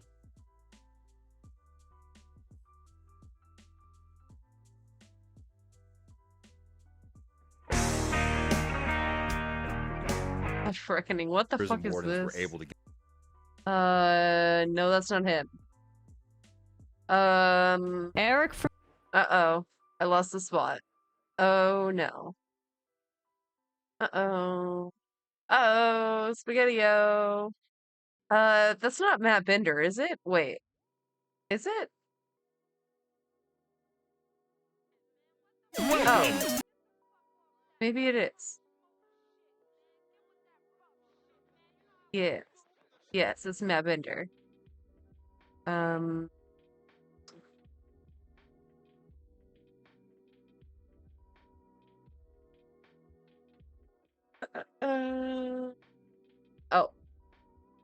Yes. Okay. You had already answered. My bad. Eric from New Jersey, doing well. How about you? Not too bad. So yeah, I wanted to chat about, do my best to try and pick those claims apart with evidence, and we're not going to, Tucker Carlson about climate change, like whatever it is, be equipped to do this.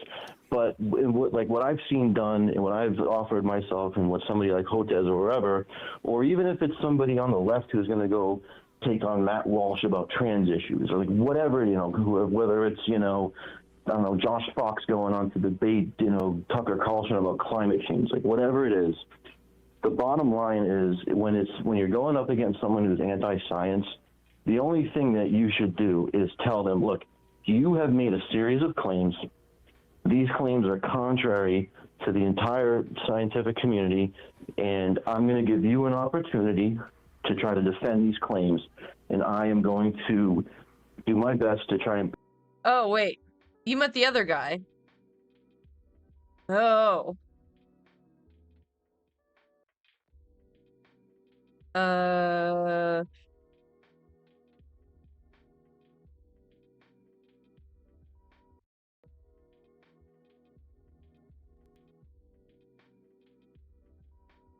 Hello? I'll just wait for YouTube to load over here. pick those claims apart with evidence, and we're not going to do a Gish Gallop. We're not going to jump into meta conversation about how many times Big Pharma has been sued or whether I've taken money from the Bill and Melinda Gates Foundation. No, we're going to go through your specific claims. You're going to show me your evidence. We're going to appraise it bit by bit. And either we're not going to go on to the next point until you've either conceded that this claim is not based on evidence or I failed to produce it. And the most important thing about this, and again, like whether Emma, you're going to go on Tim's show and you guys are going to debate anything where someone would have to cite academic research, you have, with these right-wing types, you have to do a pre-debate data exchange, meaning any piece of scholarly work that I'm going to cite, I will put into a document and send it to you ahead of time and vice versa. Because what these guys do is they misuse scholarly work. They cite bad studies. They miscite good studies. They cite second-party commentary on maybe reasonable studies, which basically don't accurately describe what the research actually did. And unless you have an extremely intricate knowledge of not only the good but the bad academic studies that are commonly cited in those spaces, it's almost impossible to be able to debunk those things in real time. And you can end up kind of looking bad in a debate because somebody says, oh, this reputable journal said you're wrong. And if you don't happen to know why that's not the case. So I would never, ever agree to go on with any kind of fundamentalist about any. Yeah. I can't believe like how the fucking Tim Pool thing went. Like he was just pulling out random ass shit and she's like, I haven't read it. I don't know what you want me to say, dude. Any scientific topic unless they agreed to send me a document with every source they're. Wait, my internet is acting weird as fuck. Is the stream okay? Looks okay. Going to describe in their argument ahead of time so I can go through them. Or if I'm someone that's not equipped to appraise that literature, maybe enlist some help of experts to help me do it. Like with the trans thing, there was a recent study that came out where the authors claimed that they identified like 160,000 people that were the victims of acute onset gender dysphoria. I don't know if you guys are familiar with that theory. Yeah, I'm not. No. So the acute onset gender dysphoria theory is the idea that the reason there's an increasing number of people who are identifying and coming out as transgender, not that it's because it's just widening social acceptance, which is really the likely scenario. It's a mind They're virus. claiming that it's basically like a mind virus. Yeah, exactly. It's basically peer pressure. It's becoming the cool thing, and it's basically exerting stress on people, and it's making them abruptly adopt this. And like, basically, this got published in an index peer-reviewed journal. A study where the conclusion was, yeah, we've identified like 160-something thousand cases of this. Well, guess what? That study's been retracted, and it never should have been published in the first place. But if you're going up against a Michael Knowles or one of these other dipshits, and you don't know that, and they cite that study, that's very hard. Or like, I want to add that they also probably do know that sometimes, that they do know that the study has been revoked or debunked, but they still cite it because they know that their audience doesn't know. Yes.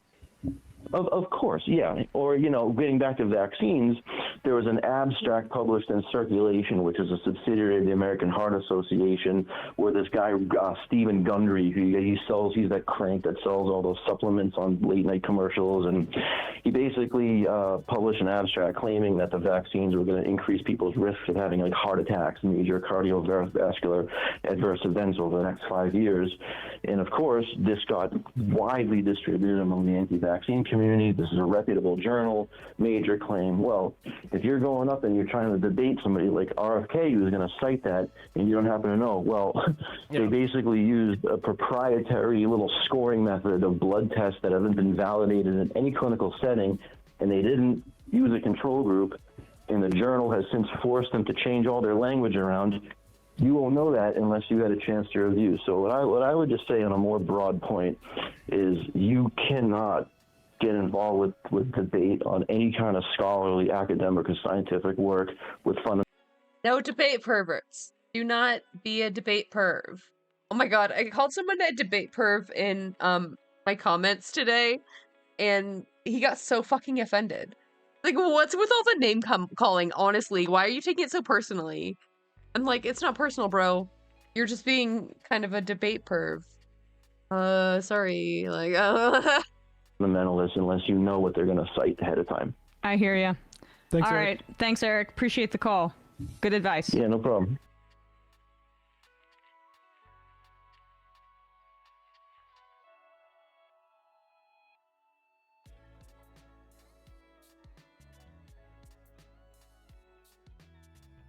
Okay. I think that was all the serious shit. As you may know, every month I do a live stream where patrons can ask me anything. And yes, this is about fasting. Mild trigger warning. Maybe we'll just have a little fun. A musical interlude. Shall we? I need it.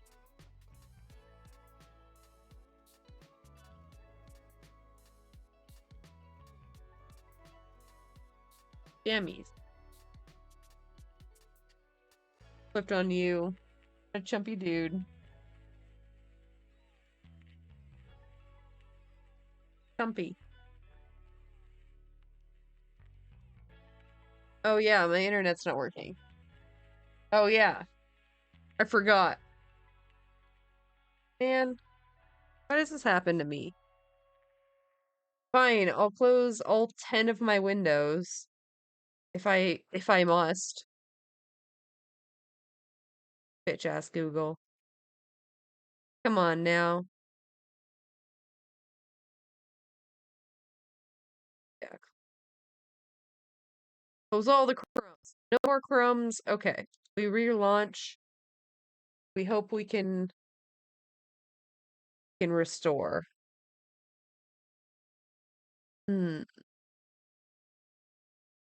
Recently closed? 5 tabs? Store window? Foggers. Now I just have to log back into everything. Play this in the mute. I took people's drop boxes. I was like, "Are you a conservative, ma'am?" And like an old lady would be like, "Yeah, I'm a conservative," and I would fucking deck her, take her ballot, and just rip it apart right in front of her face. I was like, "You're not allowed to vote this way in California." That's right, bitch.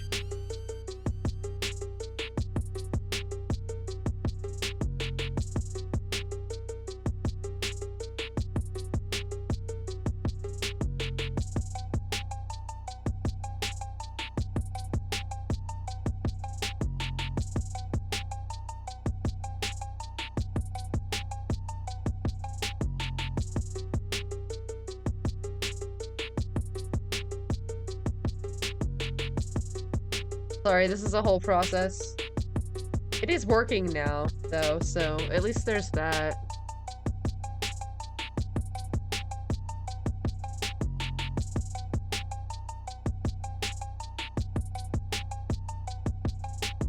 I got a funny one for you. Okay, here, look at this. With what we were seeing in the polling data going into this election about what people cared about and the order in which they ranked it. So we have had a lot of questions throughout this time about new voters, people that hadn't been in there before that were perhaps not getting captured by the polling. So maybe this is a sign that we're going to see a little bit more of that tonight than we expected. We obviously don't know yet. You know what's missing from this 1, 2, 3, 4, 5 top 5 issues? Democracy. Do not come.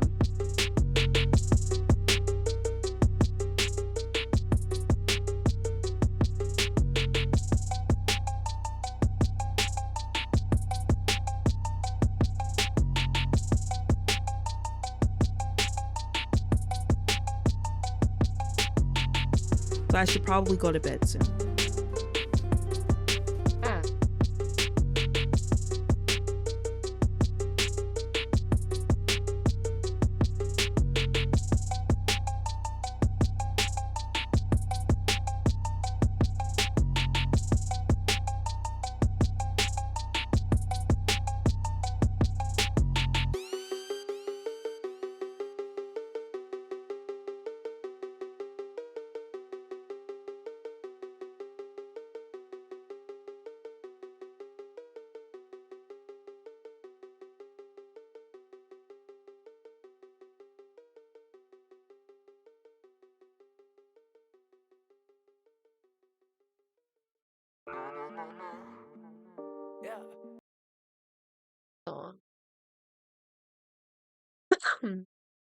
Throwback a little Father bit? of lies, come in disguise. Your cum won't last.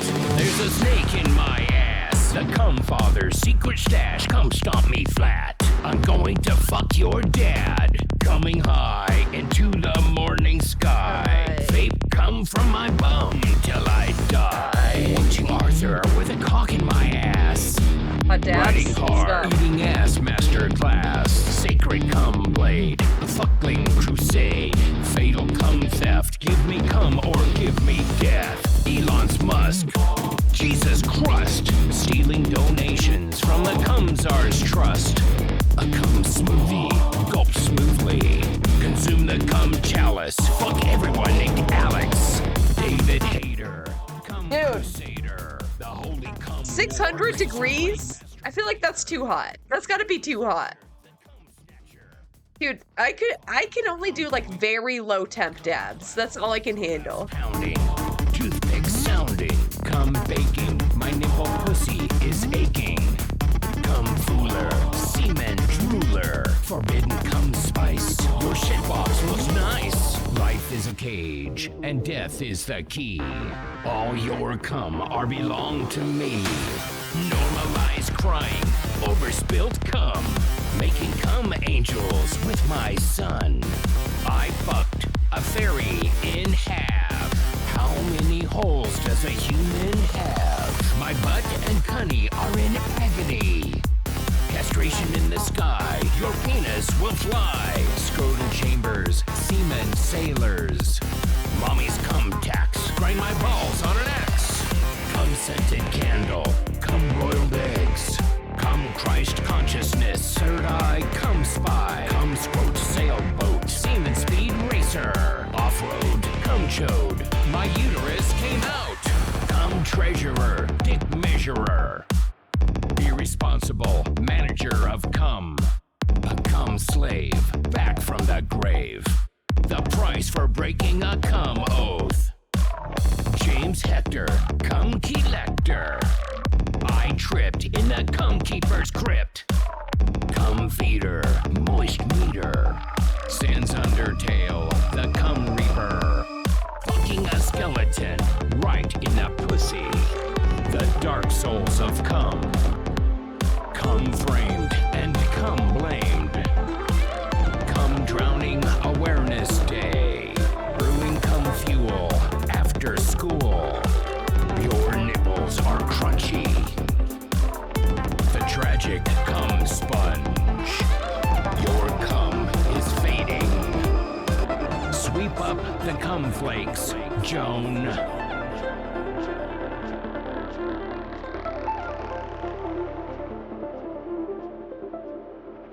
Joan, sweep up the cum flakes. Puffco? Yeah, that's like the best one, right? That's what I've heard.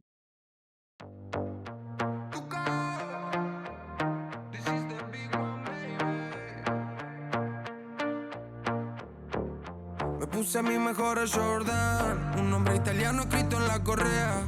Los diamantes brillan con la combi nueva y me sube la nota cuando la canción suena. Te estuve buscando, pero Dude, someone sent this to me one night and I thought they were fucking poop socking me. And it's just a song. It's just a song that they actually liked. And I feel so bad. It's kind of a banger.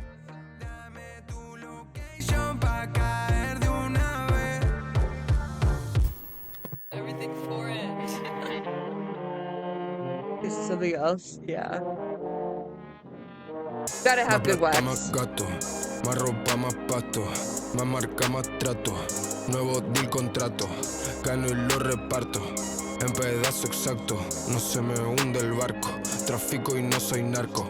Tengo a los míos hablando italiano de lunes a viernes, solo comen pasta. Tengo a mis haters diciéndome basta. Modo Shinobi y no es rocanata. Que se joda el sistema de casta. Esfuerzo se gana y a gusto se gasta. Estábamos abajo y ahora estoy en alta. Si no se corre en el duco la plata. Me voy a poner más borracho que nunca. Me fui pa' Givenchy y me gasté la funda. Le escribo una barra a mi abuela difunta. Ángeles me lloran mientras que me apuntan. No sé, estoy bloqueando que cambien de ruta. Lo odio su cara, mi cuerpo disfruta. Entro al estudio con calma absoluta. Los míos lo escuchan, dicen que hijo de puta. Que este funeral voy negro como Venom. Con mido Belcom, soy adicto al veneno. Soy 4x4, soy todo terreno. Me dicen las bestias, para esto soy bueno. Sé frontear, pero no exagero. Llega a 100, vine desde cero. Dólares desde el extranjero. Y sé que quieran ser raperos. Más plata, más gasto. Más ropa, más pasto. Más marca, más trato. Nuevo deal, contrato. Gano y lo reparto. En pedazo exacto, no se me hunde el barco. Trafico y no soy narco. Me voy pa' Miami, me queda cabrón. Me fui para España, me queda cabrón. Me voy para Italia, me queda cabrón. Es que soy un cabrón. En esta liga yo sería el equipo más chico. A person of taste, I see. I love hash and rosin. Good choices. Me puse más fuerte, me puse más jefe. Me puse pa'l cheque, me puse pa'l F. Los diamantes viví la zapa con reflex. Si me ven creído que soy argentino. Si ven mi ropero parezco italiano. Cuenta más alta que Montes Andinos. Si tengo más fe que todo el Vaticano. Nos llevamos todo, por eso venimos. La ropa, los culos, los kilos, los gramos. Le di 360 a la vuelta al destino. Subí lo logramos. Mi chica también usa Jordan. Y le gusta pasear en la alfombra. Y le gusta dejarlo a la sombra. Fuck that, lo tuyo a lo mío no lo nombra. En la zapa tengo un par de cobras. Le canto a la Sandra como a Donda. Espero que Kanye me responda. Y los míos esperan otra ronda. Fuck that, mi chaleco Moncler, esa prueba de bala. Bowling, la liga soy dos y Dallas. Yeah, I just prefer flour in general. I feel like I just have like weak lungs from all the cigarettes or something. So I don't like all the coughing and all that.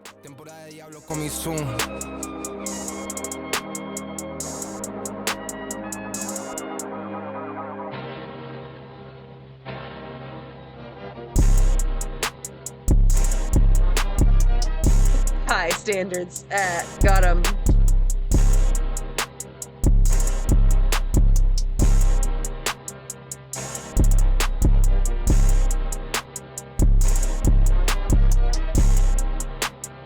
Yeah. This song actually goes so hard, and I feel bad for not playing it for that chatter. Whores in this house. There's some whores in this house. There's some whores in this house. There's some whores in this house. I said certified freak. 7 days a week. Ben, when he sees Anna. Wet ass P word. Make that pullout game weak. Yeah, you effin' with some wet ass P word. Bring a bucket and a mop for this wet ass P word. Give me everything you've got for this wet ass P word. Beat it up, N word, catch a charge. Extra large and extra hard. Put this P word right in your face. Swipe your nose like a credit card. Hop on top if I want to ride. I do a kegel while it's inside. Spit in my mouth, look in my eyes. This P word is wet, come take a dive. It continues along these lines. And it gets significantly more vulgar. Like, a lot more vulgar. Do it now. God, I want that to be so much longer. Lick it good. Suck this. About the taste, if you get the good stuff, it overtakes your mouth. Like you rinsed it with the mouth, but it's terps. Yeah, I've had good dabs like that. For sure, for sure. But like if the flour's also good enough, like it's like that. You know? This pussy just like you should.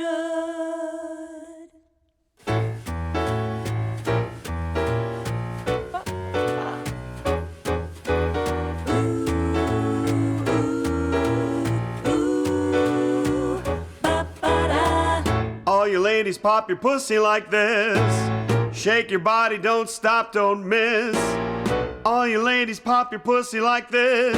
Shake your body, don't stop, don't miss. My neck, my back, lick my pussy and my crack. My neck, his neck, my back, his back, lick my pussy and my crack. His crack. First you gotta put your neck into it. On the hunt for tastes, like people search for good wine, yeah. A real connoisseur. I recognize you. I feel you. My people. Make sure I keep busting nuts all over your face and stuff. Slow head, show me so much love. My neck, his neck, my back, his back, lick my pussy and my crack. His crack. My neck, my back, lick my pussy. Yeah, I miss knowing growers. I don't know any anymore, so gotta fucking Hit them up.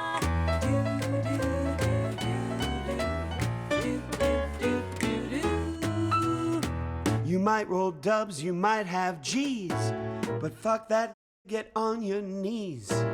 Try me, I'll make you see. Your bitches ain't got shit on me. My neck, my back, lick my pussy and my crack. My neck, my back, lick my pussy and my crack. My neck, my back, lick my pussy and my crack. My neck, my back, lick my pussy and my crack.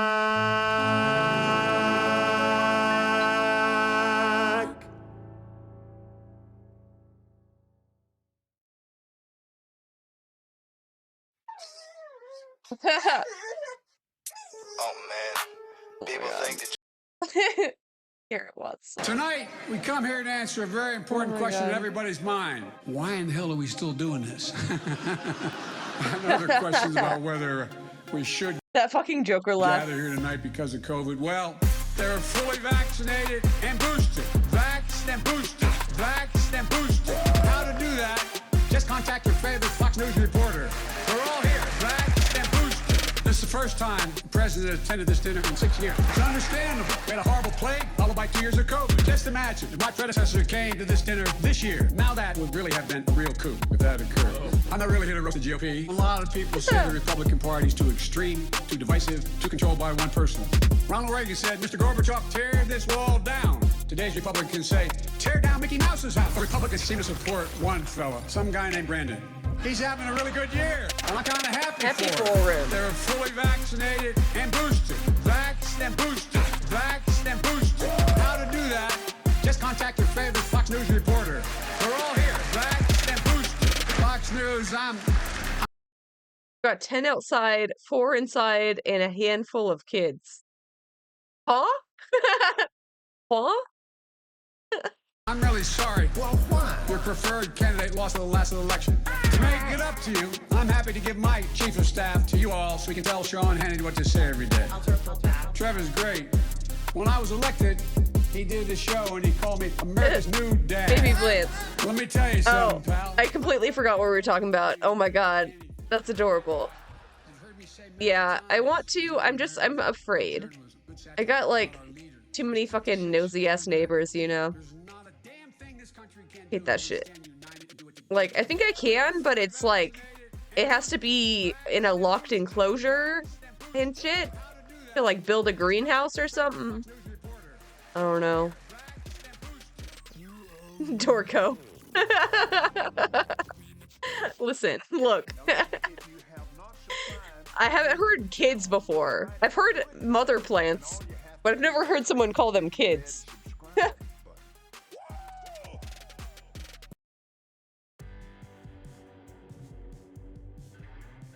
Not Kelly, nah.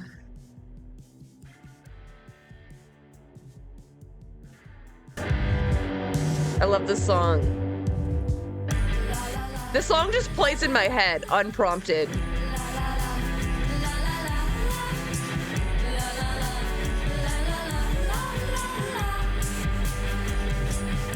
Now if you want higher wages, I tell you what to do. You gotta talk to the workers in the shop with you. You gotta build you a union and make it strong. Yeah, if we all stick together, it won't be long. We'll get shorter hours, better working conditions, vacations with pay. Yeah, we can go to the seashore. It ain't quite this simple. I better explain just why you got to ride on the union train. Cause if you wait for the boss to raise your pay, yeah, we'll all be awaiting till the judgment day. Yeah, we'll all be buried and gone to the heavens. And old St. Peter, he'll be the straw boss. Oh yeah. As long as they aren't in plain view. That's pretty chill. 99 plant permit. Holy. Holy. That's dope as fuck. So jealous. More than anything, I would love to have space for 99. Like, that would be dope as fuck. Oh, God. I spend way too much money. Kids on the steering committee. The boss won't listen when one guy squawks, but yeah, they gotta listen when the union talks. Oh, they're gonna be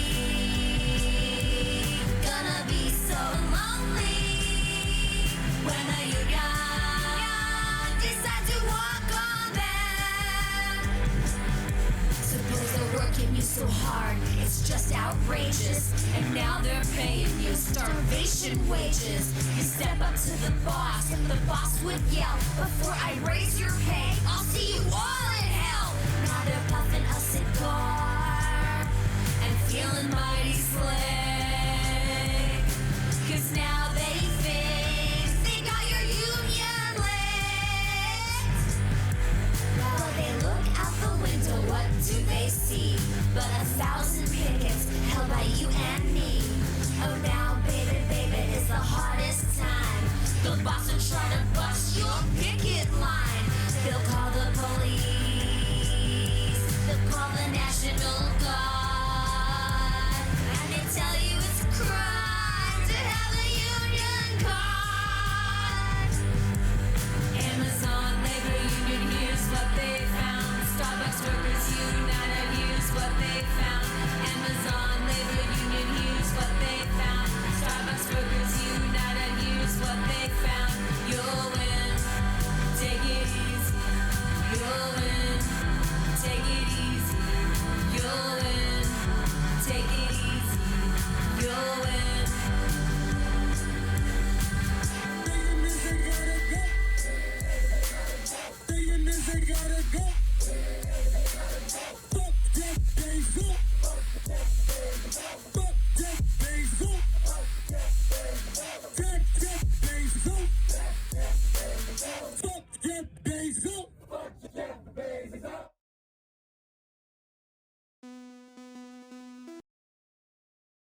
Oh, the song's so good. But we should get back and do it anyway.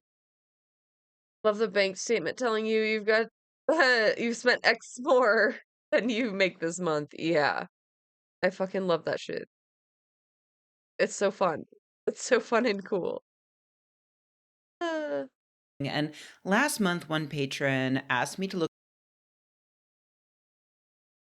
look into the research on intermittent fasting. And I did, and I found it to be really interesting. And I told them that I would consider doing a public main channel video on it if a new, really interesting study on it happened to pop up. Because, I like to keep things topical here. And what do you know? A new, really interesting study on intermittent fasting just popped up. So let's go. Possibly obvious content warning before I get started. I'm going to be talking about weight loss and calories and general health stuff. So if those topics are no good for you, give this video a skip. If you're not sure, I will give you the too upsetting didn't watch summary right here at the top. If your goal is to lose weight, but you can't or don't want to purposely restrict the amount that you eat, restricting the hours in which you eat might be a successful strategy for you. However, there's not enough evidence that intermittent fasting has any real benefit beyond weight loss. And actually, here's another little warning. Yeah, that's the only benefit I've heard from people is that, like, if you restrict the hours you eat, then you can simply eat less. Because your stomach is full in the hours that you can eat. Like, it's not, I don't know. I have questions. I am not a doctor. I'm certainly not your doctor. And you should consult your doctor before you make any drastic life changes for your health. Also, I feel like I need to acknowledge the fact that there's a number of people in my progressive audience who think that weight loss is never a good thing, that it's always capitulating to a misogynistic male gaze kind of audience, and it's not really about health and well-being. I don't agree with that, but I do respect that every person has the right to make their own decisions about their own body and their own health. As I've alluded to in past videos on this sort of topic, I was diagnosed with degenerative disc disease when I was about 15 years old, and I've spent the past 25 years learning how to deal with it, how to not be completely incapacitated by it. And to do that, I have had to keep my weight below a certain point and also worked to maintain muscles, particularly in my core. So for me, weight loss is an important aspect of remaining mobile and happy. So yeah, there have been a few times in my life when I've noticed my back starting to hurt, realized I'd let my weight creep up a bit too much. So I focused on calorie counting in order to lose that weight. Weight loss can seem really complicated, but it truly is a case of taking in fewer calories than you burn. When I track my calories, my weight loss adheres almost exactly to that general rule of 1 pound of weight loss for every 3,500 calories below your maintenance. It's a simple formula, but of course it's not easy. It's hard because food is delicious. But ultimately, I do get a weird sense of enjoyment from it. Paying attention to everything I eat and tracking it and seeing the results, I find it kind of satisfying. But there are a lot of people who find that overwhelming, which is understandable. The act of paying attention to everything you eat and counting the calories can become obsessive for a lot of people. Many people also assign moral value to their food, and they start to feel like failures if they eat more than they planned, or they may eat too little in order to speed up the process, leaving them without adequate nutrition and increasing their chances of giving up and overeating later. Enter intermittent fasting. This is the idea of only eating or drinking your calories within a certain window of time. For some people, that's 12 hours, like between 8 a.m. and 8 p.m.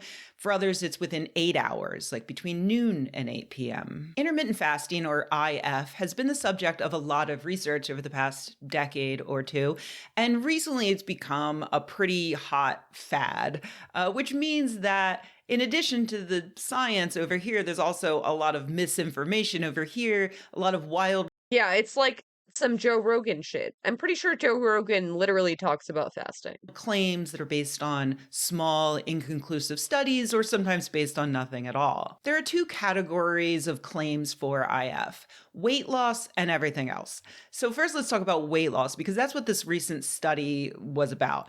Time-restricted eating without calorie counting for weight loss in a racially diverse population was published this week in the Annals of Internal Medicine. And I'm pleased to announce that it is a randomized controlled trial, which of course is the old gold standard for studies like this. It means they compared 3 different groups that totaled 90 obese people. 30 who restricted their eating to an 8-hour window from noon to 8 p.m., but who did not count their calories. 30 who ate whenever they wanted but did count their calories, and another 30 who just kept on doing what they were doing without any restriction. That was the control group. They followed all these groups for an entire year, and what they found was that while the control group did not lose any weight at all, the other 2 groups lost about the same amount, between 10 and 12 pounds. The IF group ended up kind of naturally reducing their caloric intake to about the same as the group that was purposely counting calories, probably because the fasting group wasn't doing any more late night snacking or drinking. The fast was moderate enough that they cut out about 400 calories, which they tended to not overeat when their fast ended the next day. That's great news for people who can't or don't want to deal with the annoyance of counting calories. There is a but, though. Both the intermittent fasting and the calorie counting groups got regular input from dietitians who taught them about healthy food choices and gave them cognitive behavioral training, which the average person does not have. So we can't really say if this is going to work in the real world with someone who doesn't have that kind of support. So if you do try IF and you're not seeing results, you might want to talk to your doctor or a therapist or a dietitian who can help you learn better strategies. So that's the news on weight loss. It might work for you if you don't overeat post-fast and if you know how to make healthy choices. But as I mentioned, there are a lot of other claims made by people promoting IF, like slowing down aging, reducing inflammation, lower blood sugar, avoiding cardiovascular disease, cure your depression, develop telepathic powers, etc. Pretty much all of these benefits that aren't directly tied to weight loss are based on the idea that there's some benefit to putting our bodies under a controlled amount of stress. And by stress, I mean it in the same way that exercise puts our bodies under stress in order to improve our bodies. And there might be something to those claims. Researchers have found some evidence for a lot of this stuff in rodents. When it comes to people, it's a bit less convincing. Cochrane did a systematic review. They found evidence lacking for changes in blood sugar and cardiovascular disease, for instance. Doesn't mean it can't be there, but right now we don't have the data. Another systematic review in 2021 found that people who fasted had lower rates of anxiety and depression. But again, the evidence was pretty weak. The conclusion is what I keep seeing over and over for every benefit of intermittent fasting. It's safe to try it, meaning that people who don't have disorders like diabetes, they're generally fine to fast. They don't tend to starve themselves or develop eating disorders. And maybe the fasting will help, but there's no clear evidence yet. There are a lot of people online who are trying to figure out how to maximize their results. Will only eating in the morning be better than the evening? Some research suggests that that's true. Is a 16-hour fast better than a 12-hour fast? Some research suggests that that's true. But the reality is that there just isn't enough data. Like, the jury's still out on whether fasting makes a significant difference at all on these markers. So there's no way we can say which type of fasting is better than another. This is one of those areas that I personally find really interesting because it seems to be something where you yourself can do a little science experiment on yourself. If your doctor is okay with it and you're curious how it might affect you, the research suggests you can just give it a go. Pick the 8-hour window that you prefer, restrict your eating to those hours, and then see what happens. You know, do you have more energy? Do you have less anxiety, fewer aches and pains? Maybe it's placebo, but who cares? If you end up feeling better, great. And if you end up not enjoying it, no harm. Just don't get weird about it. By which I mean, you know, don't get obsessive, don't turn it into a disorder, and don't make it your entire personality. Don't bring it up at parties. Definitely don't go on to write a book about how eating. Please, yeah, God, don't do that. I don't know, man. Like, you're awake 16 hours. It's like, I'm pretty sure documented that it's better for you to like graze throughout the day on like small snacks. I feel like this like lends itself to like binge eating and anorexia. Like, it's just, I don't know. I wish there was more evidence. Eating between 8 a.m. and 4 p.m. gave you magical powers. We don't need any more Gwyneth Paltrows, for God's sake.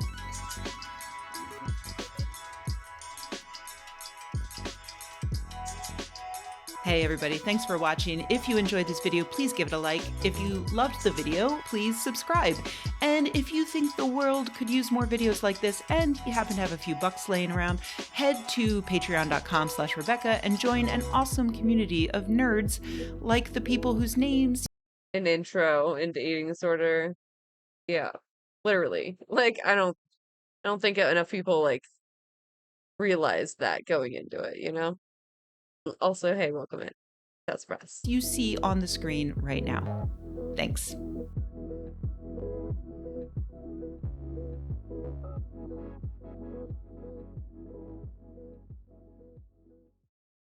This video is hello and welcome back to watching your favorite drama Zoomer journalist on Drama time! Drama frogs in! On the web. Ugh.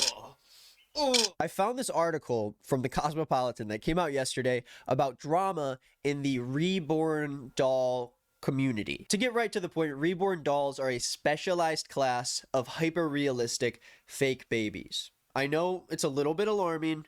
I am just as uncomfortable looking at these images as you.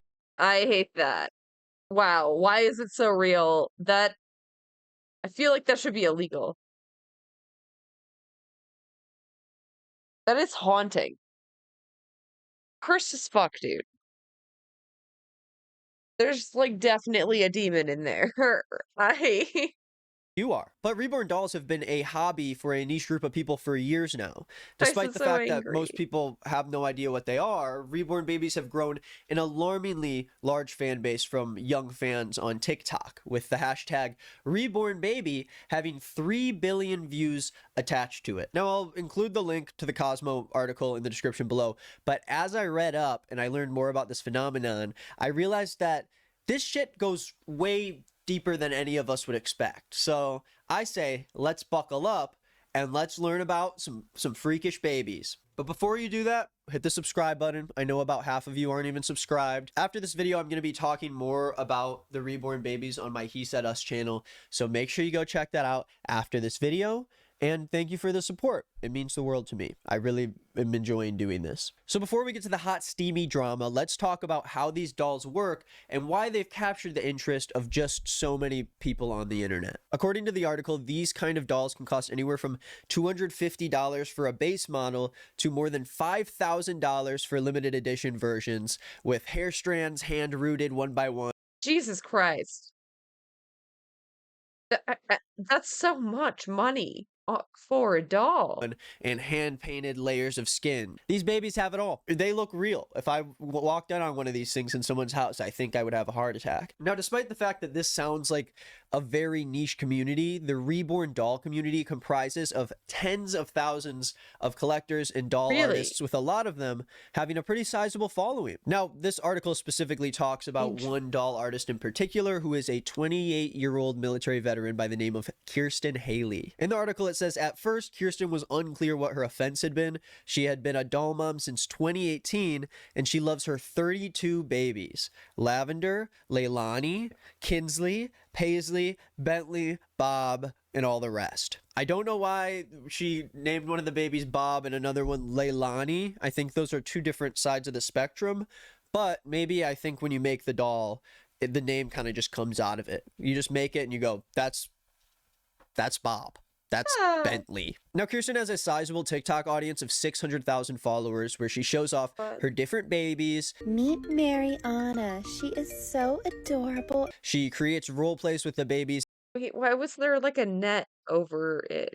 Why is there a net over? Oh, it's in the package. It's new. Okay. Mariana. She is so adorable. She creates role plays with the babies in her home.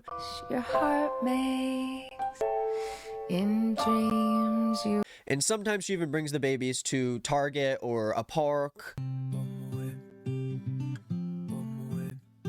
And it's kind of like this whole culture. There's a lot of different doll artists that create. I don't want to like yuck anyone's yum, but like, I feel like it's not great. Not super great. Therapy. You could afford a lot of therapy for like $5,000. So create tutorials on how to create the babies, how to care for them, and how to even role play with the reborn dolls to simulate real life with a baby. Now, before I jump into all the drama, show you guys what you're here for, I want to jump into a few of Kirsten's videos so we can get a look at what the average reborn doll influencer posts. Now, I will say I wrote this video, I did my research, but I haven't actually taken that deep of a look into the actual TikToks that people post about these reborn babies. So a lot of this is just as much a surprise to me as it is for you. So this is Lambie's nursery. This is like the first video that came up. Let's check it out.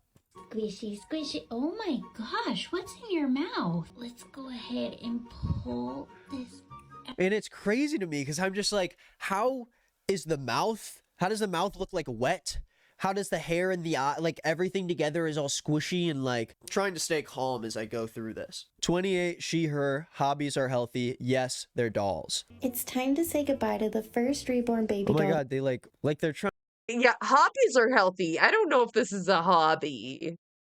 Trying to smuggle this baby to another country. Say goodbye to the first reborn baby doll that I've made and have sold. So this also seems like it's sort of a process. Like you work with an artist possibly, or you find a baby that works for you, and then there's a whole process that goes into packaging this thing and putting clothes and a little note in there as if this is sort of like an event or like a way of passage for reborn doll owners. I'm gonna show you my morning routine as a van life mom. First, we wake up and we celebrate the day. Wait, she's a van life mom too, and she does the babies?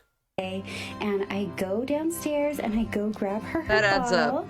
Then I'm gonna take her over to the couch and go feed her bottle. While I feed her, I'm gonna look out the window and just celebrate this beautiful earth we have. Oh no, I gotta go. Run. Dude, what's going on? Oh, I What?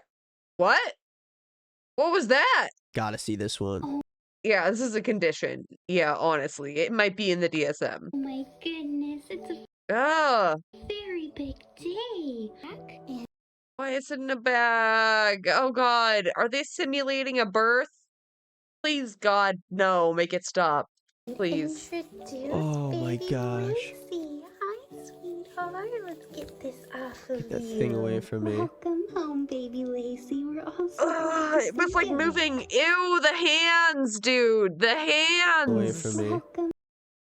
Oh, the hands are so bad.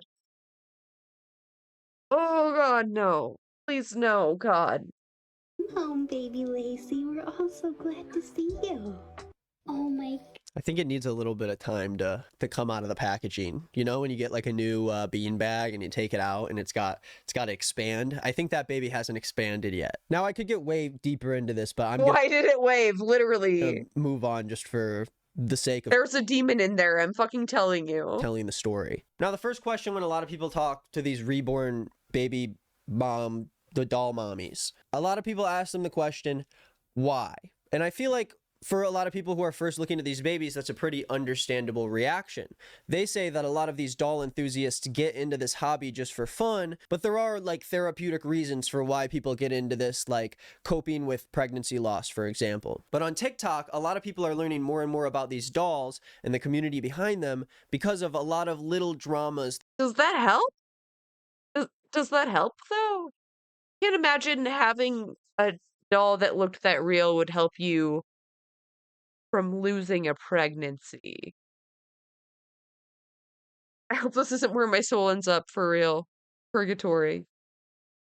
That have stirred up in the community since it's become so popular. So let's talk about the first big drama. The first one seems to be about the bottle feeding of these dolls. There's been some controversy around the reborn doll community about people who are bottle feeding these fake babies, these dolls. Since earlier last year, we've been in a bit of a baby formula shortage in the How? Wait, they eat food? Hang on. What the fuck? What the fuck?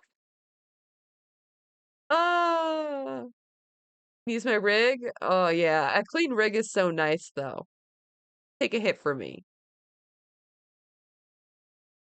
Oh, I guess it helps when you end up with 32. Yeah, I guess. US, and because of that, people begin to go on these hunts looking for different doll moms who were draining the supply of real baby formula so they could roleplay feeding these babies, of course. Now for Kirsten, she apparently bought real baby formula like 3 years ago because she wanted to make her doll videos feel Can't you just fucking use milk or something? more immersive and authentic. So she basically uses this baby formula in pretty small dosages with her reborn doll until she ran out. And then once she ran out, she started using fabric softener as a fake formula substitute. The formula in the linked video, I had bought it 3 years prior, expired from a really crappy store that always had everything expired. It was really gross and weird. I stopped using expired baby formula and started using fake formula that looks real and is actually fabric softener. But this did not stop the mobs from coming to Kirsten's page and overwhelming her with messages claiming that she was using up the newborn baby products to fund her weird obsession, while mothers all over the country are struggling to make ends meet with their real-life, very fragile human babies who need real-life human baby formula. I also want to take a second and apologize. I started using a teleprompter today, and I'm still getting used to how to like talk and read off of it at the same time and not like constantly look down at my computer. So if things seem a little off in this video, then that's why. And hopefully I'll get better at doing this, but it is very different than trying to memorize what I'm saying down here. Now, Kirsten does say that she donates baby items to those in need to make up for the stuff she does buy for her reborn babies, and she doesn't use baby formula, so it seems like she narrowly avoided the controversy. It seems like she's doing exactly what she needs to do. But there is a reborn account called Mummy of Two Reborns that went viral for buying cans of real formula and denying that there was even a shortage when people called her out for it. Oh my god. But there's a formula shortage. Just because you might have to go to 2 or 3 different stores doesn't mean there's a formula shortage. Just could mean that they don't have Famine. Oh my god. Bro. There literally is a short. Come on now. Come on now. Grape jelly donut. Ooh, that sounds good. the one that you feed your baby with. But they can have loads of other ones. So if you were feeding your baby cow and gate, but didn't have no more on there, you could buy the SMA. But you don't, because that's what your kid wants to drink and eat. So therefore you have to go to another store in order to get it. Doesn't mean there's a formula shortage. It just means they haven't got it in stock at the moment. Now, Kirsten explains in this article that these reborn babies are an uplifting force that has helped a lot of people in her generation with the effects of trauma from things like Okay, but like it doesn't need calories. It doesn't need nutrients. Like 9/11, the recession, COVID. Long story short, millennials need help, and these babies might be the thing to help them. This article says that playing with reborns in her home nursery turns back the clock on Kirsten's generational despair, if only for a while. Quote, the stress will melt away, and it's almost like going back to a more innocent, better time, she says. Uploading roleplays allows her to share that solace with others and build community. Almost everyone I've met in the reborn hobby, we all were the outcast at some point in our real lives. And that kind of makes sense to me. But reborn dolls being therapeutic for a lot of these people isn't enough to stop the general public from thinking that this is wrong in a lot of different ways. Now, there are still a lot of angry people fighting with these doll moms online for their use of infant baby wipes, children's medicine, and clothing. Now, again, no kid over here. I don't have a dog in the fight. I'm sorry. My usual instinct for stuff like this is like, oh, that's weird. And then I sort of just like move on with my life and I forget about it forever. But sometimes TikTok commenters can be the complete opposite. No, I think I'm gonna have nightmares. I don't know if I'm gonna be able to forget this one. Now, this article right here poses a statement that some people might have issues with. Now, one of the reborn moms in this article says, hell, it's easy to write off reborn obsessives altogether. But let's face it, there's some sexism in the instinct. My husband can play with cars, he can play video games, and he can play with Legos. Oh, no. And everybody's like, that's so cool. I hate when that happens. It's just like, it's plugged in, but it's like not plugged in on the wall or whatever. Like, god damn it. Says Kirsten. But the moment I'm like, I play with dolls, I'm a weirdo who needs to have a real baby. If we're gonna ask whether reborn collectors should be using baby accoutrements as playthings, we should probably ask whether anyone should be using anything that isn't 100% necessary or sustainable. Long story short, it's a hobby. Get off my dong. Now, although I see where the sentiment in this quote is coming from, I do feel like there's a slight difference between... yeah, you can do whatever you want, but like, don't buy formula in a shortage for plastic. Like, sorry, I don't... boys playing with Legos growing into men who still play with Legos, compared to girls playing with dolls growing into women who own and role play with hyper-realistic infants. And I don't mean that in an insulting or aggressive way. I'm not trying to like say that this hobby is a horrible thing, but I want to at least admit that I feel like this hobby is a bit a ways away from just playing with your childhood dollhouse, I guess. And again, That's not necessarily a bad thing at all. But it is like odd, right? It's odd. And let me stop the video right there, because actually, while I was editing this video, I got messages back from a reborn doll account by the name of Pumpkins Sparkles Babies on Instagram, who has 111,000 followers, who is a reborn doll artist. Her name is Chelsea. Everyone say hi to Chelsea. And she's actually friends with Lamby's Nursery, the person who was interviewed by the Cosmopolitan, and she wanted to offer any help or answers if I have any questions about this whole thing. And although I do have more to talk about in this video, I think it'd be interesting to insert the interview here just to kind of get an idea on what goes on the other side with someone who is into this hobby and has a business with people who are into this hobby. And so the first question I had to ask her was whether or not she feels like the reborn community is more predisposed to drama, you know, for any specific reason. Does it feel like this community harbors more controversy or drama or fighting than any other hobby? Personally, the drama, I think it has a lot to do with these people wanting views, just like any other YouTube channel. I think the more bizarre that they can make their videos or their drama or their clapbacks, whatever, feeding a demon. I think that's how they generate people watching, and it's just like anything else. It's so awful, the type of backlash that women especially get for collecting baby dolls, and it's because it's baby dolls. But men can collect Legos. What else do they collect? Cars, like miniature cars, or like pop figures, whatever. But women collecting realistic baby dolls for some reason just automatically puts a stigma on you that they're crazy. But yeah, they're just so creepy. They're so creepy. Formula shortage, the breastfeeding stuff. I just feel like where I'm coming from, you can do what you want. Honestly, they're your dolls.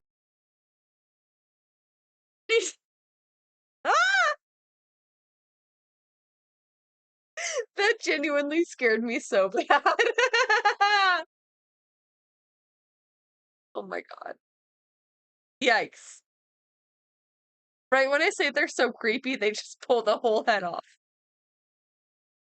Oh! You do you make your videos, you get your views, whatever. I mean, honestly, should just be worrying about themselves. And, there's enough drama and hate and disgusting stuff going on in the world. Just let people live their lives for real. Yeah, so I noticed that all of her videos are hiding the hands. Her response was kind of similar to something Lamby said in the article, which is what I just reacted to, about the way that people online treat women who have these hobbies versus men who have hobbies with other things that they liked when they were younger. And although it does seem bizarre and out of place, I do start to understand how these communities work and how people, begin getting interested into hobbies like this. I think it would be a little harsh to say that it's way out of line for someone to grow up and be interested in realistic dolls, but a lot of other people might say, yeah, I mean, when we grow up, don't we just find interest in similar things that we liked when we were younger, and now we're just doing adult versions of them? So I don't know. Let me know in the comments what you think about that. Do you think that there is a big difference because of that, or do you think that this is another common way that sexism can affect women who have hobbies but respect men? I don't know, dude. It does seem to be a hobby that more women are interested in, but I would also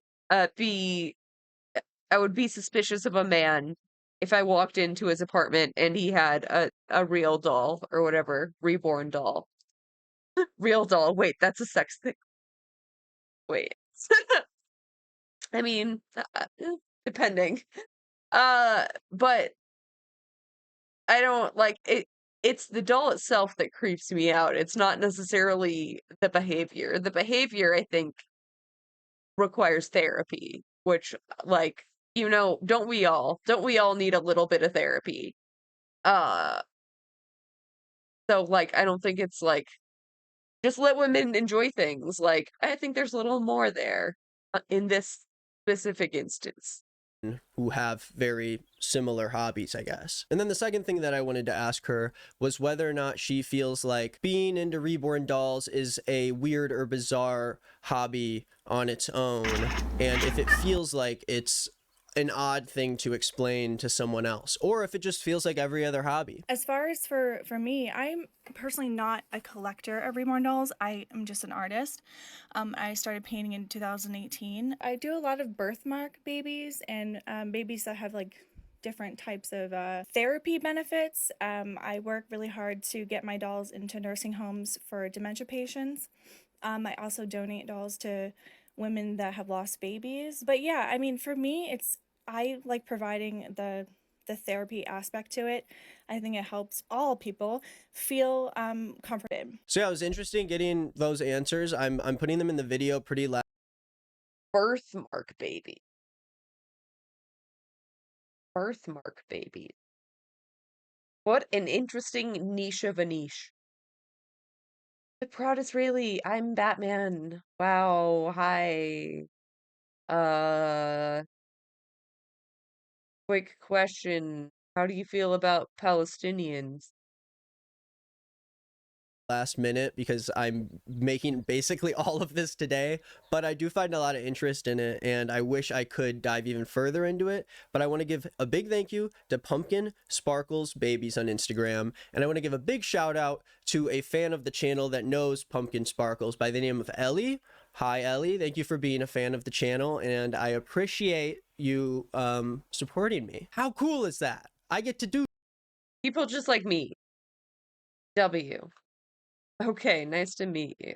Thanks for the follow. That I get to interview people online who do really weird and zany stuff. And yeah, as odd and weird as it feels to me, this is cool. It's cool to know that there is a whole ecosystem for this hobby and that people find genuine interest in it and find it genuinely therapeutic for itself. I think that it can be a positive force for a lot of people, especially because Chelsea, the person who runs Pumpkin Sparkles Babies, Chelsea told me that she tries to get a lot of her dolls into homes for older people who have disorders or are struggling from past trauma as well. So that's where I'll leave it there. I obviously will include more details in the He Said Us video, but let's keep moving on with the video. Now in the article, Kirsten's belief is that a lot of the haters online might just be jealous and maybe they wish that they didn't have children so soon and they wish that they were in Kirsten's shoes and didn't have to worry about a real life child. All they got to worry about is diaper blowout role play.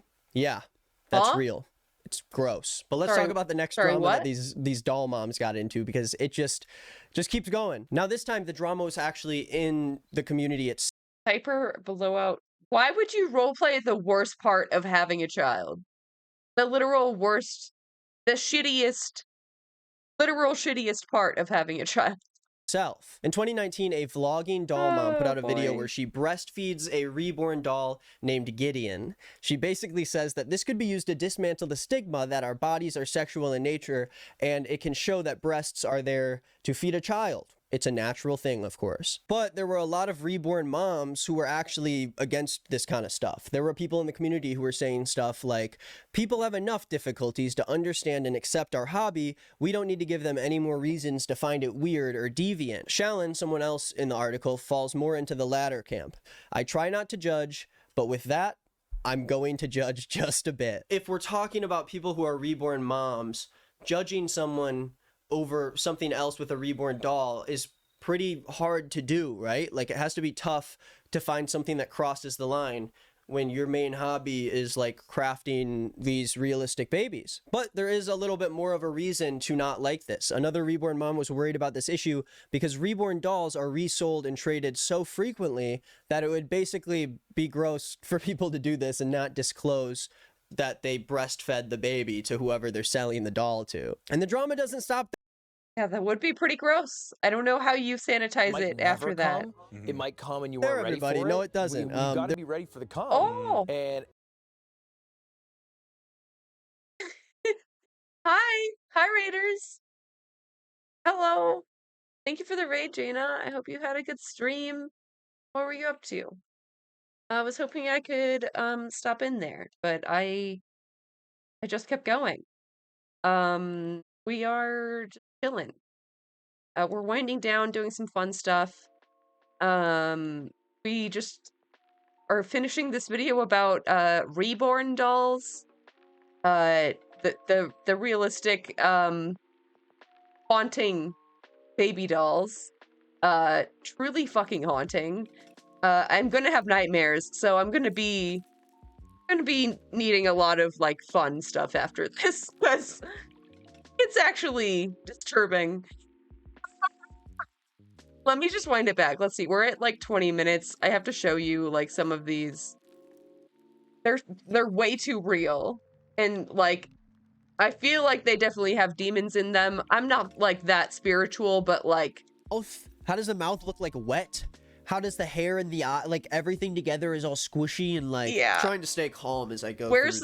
Wait, where's the one? It like it came out of the package, yeah, and it waved. Ah! Introduce Oh my baby gosh. Lucy. Hi, sweetheart. Let's get It literally waved. Thing away from me. Welcome home, baby Lacey. We're all so glad to see you. Oh my. I think it needs a little bit of time to come out of the packaging. You know, when you get like a new bean bag and you take it out. Yeah, that's what I've been up to. Welcome in. Why do they exist? Allegedly they help some women with trauma after losing a child or something like that. I do have questions about the efficacy of that as a therapy. I don't know if there's sources on that. I feel like, because these cost like $5,000, dude. Like at least $5,000. So I feel like you could have just put that into therapy and had a better outcome. But I'm not a psychologist. I'm just a guy talking shit. I don't understand if the mouth is functioning. I don't think so. I don't think so. Yeah. Breastfed the baby to whoever they're selling the doll to. And the drama doesn't stop there, everybody. No, it doesn't. There's another part of this article that says, in one video, an influencer role plays a scenario where a reborn named Benny has just come home from the hospital with RSV, which is a virus that is responsible for 1 in 50 deaths of children under 5 years old. Benny lies face up in his crib, his chest and left leg stuck with hospital. Holy shit, what? Why would you roleplay that, dude? Yikes. Yikes. Yeah, I would also take 5K in therapy. Yeah. Electrode stickers, a nasal cannula hooked up to his nostrils. With gentle efficiency, the woman takes the doll's temperature and bathes it with damp towelettes. I'm gonna try to do this fast, because he'll get chilled, she explains. Some viewers were horrified. Quote, to replicate a child illness is twisted, wrote one. Catching up with folks and ranting a bit about Anna and her turf arc? Yeah. Yeah, I was also doing a bit of that. For like 3 hours. Maybe 4. I don't know. I was doing it for a while. There's a lot of shit to talk about. She's such a dumb bitch. Dude, what the fuck is she even doing? What is she... Like, I guess she just really wants more money. I can't track it. Like, they were never great, but like, this is like full on like fascist turn, and Cenk is still like, it's not right-wing pivot. It's not. No, it really is though. You are doing all the right-wing things. You're checking all the boxes. Another fumed. A sick doll that was in the hospital? Really? The post's creators did not respond to Cosmopolitan's request for comment. Now, a lot of people in the doll community felt like videos like this felt exploitative and that we shouldn't be. Yeah, that's like a bit much. If you're gonna do that, like, at least put that shit behind a paywall. Like, I don't care if that's the way that you deal with your trauma, but like, don't inflict that on random people on the internet. Creating content out of like medical crises, but on the other hand, a lot of doll collectors find stuff like this less bizarre and more therapeutic, giving these doll moms the feeling of sort of like saving the day or being able to be a caregiver to these babies. And finally, there's a lot of drama around fake reborns also. The original reborn dolls that are sold for such a high amount. What do you mean? They're all fake. They're all fake.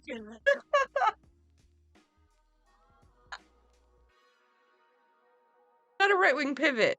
I just want more prisons. Rick Caruso as the mayor of LA, and homeless to be rounded up and taken out of sight, and for trans people to not get healthcare.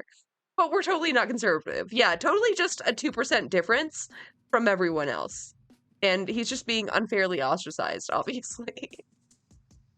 Yeah. Yeah. Just straight up doing a fascism. You hate to see it. Not really pivot. Yeah.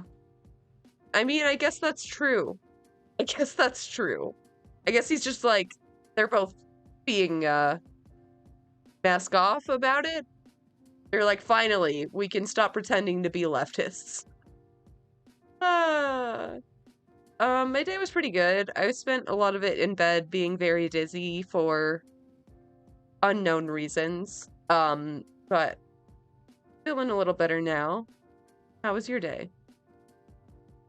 Mount have an insane amount of effort that goes into them. There's this kit that a sculptor makes for the baby, and then an artist adds all these little details that makes it look so real, like the freckles and the eyelashes, and it's weighted to give the feeling of a real life. Talking about mask off. The baby parts. This is fucking some nightmare shit. It really is. Looks so real, like the freckles and the eyelashes, and it's weighted to give the feeling of a real life chubby ass baby. This is a real business and a real hobby that people have, and they make legitimate money off of this. But as this business starts to show real promise, of course you're gonna have people trying to strictly profit off of this hobby. There's these cheap knockoffs of reborn baby dolls that end up on the marketplace, and if you're a seasoned doll mom, you can spot them instantly and know that they aren't authentic. But for those who aren't as lucky, they might... Of course, there are scam reborn doll sites. Of course. Of course. End up with a cheap, inauthentic reborn doll. So basically, these people will get these fake dolls, well, the wish babies. We have a reborn doll at home. Fake dolls, I guess. They're fake already, like, inherently they're fake, but then these ones are actually fake versions of those authentic. So yeah, that's just a doll. Dolls. So people get these fakes and they will post them, and then a bunch of reborn doll moms will basically swarm them saying that they got scammed and their doll sucks and they suck for not being smart enough to spot it. And then some of those people who get hated on, my window was wide open right now, get angry and they start ranting about how these authentic dolls are elitist and how not everybody can afford to get these fancy ass dolls. And so then they have these new Facebook groups that are like more inclusive towards people who have inauthentic dolls also, so they don't feel as bad. And then finally, I found this last part of the article pretty interesting. In rare cases, warring factions do make up. Not long ago, Shallon found herself in a public spat with a less experienced artist, someone who Shallon felt was improperly packing her dolls for shipping and presentation. Quote, "You're supposed to protect everything and kind of make it look cutesy," she explains. Shallon posted a video implicitly criticizing the artist, who became deeply upset, Shallon remembers. "So then I was like, well, you need to pack your dolls better." A brief but ugly feud broke out before Shallon had an awakening. Quote, "We made like 18 videos back and forth battling over this, but she is literally the nicest human being I've ever talked to." They declared a truce and Shallon resolved to work on her communication skills, she said. "Then I bought a doll from her." And that's kind of where this article ends and where the hobby of reborn dolls kind of continues to live on and exist. With every hobby, you're going to have those extremes, you know, you're going to find those people that are out of line with what the rest of the community believes. And so in a strange way, this reborn doll, like, overall community / drama kind of gave me a good sense of where these people... Wait, I just thought about the woman. There was one woman who was breastfeeding her reborn doll. How exactly did she induce lactation so that she could... You know, I'm not sure I want to know. I don't think I want to know. My demon arrived damage. People are coming from in terms of having this hobby. As bizarre as it seems, the community functions in a way like any other hobby or niche will. You're gonna have infighting. You're gonna have people who think that this is the right way to do it and this is the right way to do it. But the beautiful thing is that all of it is weird. All the babies are weird. There's not just some people doing it wrong and some people who are being weird about it and those who are... I mean, maybe the breastfeeding went a little bit too far. But it is nice to see that communities like this aren't just like TikTok trends that are freaking people out for a second.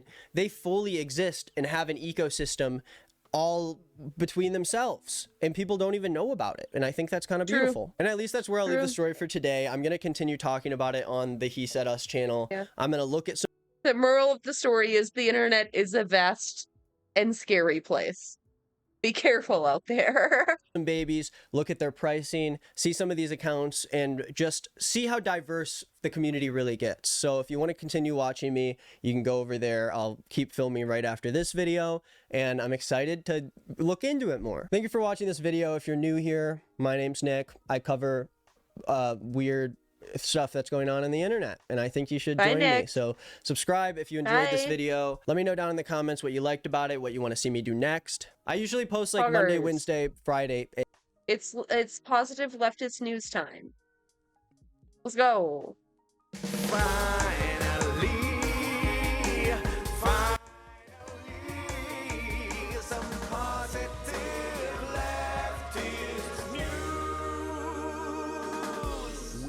Leftist cooks bringing the flavor.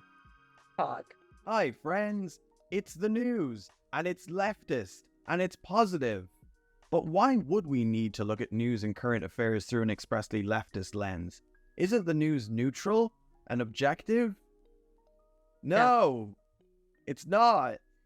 Plus, as a community who actually cares about other beings and the planet, it is nice to celebrate the wins, to look at what we're capable of accomplishing, and to know that sometimes trying to make a difference does make a difference. In a 7-2 decision, the US Supreme Court has upheld a decades-old law that prioritizes the placement of Native American children with Native families or tribes in child custody proceedings. The court rejected all challenges to the Indian Child Welfare Act brought by non-Native adoptive parents. The law was passed in 1978 to protect tribal sovereignty in the face of the alarmingly high number of children with Native American ancestry being placed with non-Native families or institutions. The opinion prevents states from removing Native children from their homes. This rule... You've never seen it? Oh my god, I love them. YouTube can be bottomless. It really is. Yeah, PLN is very pog. I think they only come out like once a month or so. But it's very good. Ruling represents a significant victory for Indigenous peoples and tribal nations and reaffirms the importance of allowing Native children access to their communities.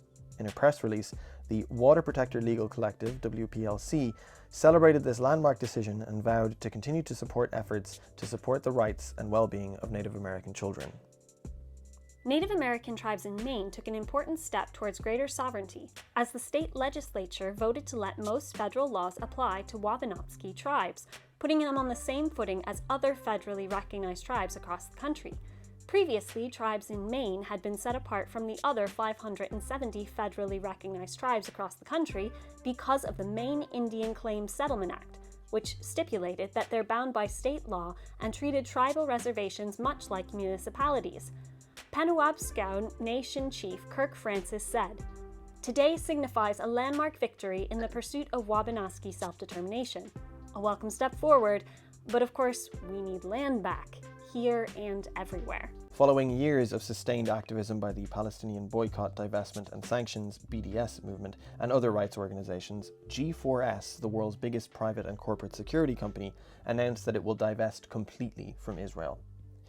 The campaign against G4S launched in 2012 by Palestinian prisoners' rights groups and was in support of a massive hunger strike by Palestinian prisoners against their brutal and inhumane treatment. The campaign led to a number of companies, organizations, and charitable foundations divesting from G4S in the following years, which successfully forced the company to divest from Israel's prison system, military checkpoints, and illegal settlements. G4S had also divested from the consortium that operates Policity, Israel's police academy.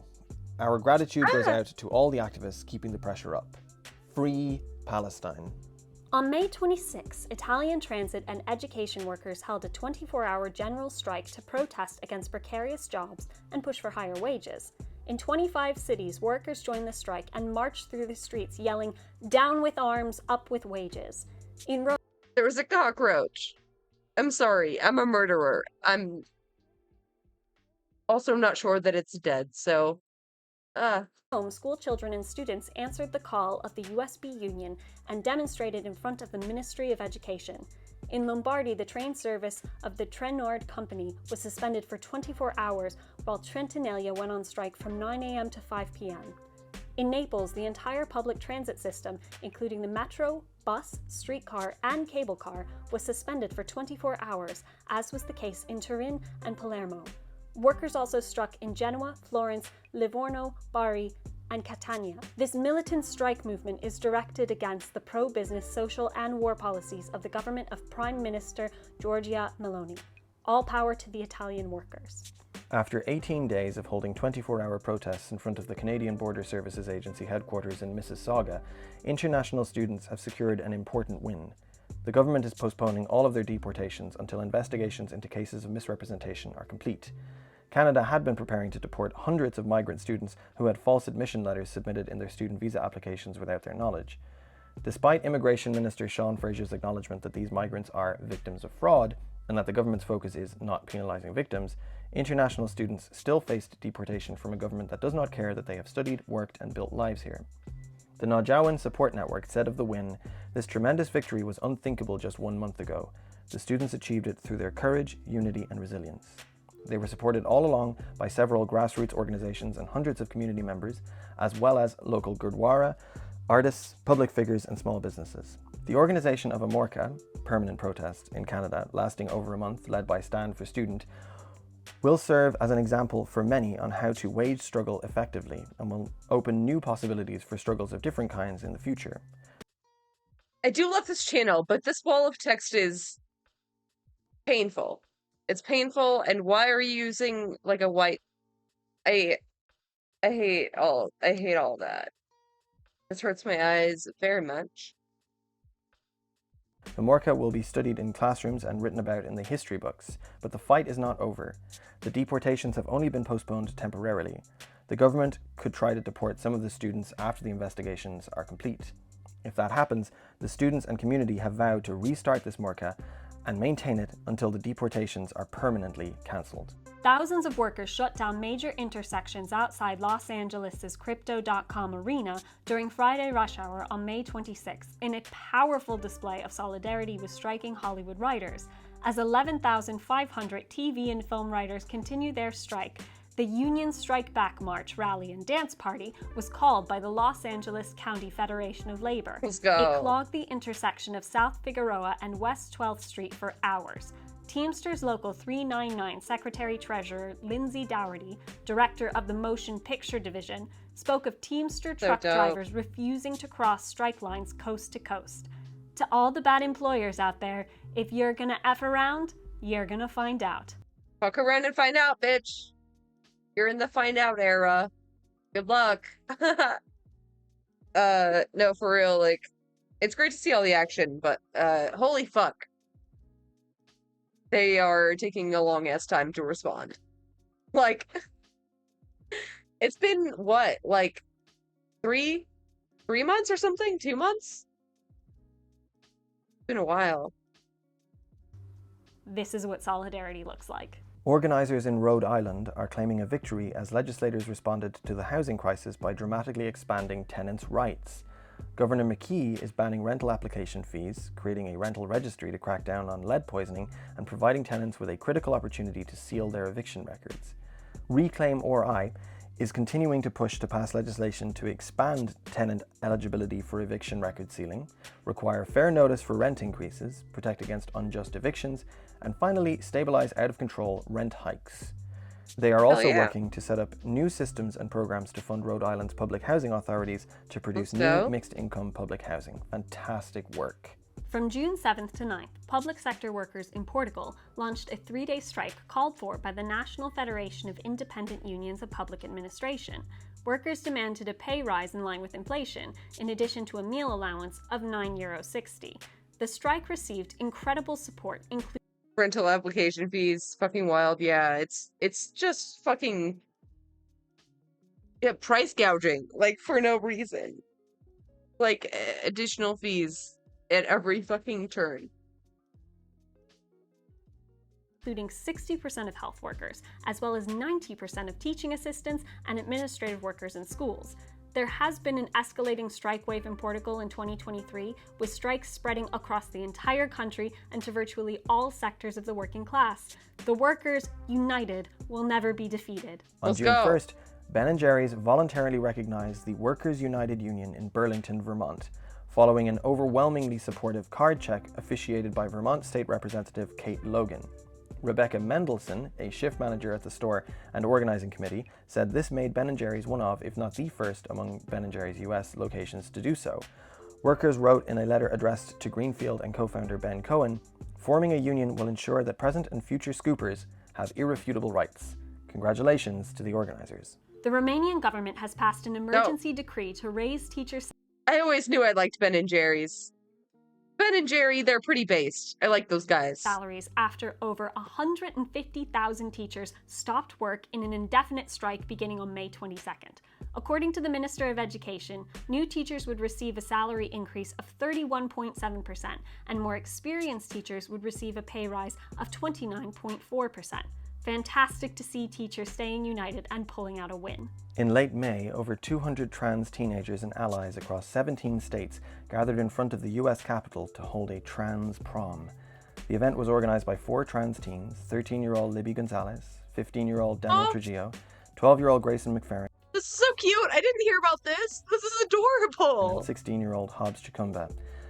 According to Daniel's mother, the idea came to fruition when the teens came together out of frustration and anger over the anti-trans legislation they had to fight over the last few years. American Civil Liberties Union lawyer Chase Strangio and drag performer Peppermint also helped organize the event after the teens reached out to them for their expertise. The event was both a protest and a celebration of trans joy. In the press release, Chicumba said that trans prom was an action, a statement, a protest, but it is nevertheless a party.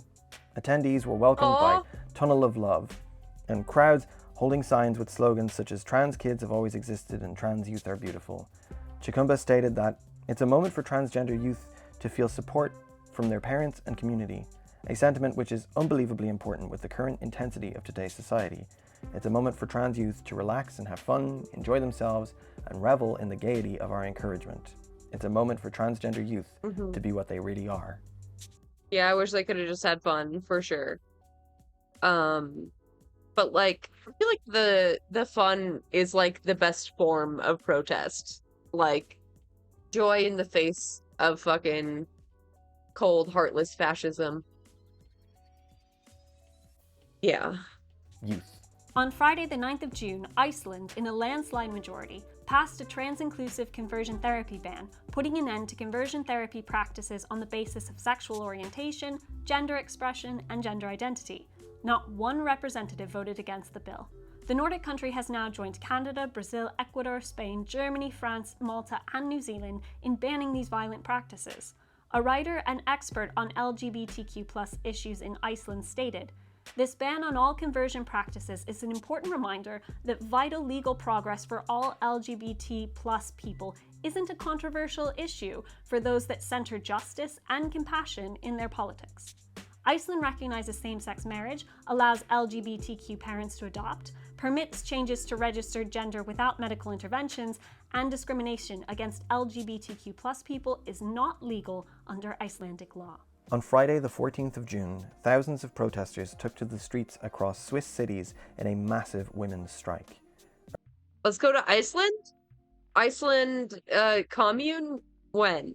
Let's go. Around 15 events and rallies took place in Basel, opening with a care demo, including prams and wheelchairs. In Lausanne, almost 20,000 people marched through the city. In Bern, around 50,000 protesters demanded Switzerland should begin spending 109 billion a year on childcare. In Zurich, cleaners of luxury hotels went from hotel to hotel, protesting against low wages, overwork, and poor working conditions. This multi-action event featured an astonishing turnout of people in protest for the rights of working women and mothers. Japan redefines rape and raises the age of consent. On the 16th of June, in a landmark overhaul of sex crime laws, Japan passes laws to redefine rape and raise the age of consent. Rape went from being defined as forcible sexual intercourse to non-consensual sexual intercourse, in alignment with other nations. and the legal age of consent was raised from 13 to 16. This is a landmark move for survivors, as the previous laws did not protect victims coerced into sex, deterred reporting such attacks, enabled perpetrators, and led to inconsistent court rulings. Additionally, these laws also explicitly outline 8 scenarios where it is difficult for a victim to, quote, form, express, or fulfill an intention not to consent, unquote, to sexual intercourse. Such situations include intoxicated victims or the abuse of power where a victim is concerned about the consequences of refusal. The changes also ban photovoyeurism, secret filming of sexual acts, among other things, and last but not least, the statute of limitations, or the legal window for rape reporting, will be extended to 15 years from 10. These wins followed from multiple rape acquittals in 2019 that spurred national outcry and a nationwide flower demo campaign against sexual violence. Since then, on the 11th day of every month, activists have come together throughout Japan to demand justice and show solidarity with sexual assault survivors. A welcome win for this powerful movement. Countrywide demonstrations erupted throughout Poland following the death of a woman due to pregnancy-related complications, where hospital staff had allegedly failed to tell her that her life was in a critical condition. Women's rights protesters are demanding a repeal of the draconian law that effectively bans abortions. This law came into effect in October 2020, putting an end to abortions in case of fetal defects. Since then, medical staff have been extremely hesitant to perform any abortions, even if the mother's life is in danger, as they could be jailed for something as innocuous as performing the procedure too early. Demonstrators voiced outrage against murder and torture in maternity wards, against forcing women to carry unwanted pregnancies and to give birth. Shit, I didn't hear about this at all. That's awful. God damn it. God damn it. Here to aeroponics to grow our vegetables. I'll put in the garden. Yeah, I also like gardening. I can do some wicked gardening. Yeah. I mostly just need the money, or I would do it tomorrow. Against the ban on abortion, against the criminal rule of the Law and Justice Party, and the cynicism of doctors. Inspired by the activists of Poland, people across London, Vienna, and Stockholm also took to the streets to show their solidarity, and many more protests are expected across the continent. In late May, Minnesota passed sweeping bills and reforms that have been described by one Minnesota resident, Will Stansel, as, quote, the most productive session anywhere in the country since probably the New Deal. To name but a few of these social programs, the Minnesota legislation includes protections for groups threatened by far-right states and the Supreme Court, legalized marijuana, increased trans care, statewide paid family and medical leave, the strengthening of unions, funded infrastructure improvements, financed free school lunches for all students, the codifying of Roe v. Wade, ensuring Republicans can't endanger abortion rights, and statewide sick leave. As Will Stansel summarized, the scale of their achievement cannot be overstated. After 27 years of BP sponsorships, the British Museum finally severed ties with the fossil fuel giant, one of the leading art sponsors in the UK. The museum confirmed there are no other contracts or agreements in effect between the museum and BP. Activists celebrated the move as a massive victory after years of environmental protests and campaigns. And it's not just the British Museum that is liberating the British creative world from fossil conglomerates. The Tate, National Portrait Gallery, Royal Shakespeare Company, Scottish Ballet, and Royal Opera House have all been divesting from this fossil fuel giant. The Science Museum is the only major national museum and arts company still supported by BP. The British-Egyptian novelist Adaf Suef, who in 2019 ended his trusteeship to the museum out of protest to the BP deal, said, "It is important that institutions like the British Museum do not give big oil the opportunity to look like a force for good in society. Denying them this platform is important. At this time of global crisis, which particularly impacts the young, the museum should be directing its weight, its creativity, and its resources to helping to create the world the coming generations need to live in." Yeah, as if like big ass museums like that don't have enough fucking donors. Like, I'm sure you'll be just fine.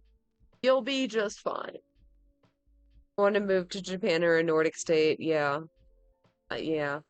31st in Seattle, over 1,000 Amazon employees for climate justice staged a walkout and rally in what organizers have called the largest tech worker action since the COVID-19 pandemic. Taking inspiration from the protest, a further 1,000 workers joined the protest from across the US, Ireland, South Africa, China, Germany, Poland, Brazil, Canada, and Spain. The protests gained traction as the company had deleted from their website the Shipment Zero promise, reversing their pledge to the climate-conscious workers to reduce half of their shipments to net zero carbon emissions by 2030. Worker outrage also ensued after the company laid off 20,000 workers and implemented a mandatory return-to-work policy despite the ongoing pandemic. On top of this, despite Amazon's climate pledge to reduce emissions by 20... Dude, I mean, how would they even do that? How would Amazon make all of their shipments carbon neutral in like 10 years? I mean, come on. Come on. If I leave the country, I don't think I'd go to Portugal. They defunded their police and decriminalized drugs. Actually did the things. Oh, IDK, I think I'd go. Yeah. Yeah, that would be dope. Keep living. It looks beautiful as well. It really does. I would be interested. 2040, emissions have increased by 40% since they announced their pledge. We salute the global protest action for holding the company accountable for its exploitation of people and the planet. In late May, Denmark activists liberated 2 lobsters from a many supermarket. They found the habitat they came from and released them into the sea. Taking inspiration from the anonymous report shared, activists contacted many, demanding the ending of live lobster sale, threatening a pressure campaign if they fail to comply. Feeling the pressure, Many has pledged to end the sale of live lobsters by August 1st, a clear example of the power of direct action. For months, orcas have seemingly strategically and intentionally been attacking sea vessels across the coasts of Spain and Portugal. Boat captain... This is the best. Even the orcas near Portugal are unionizing. Let's go. Dan Chris, a sailor with the Reliance Yacht Management, observed, "First time we could hear them communicating under the boat. This time they were quiet, and it didn't take them that long to destroy both rudders. Looks like they know exactly what they're doing. They didn't touch anything else." End quote. Killer Whale Research Group Atlanta Orca Working Group has discovered that these actions have tripled, with 52 incidents in 2020 compared to more than 200 in 2022. Organize. While most researchers interviewed believe their intent is not malevolent, Alfredo Lopes Fernandes, a biologist at the University of Aveiro in Portugal and a representative of the Atlantic Orca Working Group, believes that a female known as White Gladys, who leads the group of around 40 animals, may have had a traumatizing encounter with a boat or fishing net. In an act of revenge, she may be teaching her podmates how to carry out attacks with her encouragement. While there is no consensus on the motivation, we've certainly done enough damage to the species and the entire ocean. She just wants revenge. And she's right. She's right for it. Environment to warrant revenge. If so, all power to our orca comrades in resisting the rapishness of human capitalism. Speaking of reasons for whale revenge, citing animal welfare concerns, Iceland's government is suspending this summer's whale hunt through the end of August, a move cheered by marine conservationists, who are pressing for a permanent whaling ban.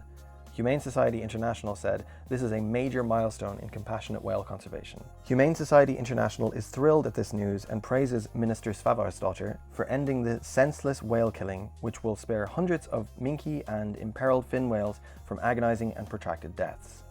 Rud Tombrock said, "Whales already face so many serious threats in the oceans from pollution, climate change, entanglement in fish nets, and ship strikes that ending cruel commercial whaling is the only ethical conclusion." Friends, if you have good news from the current month, please send your stories to totalliberationpodcast@gmail.com. Thank you to Javi for the positive news jams.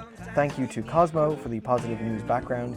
Thank you to Catherine and Maxi for script writing and production. And thank you to Tristan for editing this video. And to us, of course, for hosting this one. You're welcome. If you'd like to support the continuation of the show, please go to patreon.com/positiveleftistnews, or you can give us a one-time tip on PayPal. The link is in the description box below. And most of the time, we like to have those good news. Yeah, come on, sometimes. Evolution is a bitch. We're about to have a Truly. No, Anna. Shut up. Shut up, Anna. No one cares. No one cares. None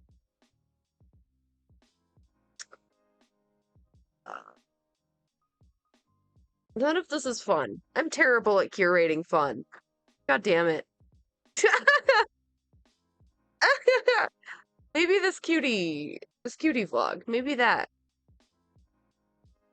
I got to hang out with some goats. He definitely did not wash his hands after that. Yesterday, we went to perhaps one of the best events I've ever been to in my entire life. A petting zoo situation was happening. It was just a birthday party, and you just said the best event I've ever been to in my life, which is crazy for you to say with me sitting right here. How many animals were at your events? None, but I did have all the goats. XQC, a cardboard cutout of Kai, Maya. None of which you described zero actual pettable goats. Well, you could have pet them, I guess.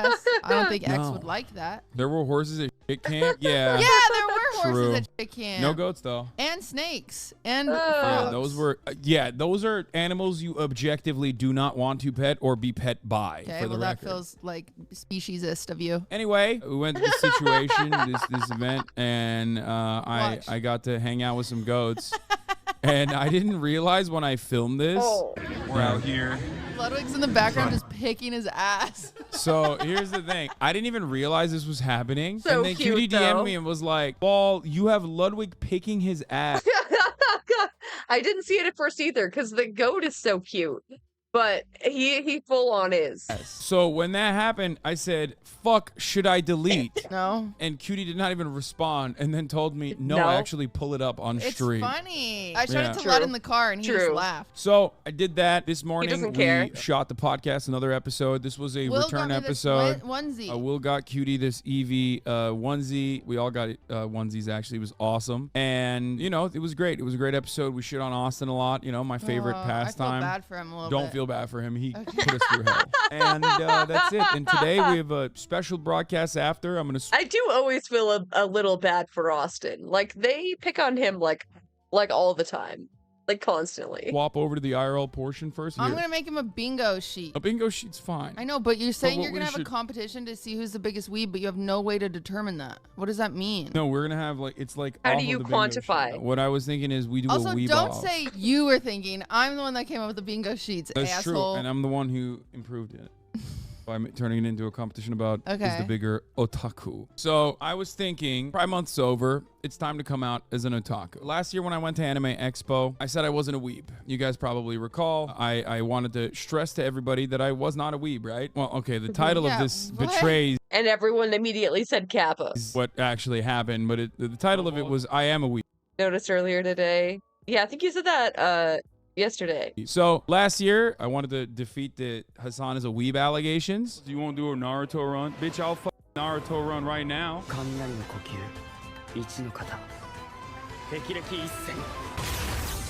You're the best editors. And not only did I not defeat the weeb allegations, I literally since then have gone to Japan not once, but twice. And there's nothing more weeb and nothing more otaku than Oh yeah, it's been a whole day. Yeah, no, I have moments like that all the time. Like all the time. actually going to the nation of Japan. So at that point, it's like hard to deny the weeb allegations. What I does will not be able to otaku mean ever. for us normal people? Just weeb. Oh. It's a even more weeby way to say weeb. Japan is basically the Mecca, yes, and the Medina, the Alpha and the Omega for the weebs. That's where you go when you finally realize, you know, you say the Shahada, Omae wa mo shinderu, and then you go on the pilgrimage and you go to Japan. So Should the bingo board be stuff you see or stuff you have to do? Mine was it should Yes, it is your birthright. be stuff you see, and you're saying it should be a mix? yeah. Okay. I'll explain to you what my plan was. What do you mean your plan? I'll explain to you what my plan is right now. I got some plans for Anime Expo. Hopefully Lud will be there. That he's going to be very, very late, as a matter of I'll fact. check his location. He told me that he's going to be very, What very time late. did he say he'd be there? He said he doesn't know yet. Yeah, he's not even close. I'm looking at him. He- Looking at him, Chad. He's not cheating on me today. I said, what time are you Woohoo! going? Wait, what? How do you know? Yeah. How do you know he's not? Beauty. Just being so toxic and not giving a single fuck. I'm looking at him. He's not cheating on me today. W. He's just like me for real. Because this looks like a location someone wouldn't cheat on you. What if he's cheating right there in the middle of this forest? Oh, shoot. I guess you can cheat anywhere. I learned that today, but I... Oh god. Oh God. True. Wait, you literally can cheat anywhere. Oh no. Oh no. Japanese people who like manga and anime don't really enjoy being called an otaku. I mean, yeah, but that's why he said weeb, right? Isn't a weeb just for like non-Japanese people who like Japan?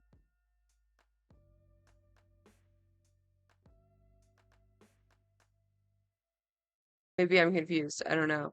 I doubt he is. As a jock, you know you have the athletic prowess to cheat anywhere. Okay, well, good thing it's not a jock, so. Did you see the clip of him at the arcade trying to shoot the basketballs in? No. Oh my God. Oh, it was bad? It's so bad. Oh God, Twitter's fucking up. You so. already watched and made fun of the clip. People are saying. Oh, I did. Oh, it's way worse than weeb?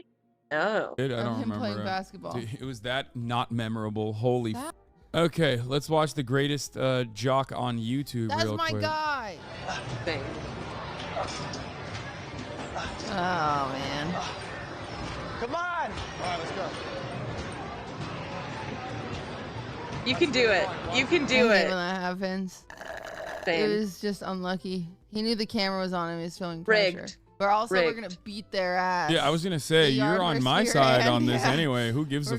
Beat their asses. Okay, so eBay just broke the record for most viewers on Twitch. Good for him. Congratulations to Yay. eBay. Do you say it? I say a bye. eBay. I mean, no one can say my name either. So eBay? You know, Hassan? don't- Toxic gossip train. Toxic Have you seen gossip this? train. Yeah, of course I've seen it. What do you think? What do you think? How do you think? Oh, the. No. What? This. Oh, you look great. Classic. Instant classic. Hey. You look It's great. been a while since you saw my face. I haven't been doing so great, so I took a little break. So a lot of people are saying Why some is it things so about me good? that aren't quite true.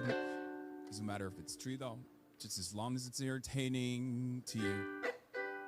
Right? With Dude, a long-sided AI curse word. is so AI songs are insane, especially if you're like a streamer. The toxic gossip train, dragging down the tracks of gosh, you're good. misinformation. The toxic Toxic gossip gossip train. You got one way ticket to manipulation station. Toxic gossip train. Tie me to the tracks and harass me for my past.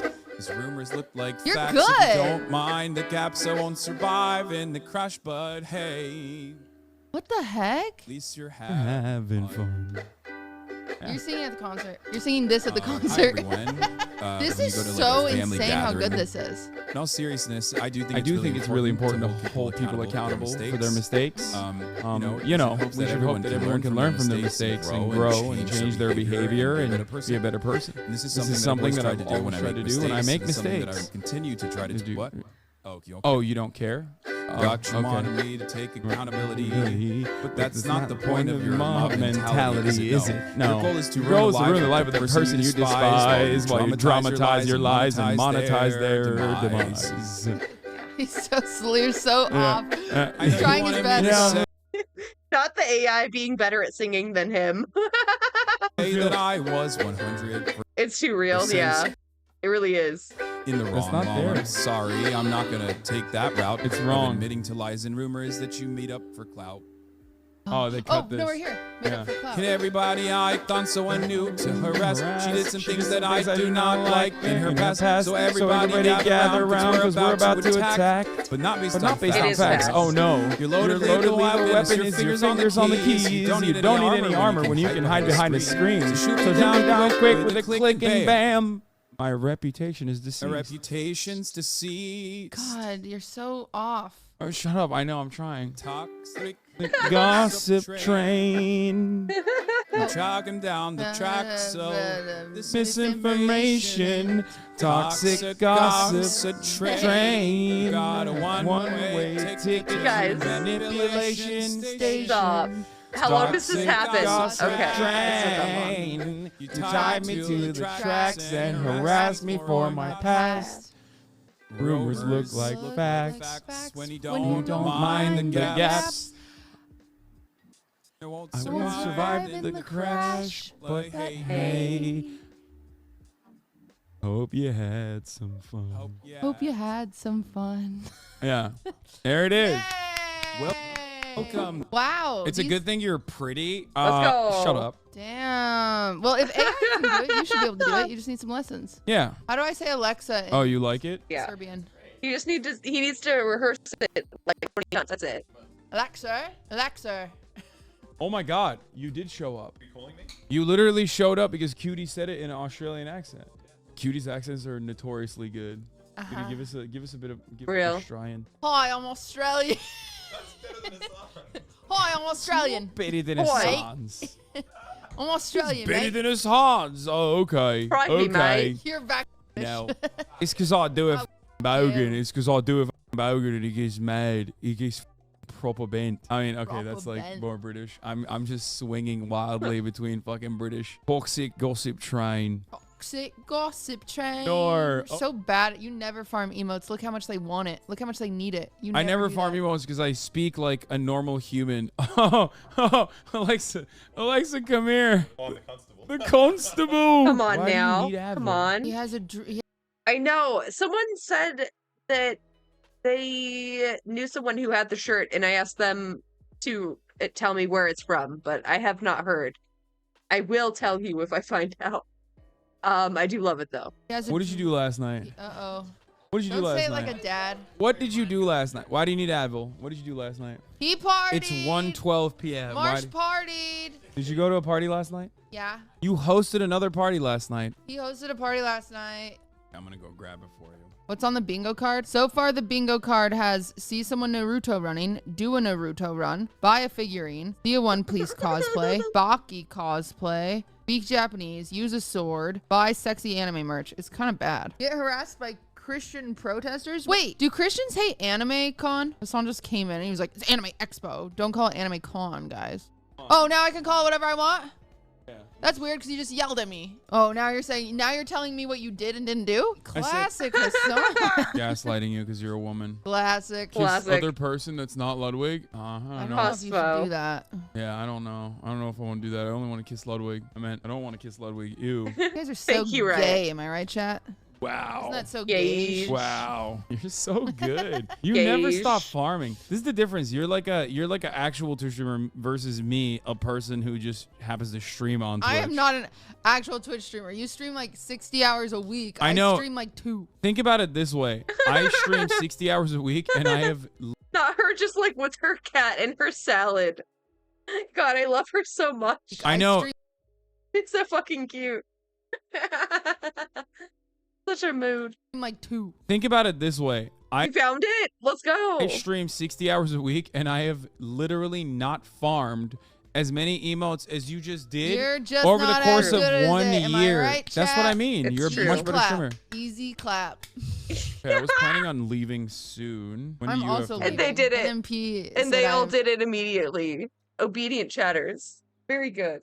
pretty. Whoa, so pretty is what NMP Law said. Look, NMP. Hassan bought me this otter. What'd you buy me? Yeah, nothing. Typical NMP, just chatting. Look at this. Are you? Woman on stream immediately. Weirdo psychopath. Yes, no, chat. I'm dating Yes, Ludwig. this is how I found out. I'm dating Ludwig, okay? Who was single until I started dating him. Anyway. Leave it, everyone. See All you right. later. Bye, cutie. People, bye. What the I thought you were dating my mother. I mean, I have a polyamorous relationship with your mom. With all of your moms. What? Oh, bring it over here. Let's show them. Austin literally left his fucking costume. He left his present. Holy link. T-Public? T-Public? Am I getting a virus? It does look very similar. It's very cute. Very cute. Interesting. Yes, thank you. I think that was it, right? Wait. And also, we just leaked the costume that Austin is wearing, but it's fine. Guys are spot on, yeah. Yeah, it's almost identical.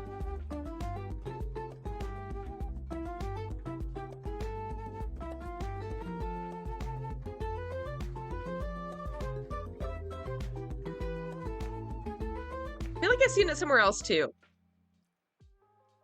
Maybe Mari has one?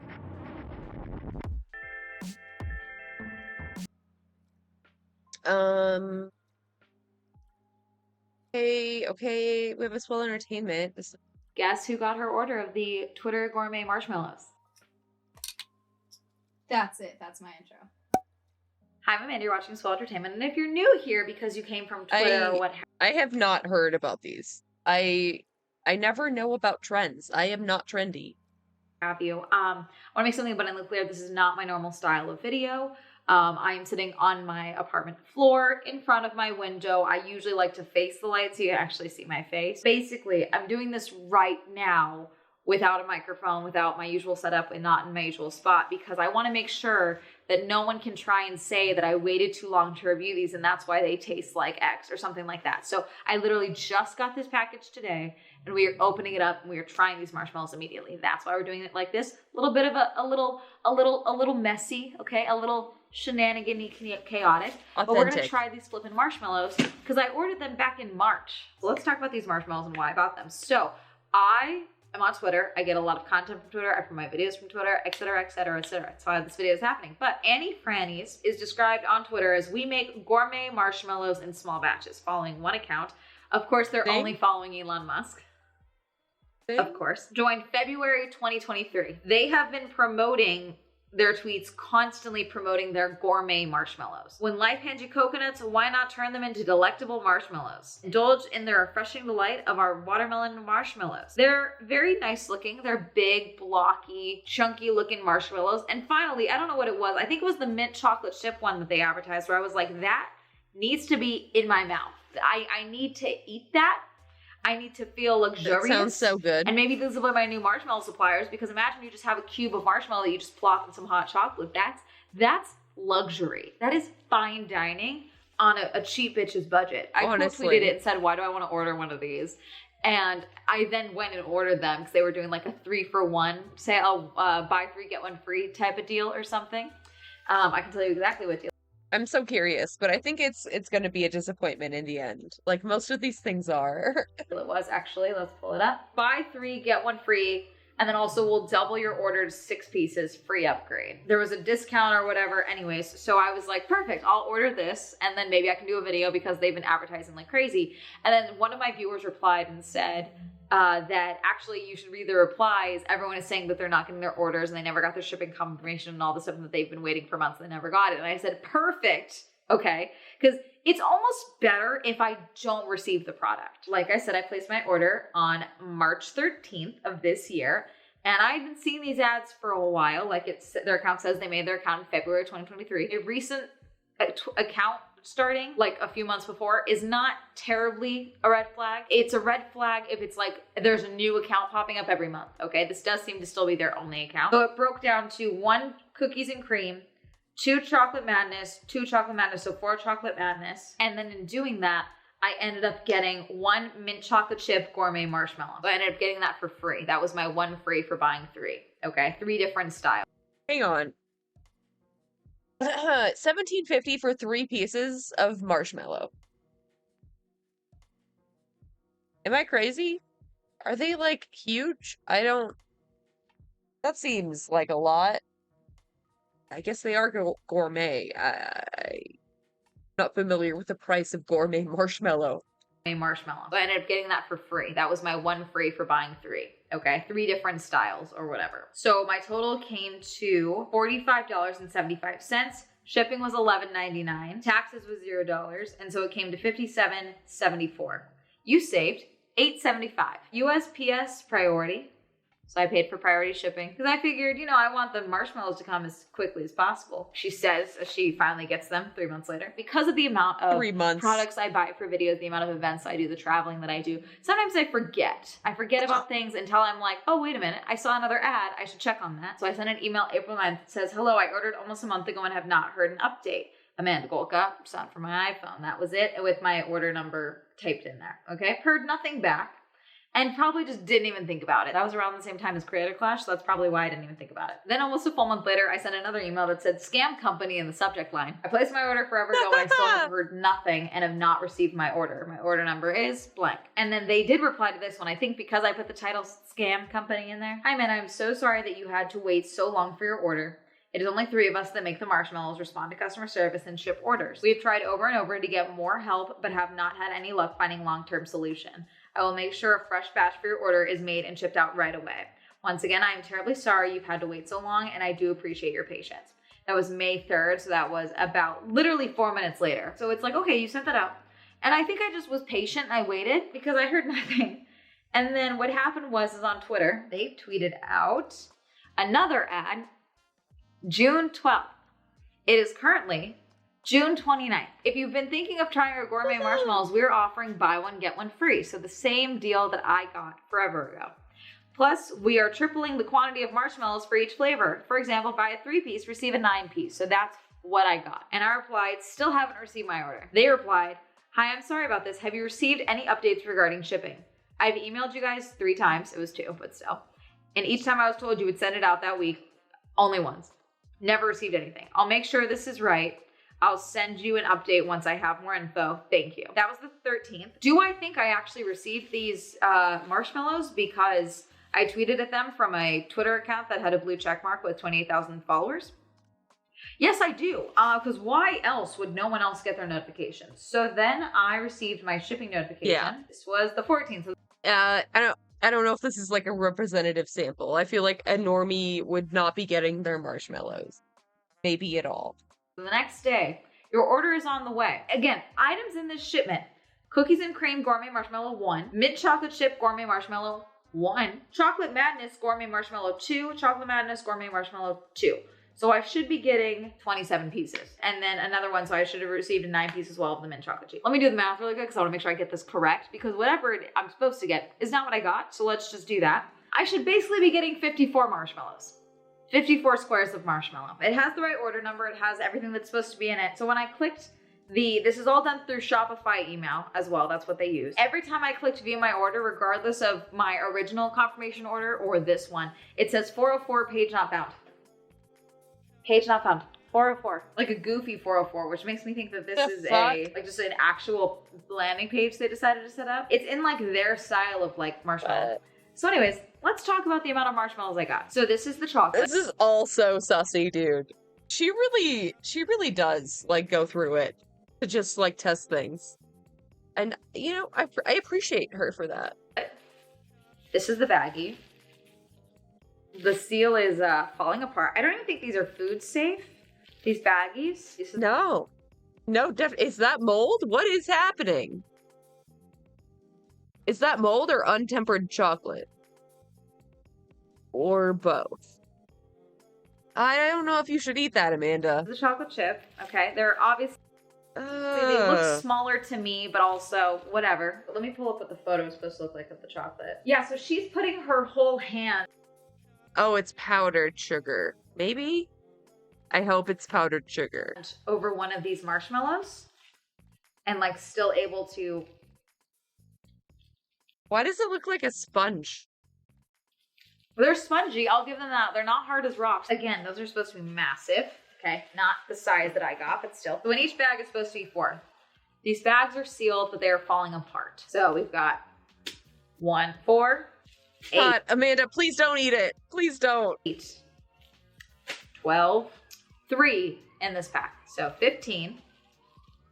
Chocolate. 16, 17, 18, 19, 20, 21, 22. 22 total chocolates. Now, I should get 9 of these. However, I have 8. And that's all. These are also cut very small. There's no real consistency amongst the marshmallow shapes. And even these, I don't think 5, 6. I think I only got 6. There's 2 different types here, because these 2 of cookies and cream, I think these are chocolate, but we'll taste these ones as well. We'll open this one, because then I don't have to open up the other ones, I guess. But either way, I'm missing a load of marshmallows. The free ones I was supposed to get for my deal are not in here. And it said 1 shipment. It didn't say part of your shipment is sent. It said 1. So I'm missing quite a few of the marshmallows for the deal that I paid for. The promotion you're still running. So it's not like, oh, we didn't ship it out until the promotion was done. You didn't send me enough marshmallows. That's what it is, okay? Yeah. Yeah, it's all fucked. Never understood the point. Yeah, like, I feel like if you really wanted to do this, it would be pretty easy to do at home. No. Like, yeah, like, what is... You're gonna put it into something else, right? Like a hot chocolate or a s'more. So, like, why not just do your own thing? I don't... The baggies are sealed. I'll give them that, but they're falling apart. I don't know if these are food safe. So we're gonna crack these open. I'm assuming these are the cookies and cream and the chocolate. We're gonna find out. Let's get it open. As you can see, sealed. Jeez. Okay. Chocolate. Here's the side comparison to my hand. We'll compare it to their photos.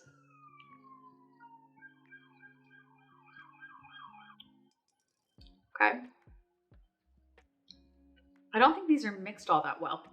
There's a lot of separation still, or layers almost, which for the chocolate, there shouldn't be swirls, you know? It's very like subtle. luxury It just tastes cookie like marshmallows. dough. There's not a lot of chocolate, aside from really the chocolate chips. Their photos of the chocolate madness are massive. And the chocolate looks like a darker color. Last opportunity for buy 3, get 1 free. Triple the quantity. I don't think you got me the original quantity. I mean, it's not bad. I just wish that for chocolate madness, there should be more chocolate. You know what I'm saying? All right, we're going to try the cookies and cream one. Oreo chunks on this one. Nothing more disappointing than something that's supposed to be very chocolatey and is just not. Like, at least, you know, don't lie to me. Don't fucking lie. As well, the size comparison for you. I don't want to lose any cookies, so. That tastes the fucking same. It's somehow even less chocolate in this one. So what I'm getting is that these are the same marshmallows. You just put Oreos on some of these and then chocolate chips on the other. Still barely any chocolate. Like, it's like, I love all types of chocolate. Send me enough. What am I gonna do with all these fucking marshmallows? The fact, I'm gonna show you guys the camera in a second so you can see exactly the different sizes of all of these marshmallows, because this is actually a little ridiculous. They're not too Bougie for me, it's unnecessarily extra. Yeah, it's way too much. Like, and for what? You know, like the payoff isn't that good. far off, some of them, but there's just a lot of different sizes. For sure. They're not terribly drastically different, but like, so that's the only bag I got. That is only the cookies and cream. See, like, I feel like if I'd gotten the mint chocolate chip, then I would have been like, cool, like there is different types of marshmallows. But I don't trust people to make food. Like, what is that? What is that right there? I don't think that's supposed to look like that, man. The fact that I got these two, like, come on, give me what I ordered. I don't think that's difficult. My bar for startups is pretty low, especially small companies like this. If you take money for a product, you have to deliver. Doesn't matter that you're a small business, you still have to deliver. If you cannot handle the income of orders, then you stop advertising. You stop promoting on Twitter. That's the easiest option. If you end up getting way more orders than you were anticipating, then all you have to do is send out an email. Hi, sorry about this, but there's going to be a delay. Here's the timeline that we are estimating. And then if that timeline changes, you send a follow-up. That's all you got to do. I received nothing. Didn't even receive tracking info for this. So it's just, the marshmallows are not bad. You have that going for you. I will give you that. These are not horrible. However, you did not send me my full order. You did not send me the promotion that I was supposed to get as part of my order. Yeah, even if we were just going off of the 1, 2, 3, 4. Let's say you just only didn't send that. You just didn't even send me enough of the Oreos to fulfill the cookies and cream to fulfill my order. I should have gotten at least 9 of these and instead I got 6. This is just a little ridiculous. And then you said you sent out my full order when you didn't. Oh. Yeah, it's like half the order, dude. Like, come on. Come on now. I have to, at this time, tell people not to order from you because you clearly cannot handle the workload that you were getting from the orders that you were getting. You cannot handle it. So the answer is to stop taking orders until you fulfill orders. At a certain point, it just becomes bad business. It may not be a scam in general, but at a certain point, bad business looks like a scam. And that's the reality of the situation. You know better now. Since February, I'm assuming I'm not the only one who has had to harass you for their order. If I go and look at your replies, I'm sure there's tons of people who still have not received their marshmallows. It would be one thing if you guys were not still running that buy 3 get 1 free deal, but you are. So you guys should have given me my mint chocolate chip. And if you guys were out of the mint chocolate chip, you send me an email. Hi, we can only send part of your order right now. Easy peasy lemon squeezy. So clearly you guys can't handle this amount of business that you're getting. And the answer is to stop taking the amount of business that you're getting. The answer is to fulfill the orders for people you've already given money to. Or if you can't fulfill those orders, you refund them. It's that simple. People are going to start doing cash back. I'm assuming people already have. If I had remembered this a week ago, I probably would have done cash back and just asked for it back. In the name of full disclosure, about 25 minutes after filming this, I did feel very nauseous, like I was going to puke for— I knew it. I fucking knew it. Told her don't eat it. And she didn't listen to me in the future saying don't eat it. I mean, how could she? For about 2 hours. Now, I did not puke, and I don't think that it was actually the marshmallows that like were making me sick. I do think that it's just because I had like 3 of these things and I just don't eat sugar like that anymore. So I do think it was more of my body just having an issue, but I did want to make a note here just in case.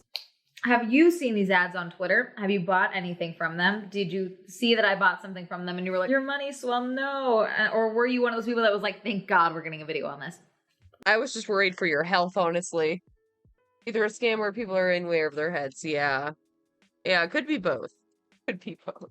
Let me know. Comment down below. Reminder, I have a podcast, the Swell Shenanigans Podcast. Reminder, I have a small entertainment podcast where this video will be available in podcast form tomorrow. Reminder, I have merch. Shout out to my patrons. Thank you so much for supporting me on Patreon. If you'd also support me on Patreon, links down below. Like to let me know on social media. That'll be up here. And that's going to have a lovely day. Goodbye.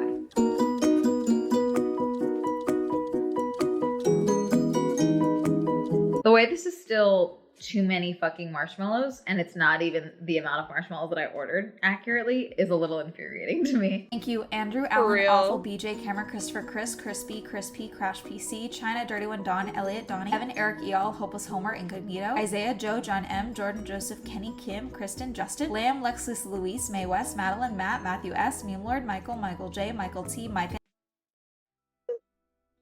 If McDonald's made names so fast, like they're like rapping names for their outro. I don't think that's ever gonna be a thing I do. I feel like it's kind of cringe, honestly. And who cares? Fancy restaurant is here. Make sure you hit the video with a like, subscribe to my channel, leave a comment, let me know what your favorite part of the video was, and turn those notifications on if you haven't already. For real, I see that unpressed like button. I'll wait. I pressed it.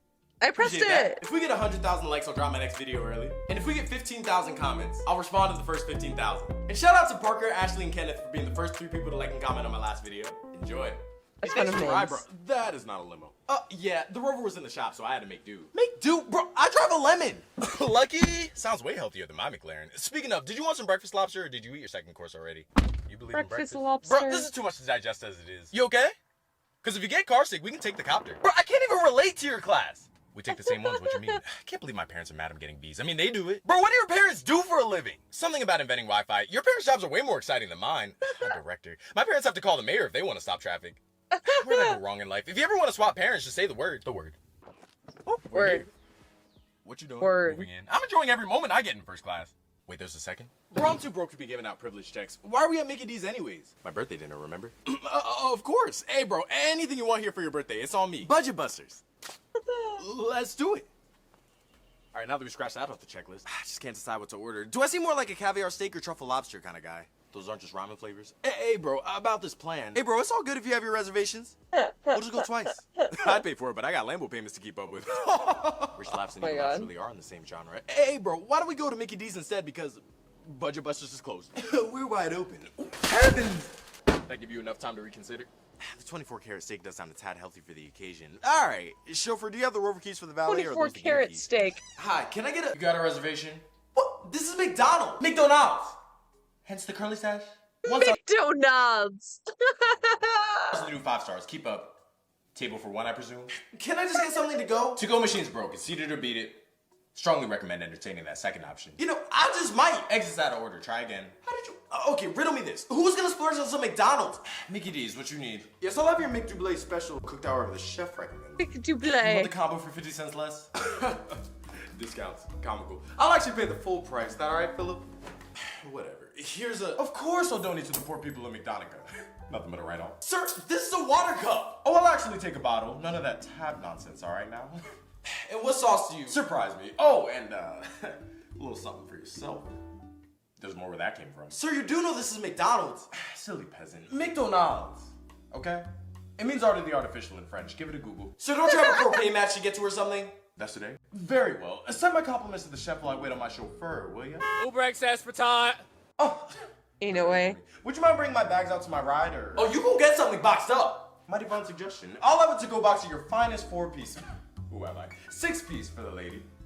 Happy 10-year anniversary, love. Fine. Flirting on the 6-piece. That's how you know he cares. Table for 2, please. We're gonna have to seat you in VIP. As you should be. Put my end in high end. Are you so shallow? Hey, our water cups ain't got nothing to do with this. You really think they're gonna fall for this? Hey, if there's a bill, there's a way. Might as well reach a new low before the wages due. Welcome to McDonald's. What you want? What are your specials? That would be our chicken infused nugget with your choice of forgotten sauce or forgotten fries. Me oh my. Okay, I'll get that. Nugget machine's broke. You're getting the 3-story steak. Then why would you get? Is that even good? Sir, this is fine dining. It's not supposed to be great. Nothing wrong with a little decency in case you want to give that a try. Come again? Well, then what can I get? You can get out. Quite popular today, actually. Maybe a refreshment will help guide your decision. Get out. Not trying to make my throat ashy. This isn't enough. Oh, you want a bottle? Oh, I'm gonna have to bust out the extra curly stash for all that. Leroy, fetch our finest bottle of Dasani, will ya? Just let me know when. Sir, McDonald's is not fancy. What's that got to do with us? You know look, the lights don't even work in here. That's moonlight. You're not the brightest in the world. This should be familiar. Come again? The windows are filthy. They're stained glass windows. Priceless. I mean, pull up to the second one if you want to get in your bag so bad. So you admit you gotta... Okay, let me guess. The ice cream machine's broke. Of course not. Though our flaw machine is out of commission. Are you... All this money and you can't get your flaws to function? Hey, we're at... Going to sleep. Always nice hanging out with you. All right. It's always nice to see you. Thank you for the raid. Sleep well. Good dreams. Night. Ethical here. Can't have stuff working all the time. Nothing wrong with a break here and there. Bro, this is fast food. Hey, this is a 5-star eatery. Add them up.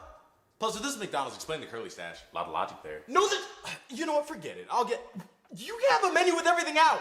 If we're too exclusive for you, just say that. That's not... Come on, bro. An Olive Garden breadstick session awaits us. Look, we got the McCaviar truffle lobster. Take it or beat it. Actually, I just ate yesterday, so... McCaviar truffle? I can't. Take 5. Bro! Hey, relax. We'll split the bill 50-50. Well, 1,000 for the realist here. Oh, second thought. I'll take your finest meal of the happy variety. Sir, aren't you half past 20? Yeah, but my savings is... Of the happy variety. Honestly, anyone should be able to get a happy meal. Like, no questions asked. You know? Sometimes you just need a happy meal. So you get all that, or... Oh, you were ordering? Well, sir! Hey, relax. I'll improvise when I get to the kitchen. Gosh, take some complaints for the food, will you? What you mean by that? Why don't you focus on the by that and we'll handle the mean, alright? Maybe some of our world-famous starter bread will help ease those nerves. This is your starter bread?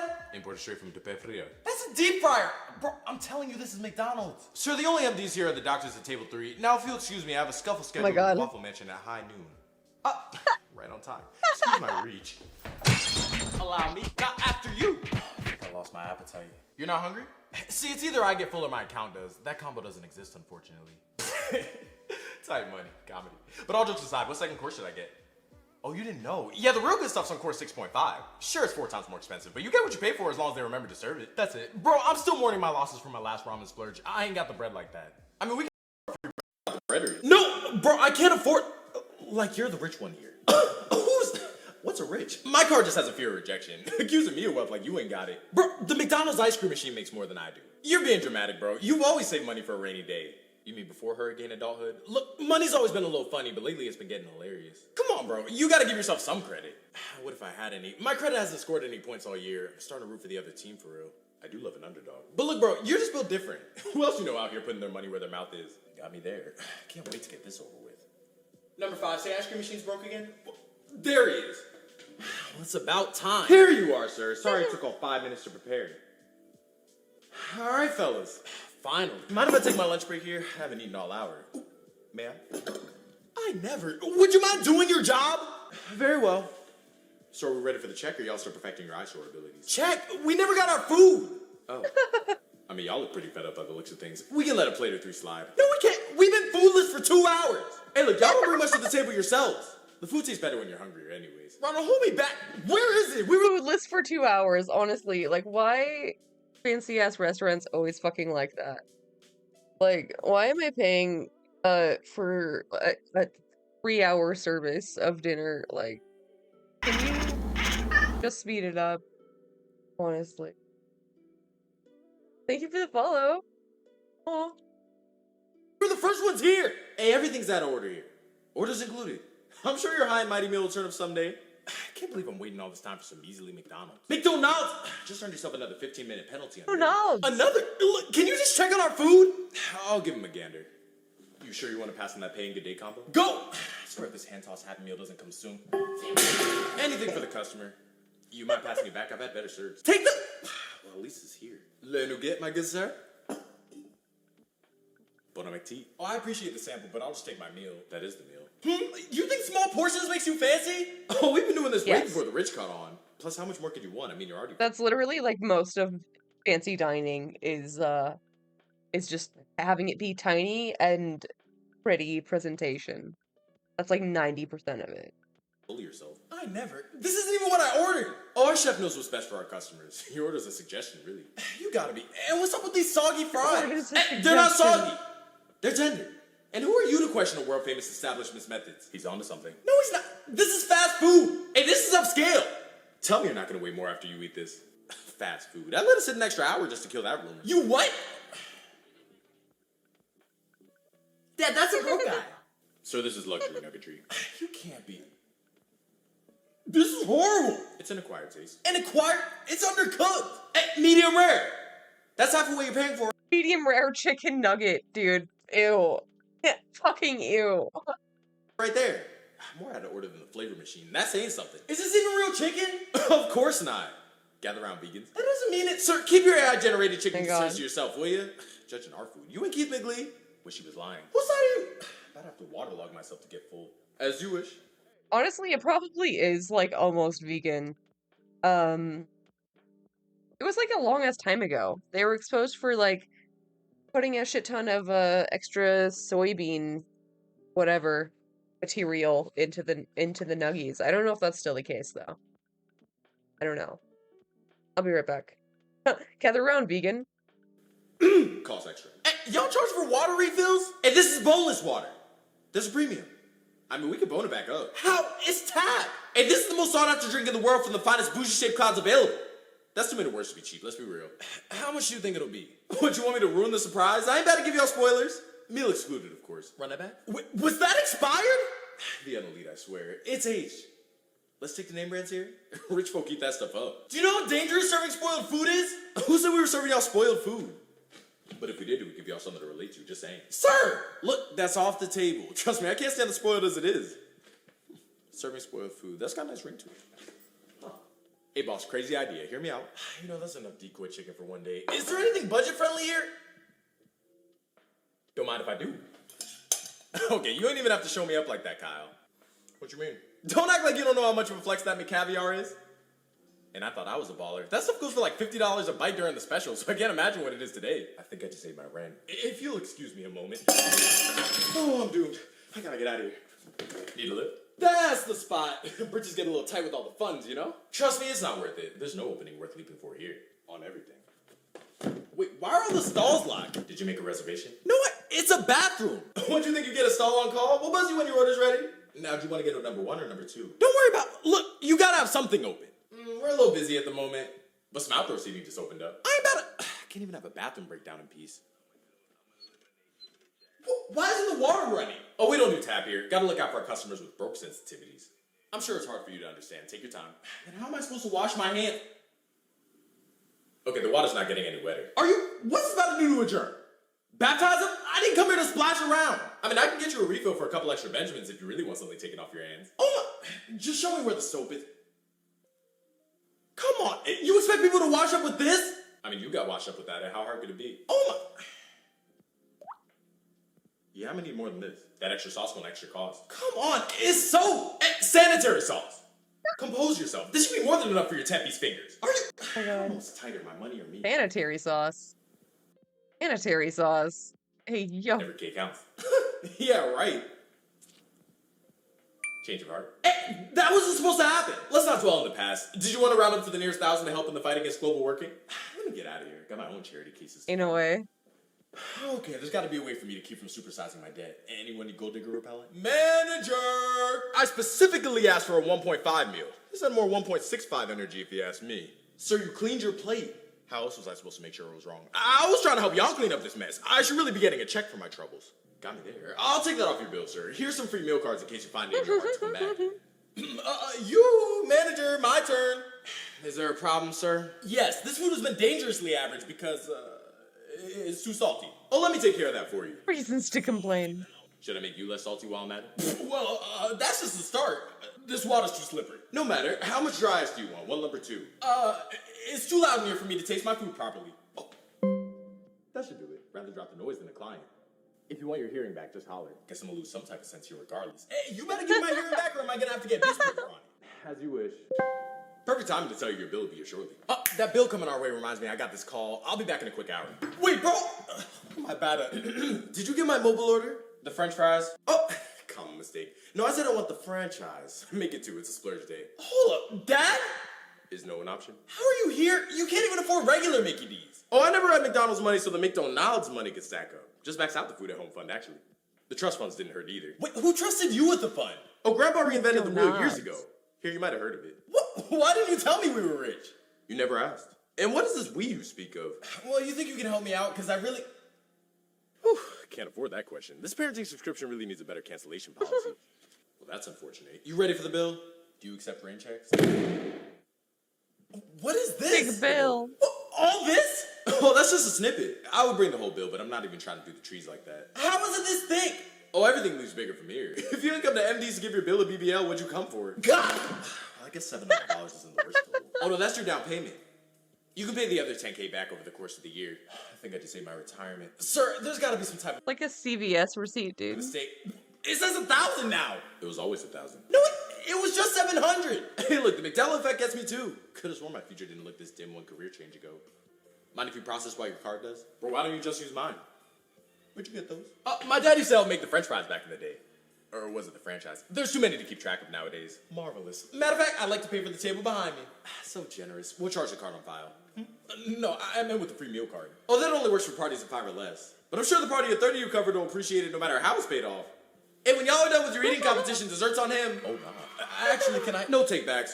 A little light. You do have a black card, right? I mean, more often than not. The non-black card fee it'll be. Are you? I don't know what's tighter, my money or me. Whatever tickles your fancy. Why can't I tip less than 100? 100, 200, 400%. 100%. Why would you want to? I mean, I give you bills. The least you could do is reciprocate. Are you? I gotta give the dullest tip all the time. Matter of fact, I ain't even about to. Delightful. Now this is fine dining.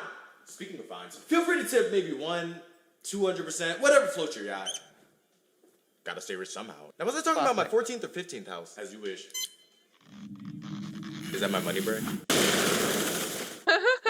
Anyone else's tip machine broke? Actually, I can spare a % or 10. You shouldn't have. That was an accident. I forgive you. Now, do you want to be shown out now or immediately? Are you? Let me go before my sanity does. I can't wait to get out of here. My apologies, sir. We tapped it on the race here. Apologies. It happens. That was my least favorite rover anyways. Now, I'm not letting that slide. He dented up the car. I mean, he gets a G for effort. Here's a participation check. Now, that's no excuse. The car's totaled. Relax. That's an easy cover-up. Okay, good day. What's that? You really want to know? I thought you didn't want to see the damage. Give me You're giving us a ticket? Just a little collision commission? We have to fine people for public property around the establishment. It drives away customers. They don't call this fine dining for nothing. $600? You're the one that crashed our car. You still haven't let that go, huh? Look, I don't want to take anything more than I already have. Responsibility included. Feel free to spend those frustrations away on that tip line. Let me go before my debt makes any more of a come up. Why aren't the gates opening? Oh, the gate machine's been broke. Some days it feels like working, some months it doesn't. It's just like me for real. But never fear. Just like me for real. There are plenty of options on the McDonald's midnight snack menu. Your treat, of course. Ba-da-ba-ba-ba. I'm over it. I'm like Beethoven with the bass on it. Mid-class kids went pop. Deaf to the hater won't stop. Let's talk key scales won't drop. You don't even need a scale to know I'm on top. Me and Mozart got bars, you got bops. Heard you writing Tiffany, a whole symphony. You a sim to me, but go off. Or make a masterpieces for you, or at least it's gonna hit like rump pum pum. Elephant to me like the symphony. Your career's dun dun dun dun. I'm like Beethoven. Okay. I love Kyle Exum. Highly recommend you go follow. If McDonald's made a fancy restaurant is here, make sure you hit the video with a like, subscribe to my channel, leave a comment, let me know. Oop.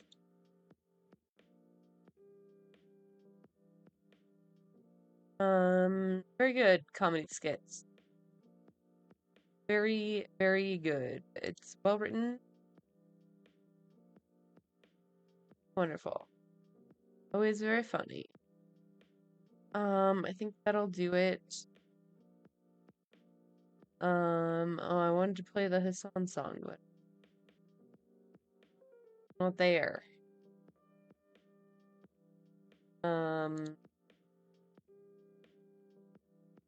Toxic gossip train. I think I'll just send you over to the kittens. They're very cute. Who doesn't love a cat? Hey, it's been a while since you saw my face. I haven't been doing so great, so I took a little break. So a lot of people are saying some things about me that aren't quite true. Doesn't matter if it's true. I'll be back tomorrow. Just as long as it's entertaining. Still trying to figure out my schedule, but I'll post it once I like finalize it and stuff. You guys having fun? All aboard the toxic gossip train. Dragging down the tracks of misinformation. I'm not sure. I think I'll probably do like Monday, Tuesday off. You got one way ticket to manipulation station. Toxic gossip train. Time into the trucks and harass me for my past. These rumors look like facts. If you don't mind the gaps, I won't survive in the crash. But drink some water. Take care. Be well. Good night. Bye.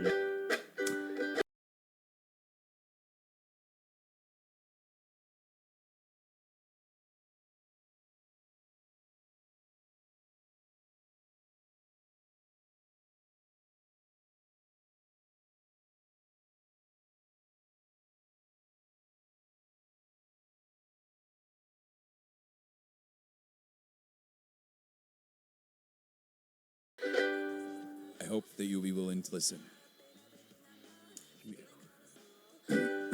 Many years ago, I used to message my fans, but not in a creepy way, like a lot of you are trying to suggest. It was more of a loser kind of way. I was just trying to be besties at everybody. It's kind of like when you go to like a family gathering, and there's a weird aunt there, keeps coming up to you and being like, "Hey, Carl, what's the tea about?" That was me, but in group chats with my fans. It was weird. I've been sharing my life online for over 15 years. I've poured my heart out to you, and because of that, I feel like I'm talking to my friends. But in the beginning of my career, I didn't really understand that maybe there should be some boundaries there. There were times in the DMs when I would overshare details of my life, which is really weird of me. I haven't done that for years, you see, because I changed my behavior and I took accountability. That's not very interesting, is it? So let's go on. The toxic gossip train. Locomotives fueled with hateful accusations. The toxic gossip train. Steam all over someone's reputation. Toxic gossip train. Hop on board but close your eyes. Otherwise you realize the train is made of lies. And that person you despise, and he didn't deserve to die. But hey, at least you're having fun.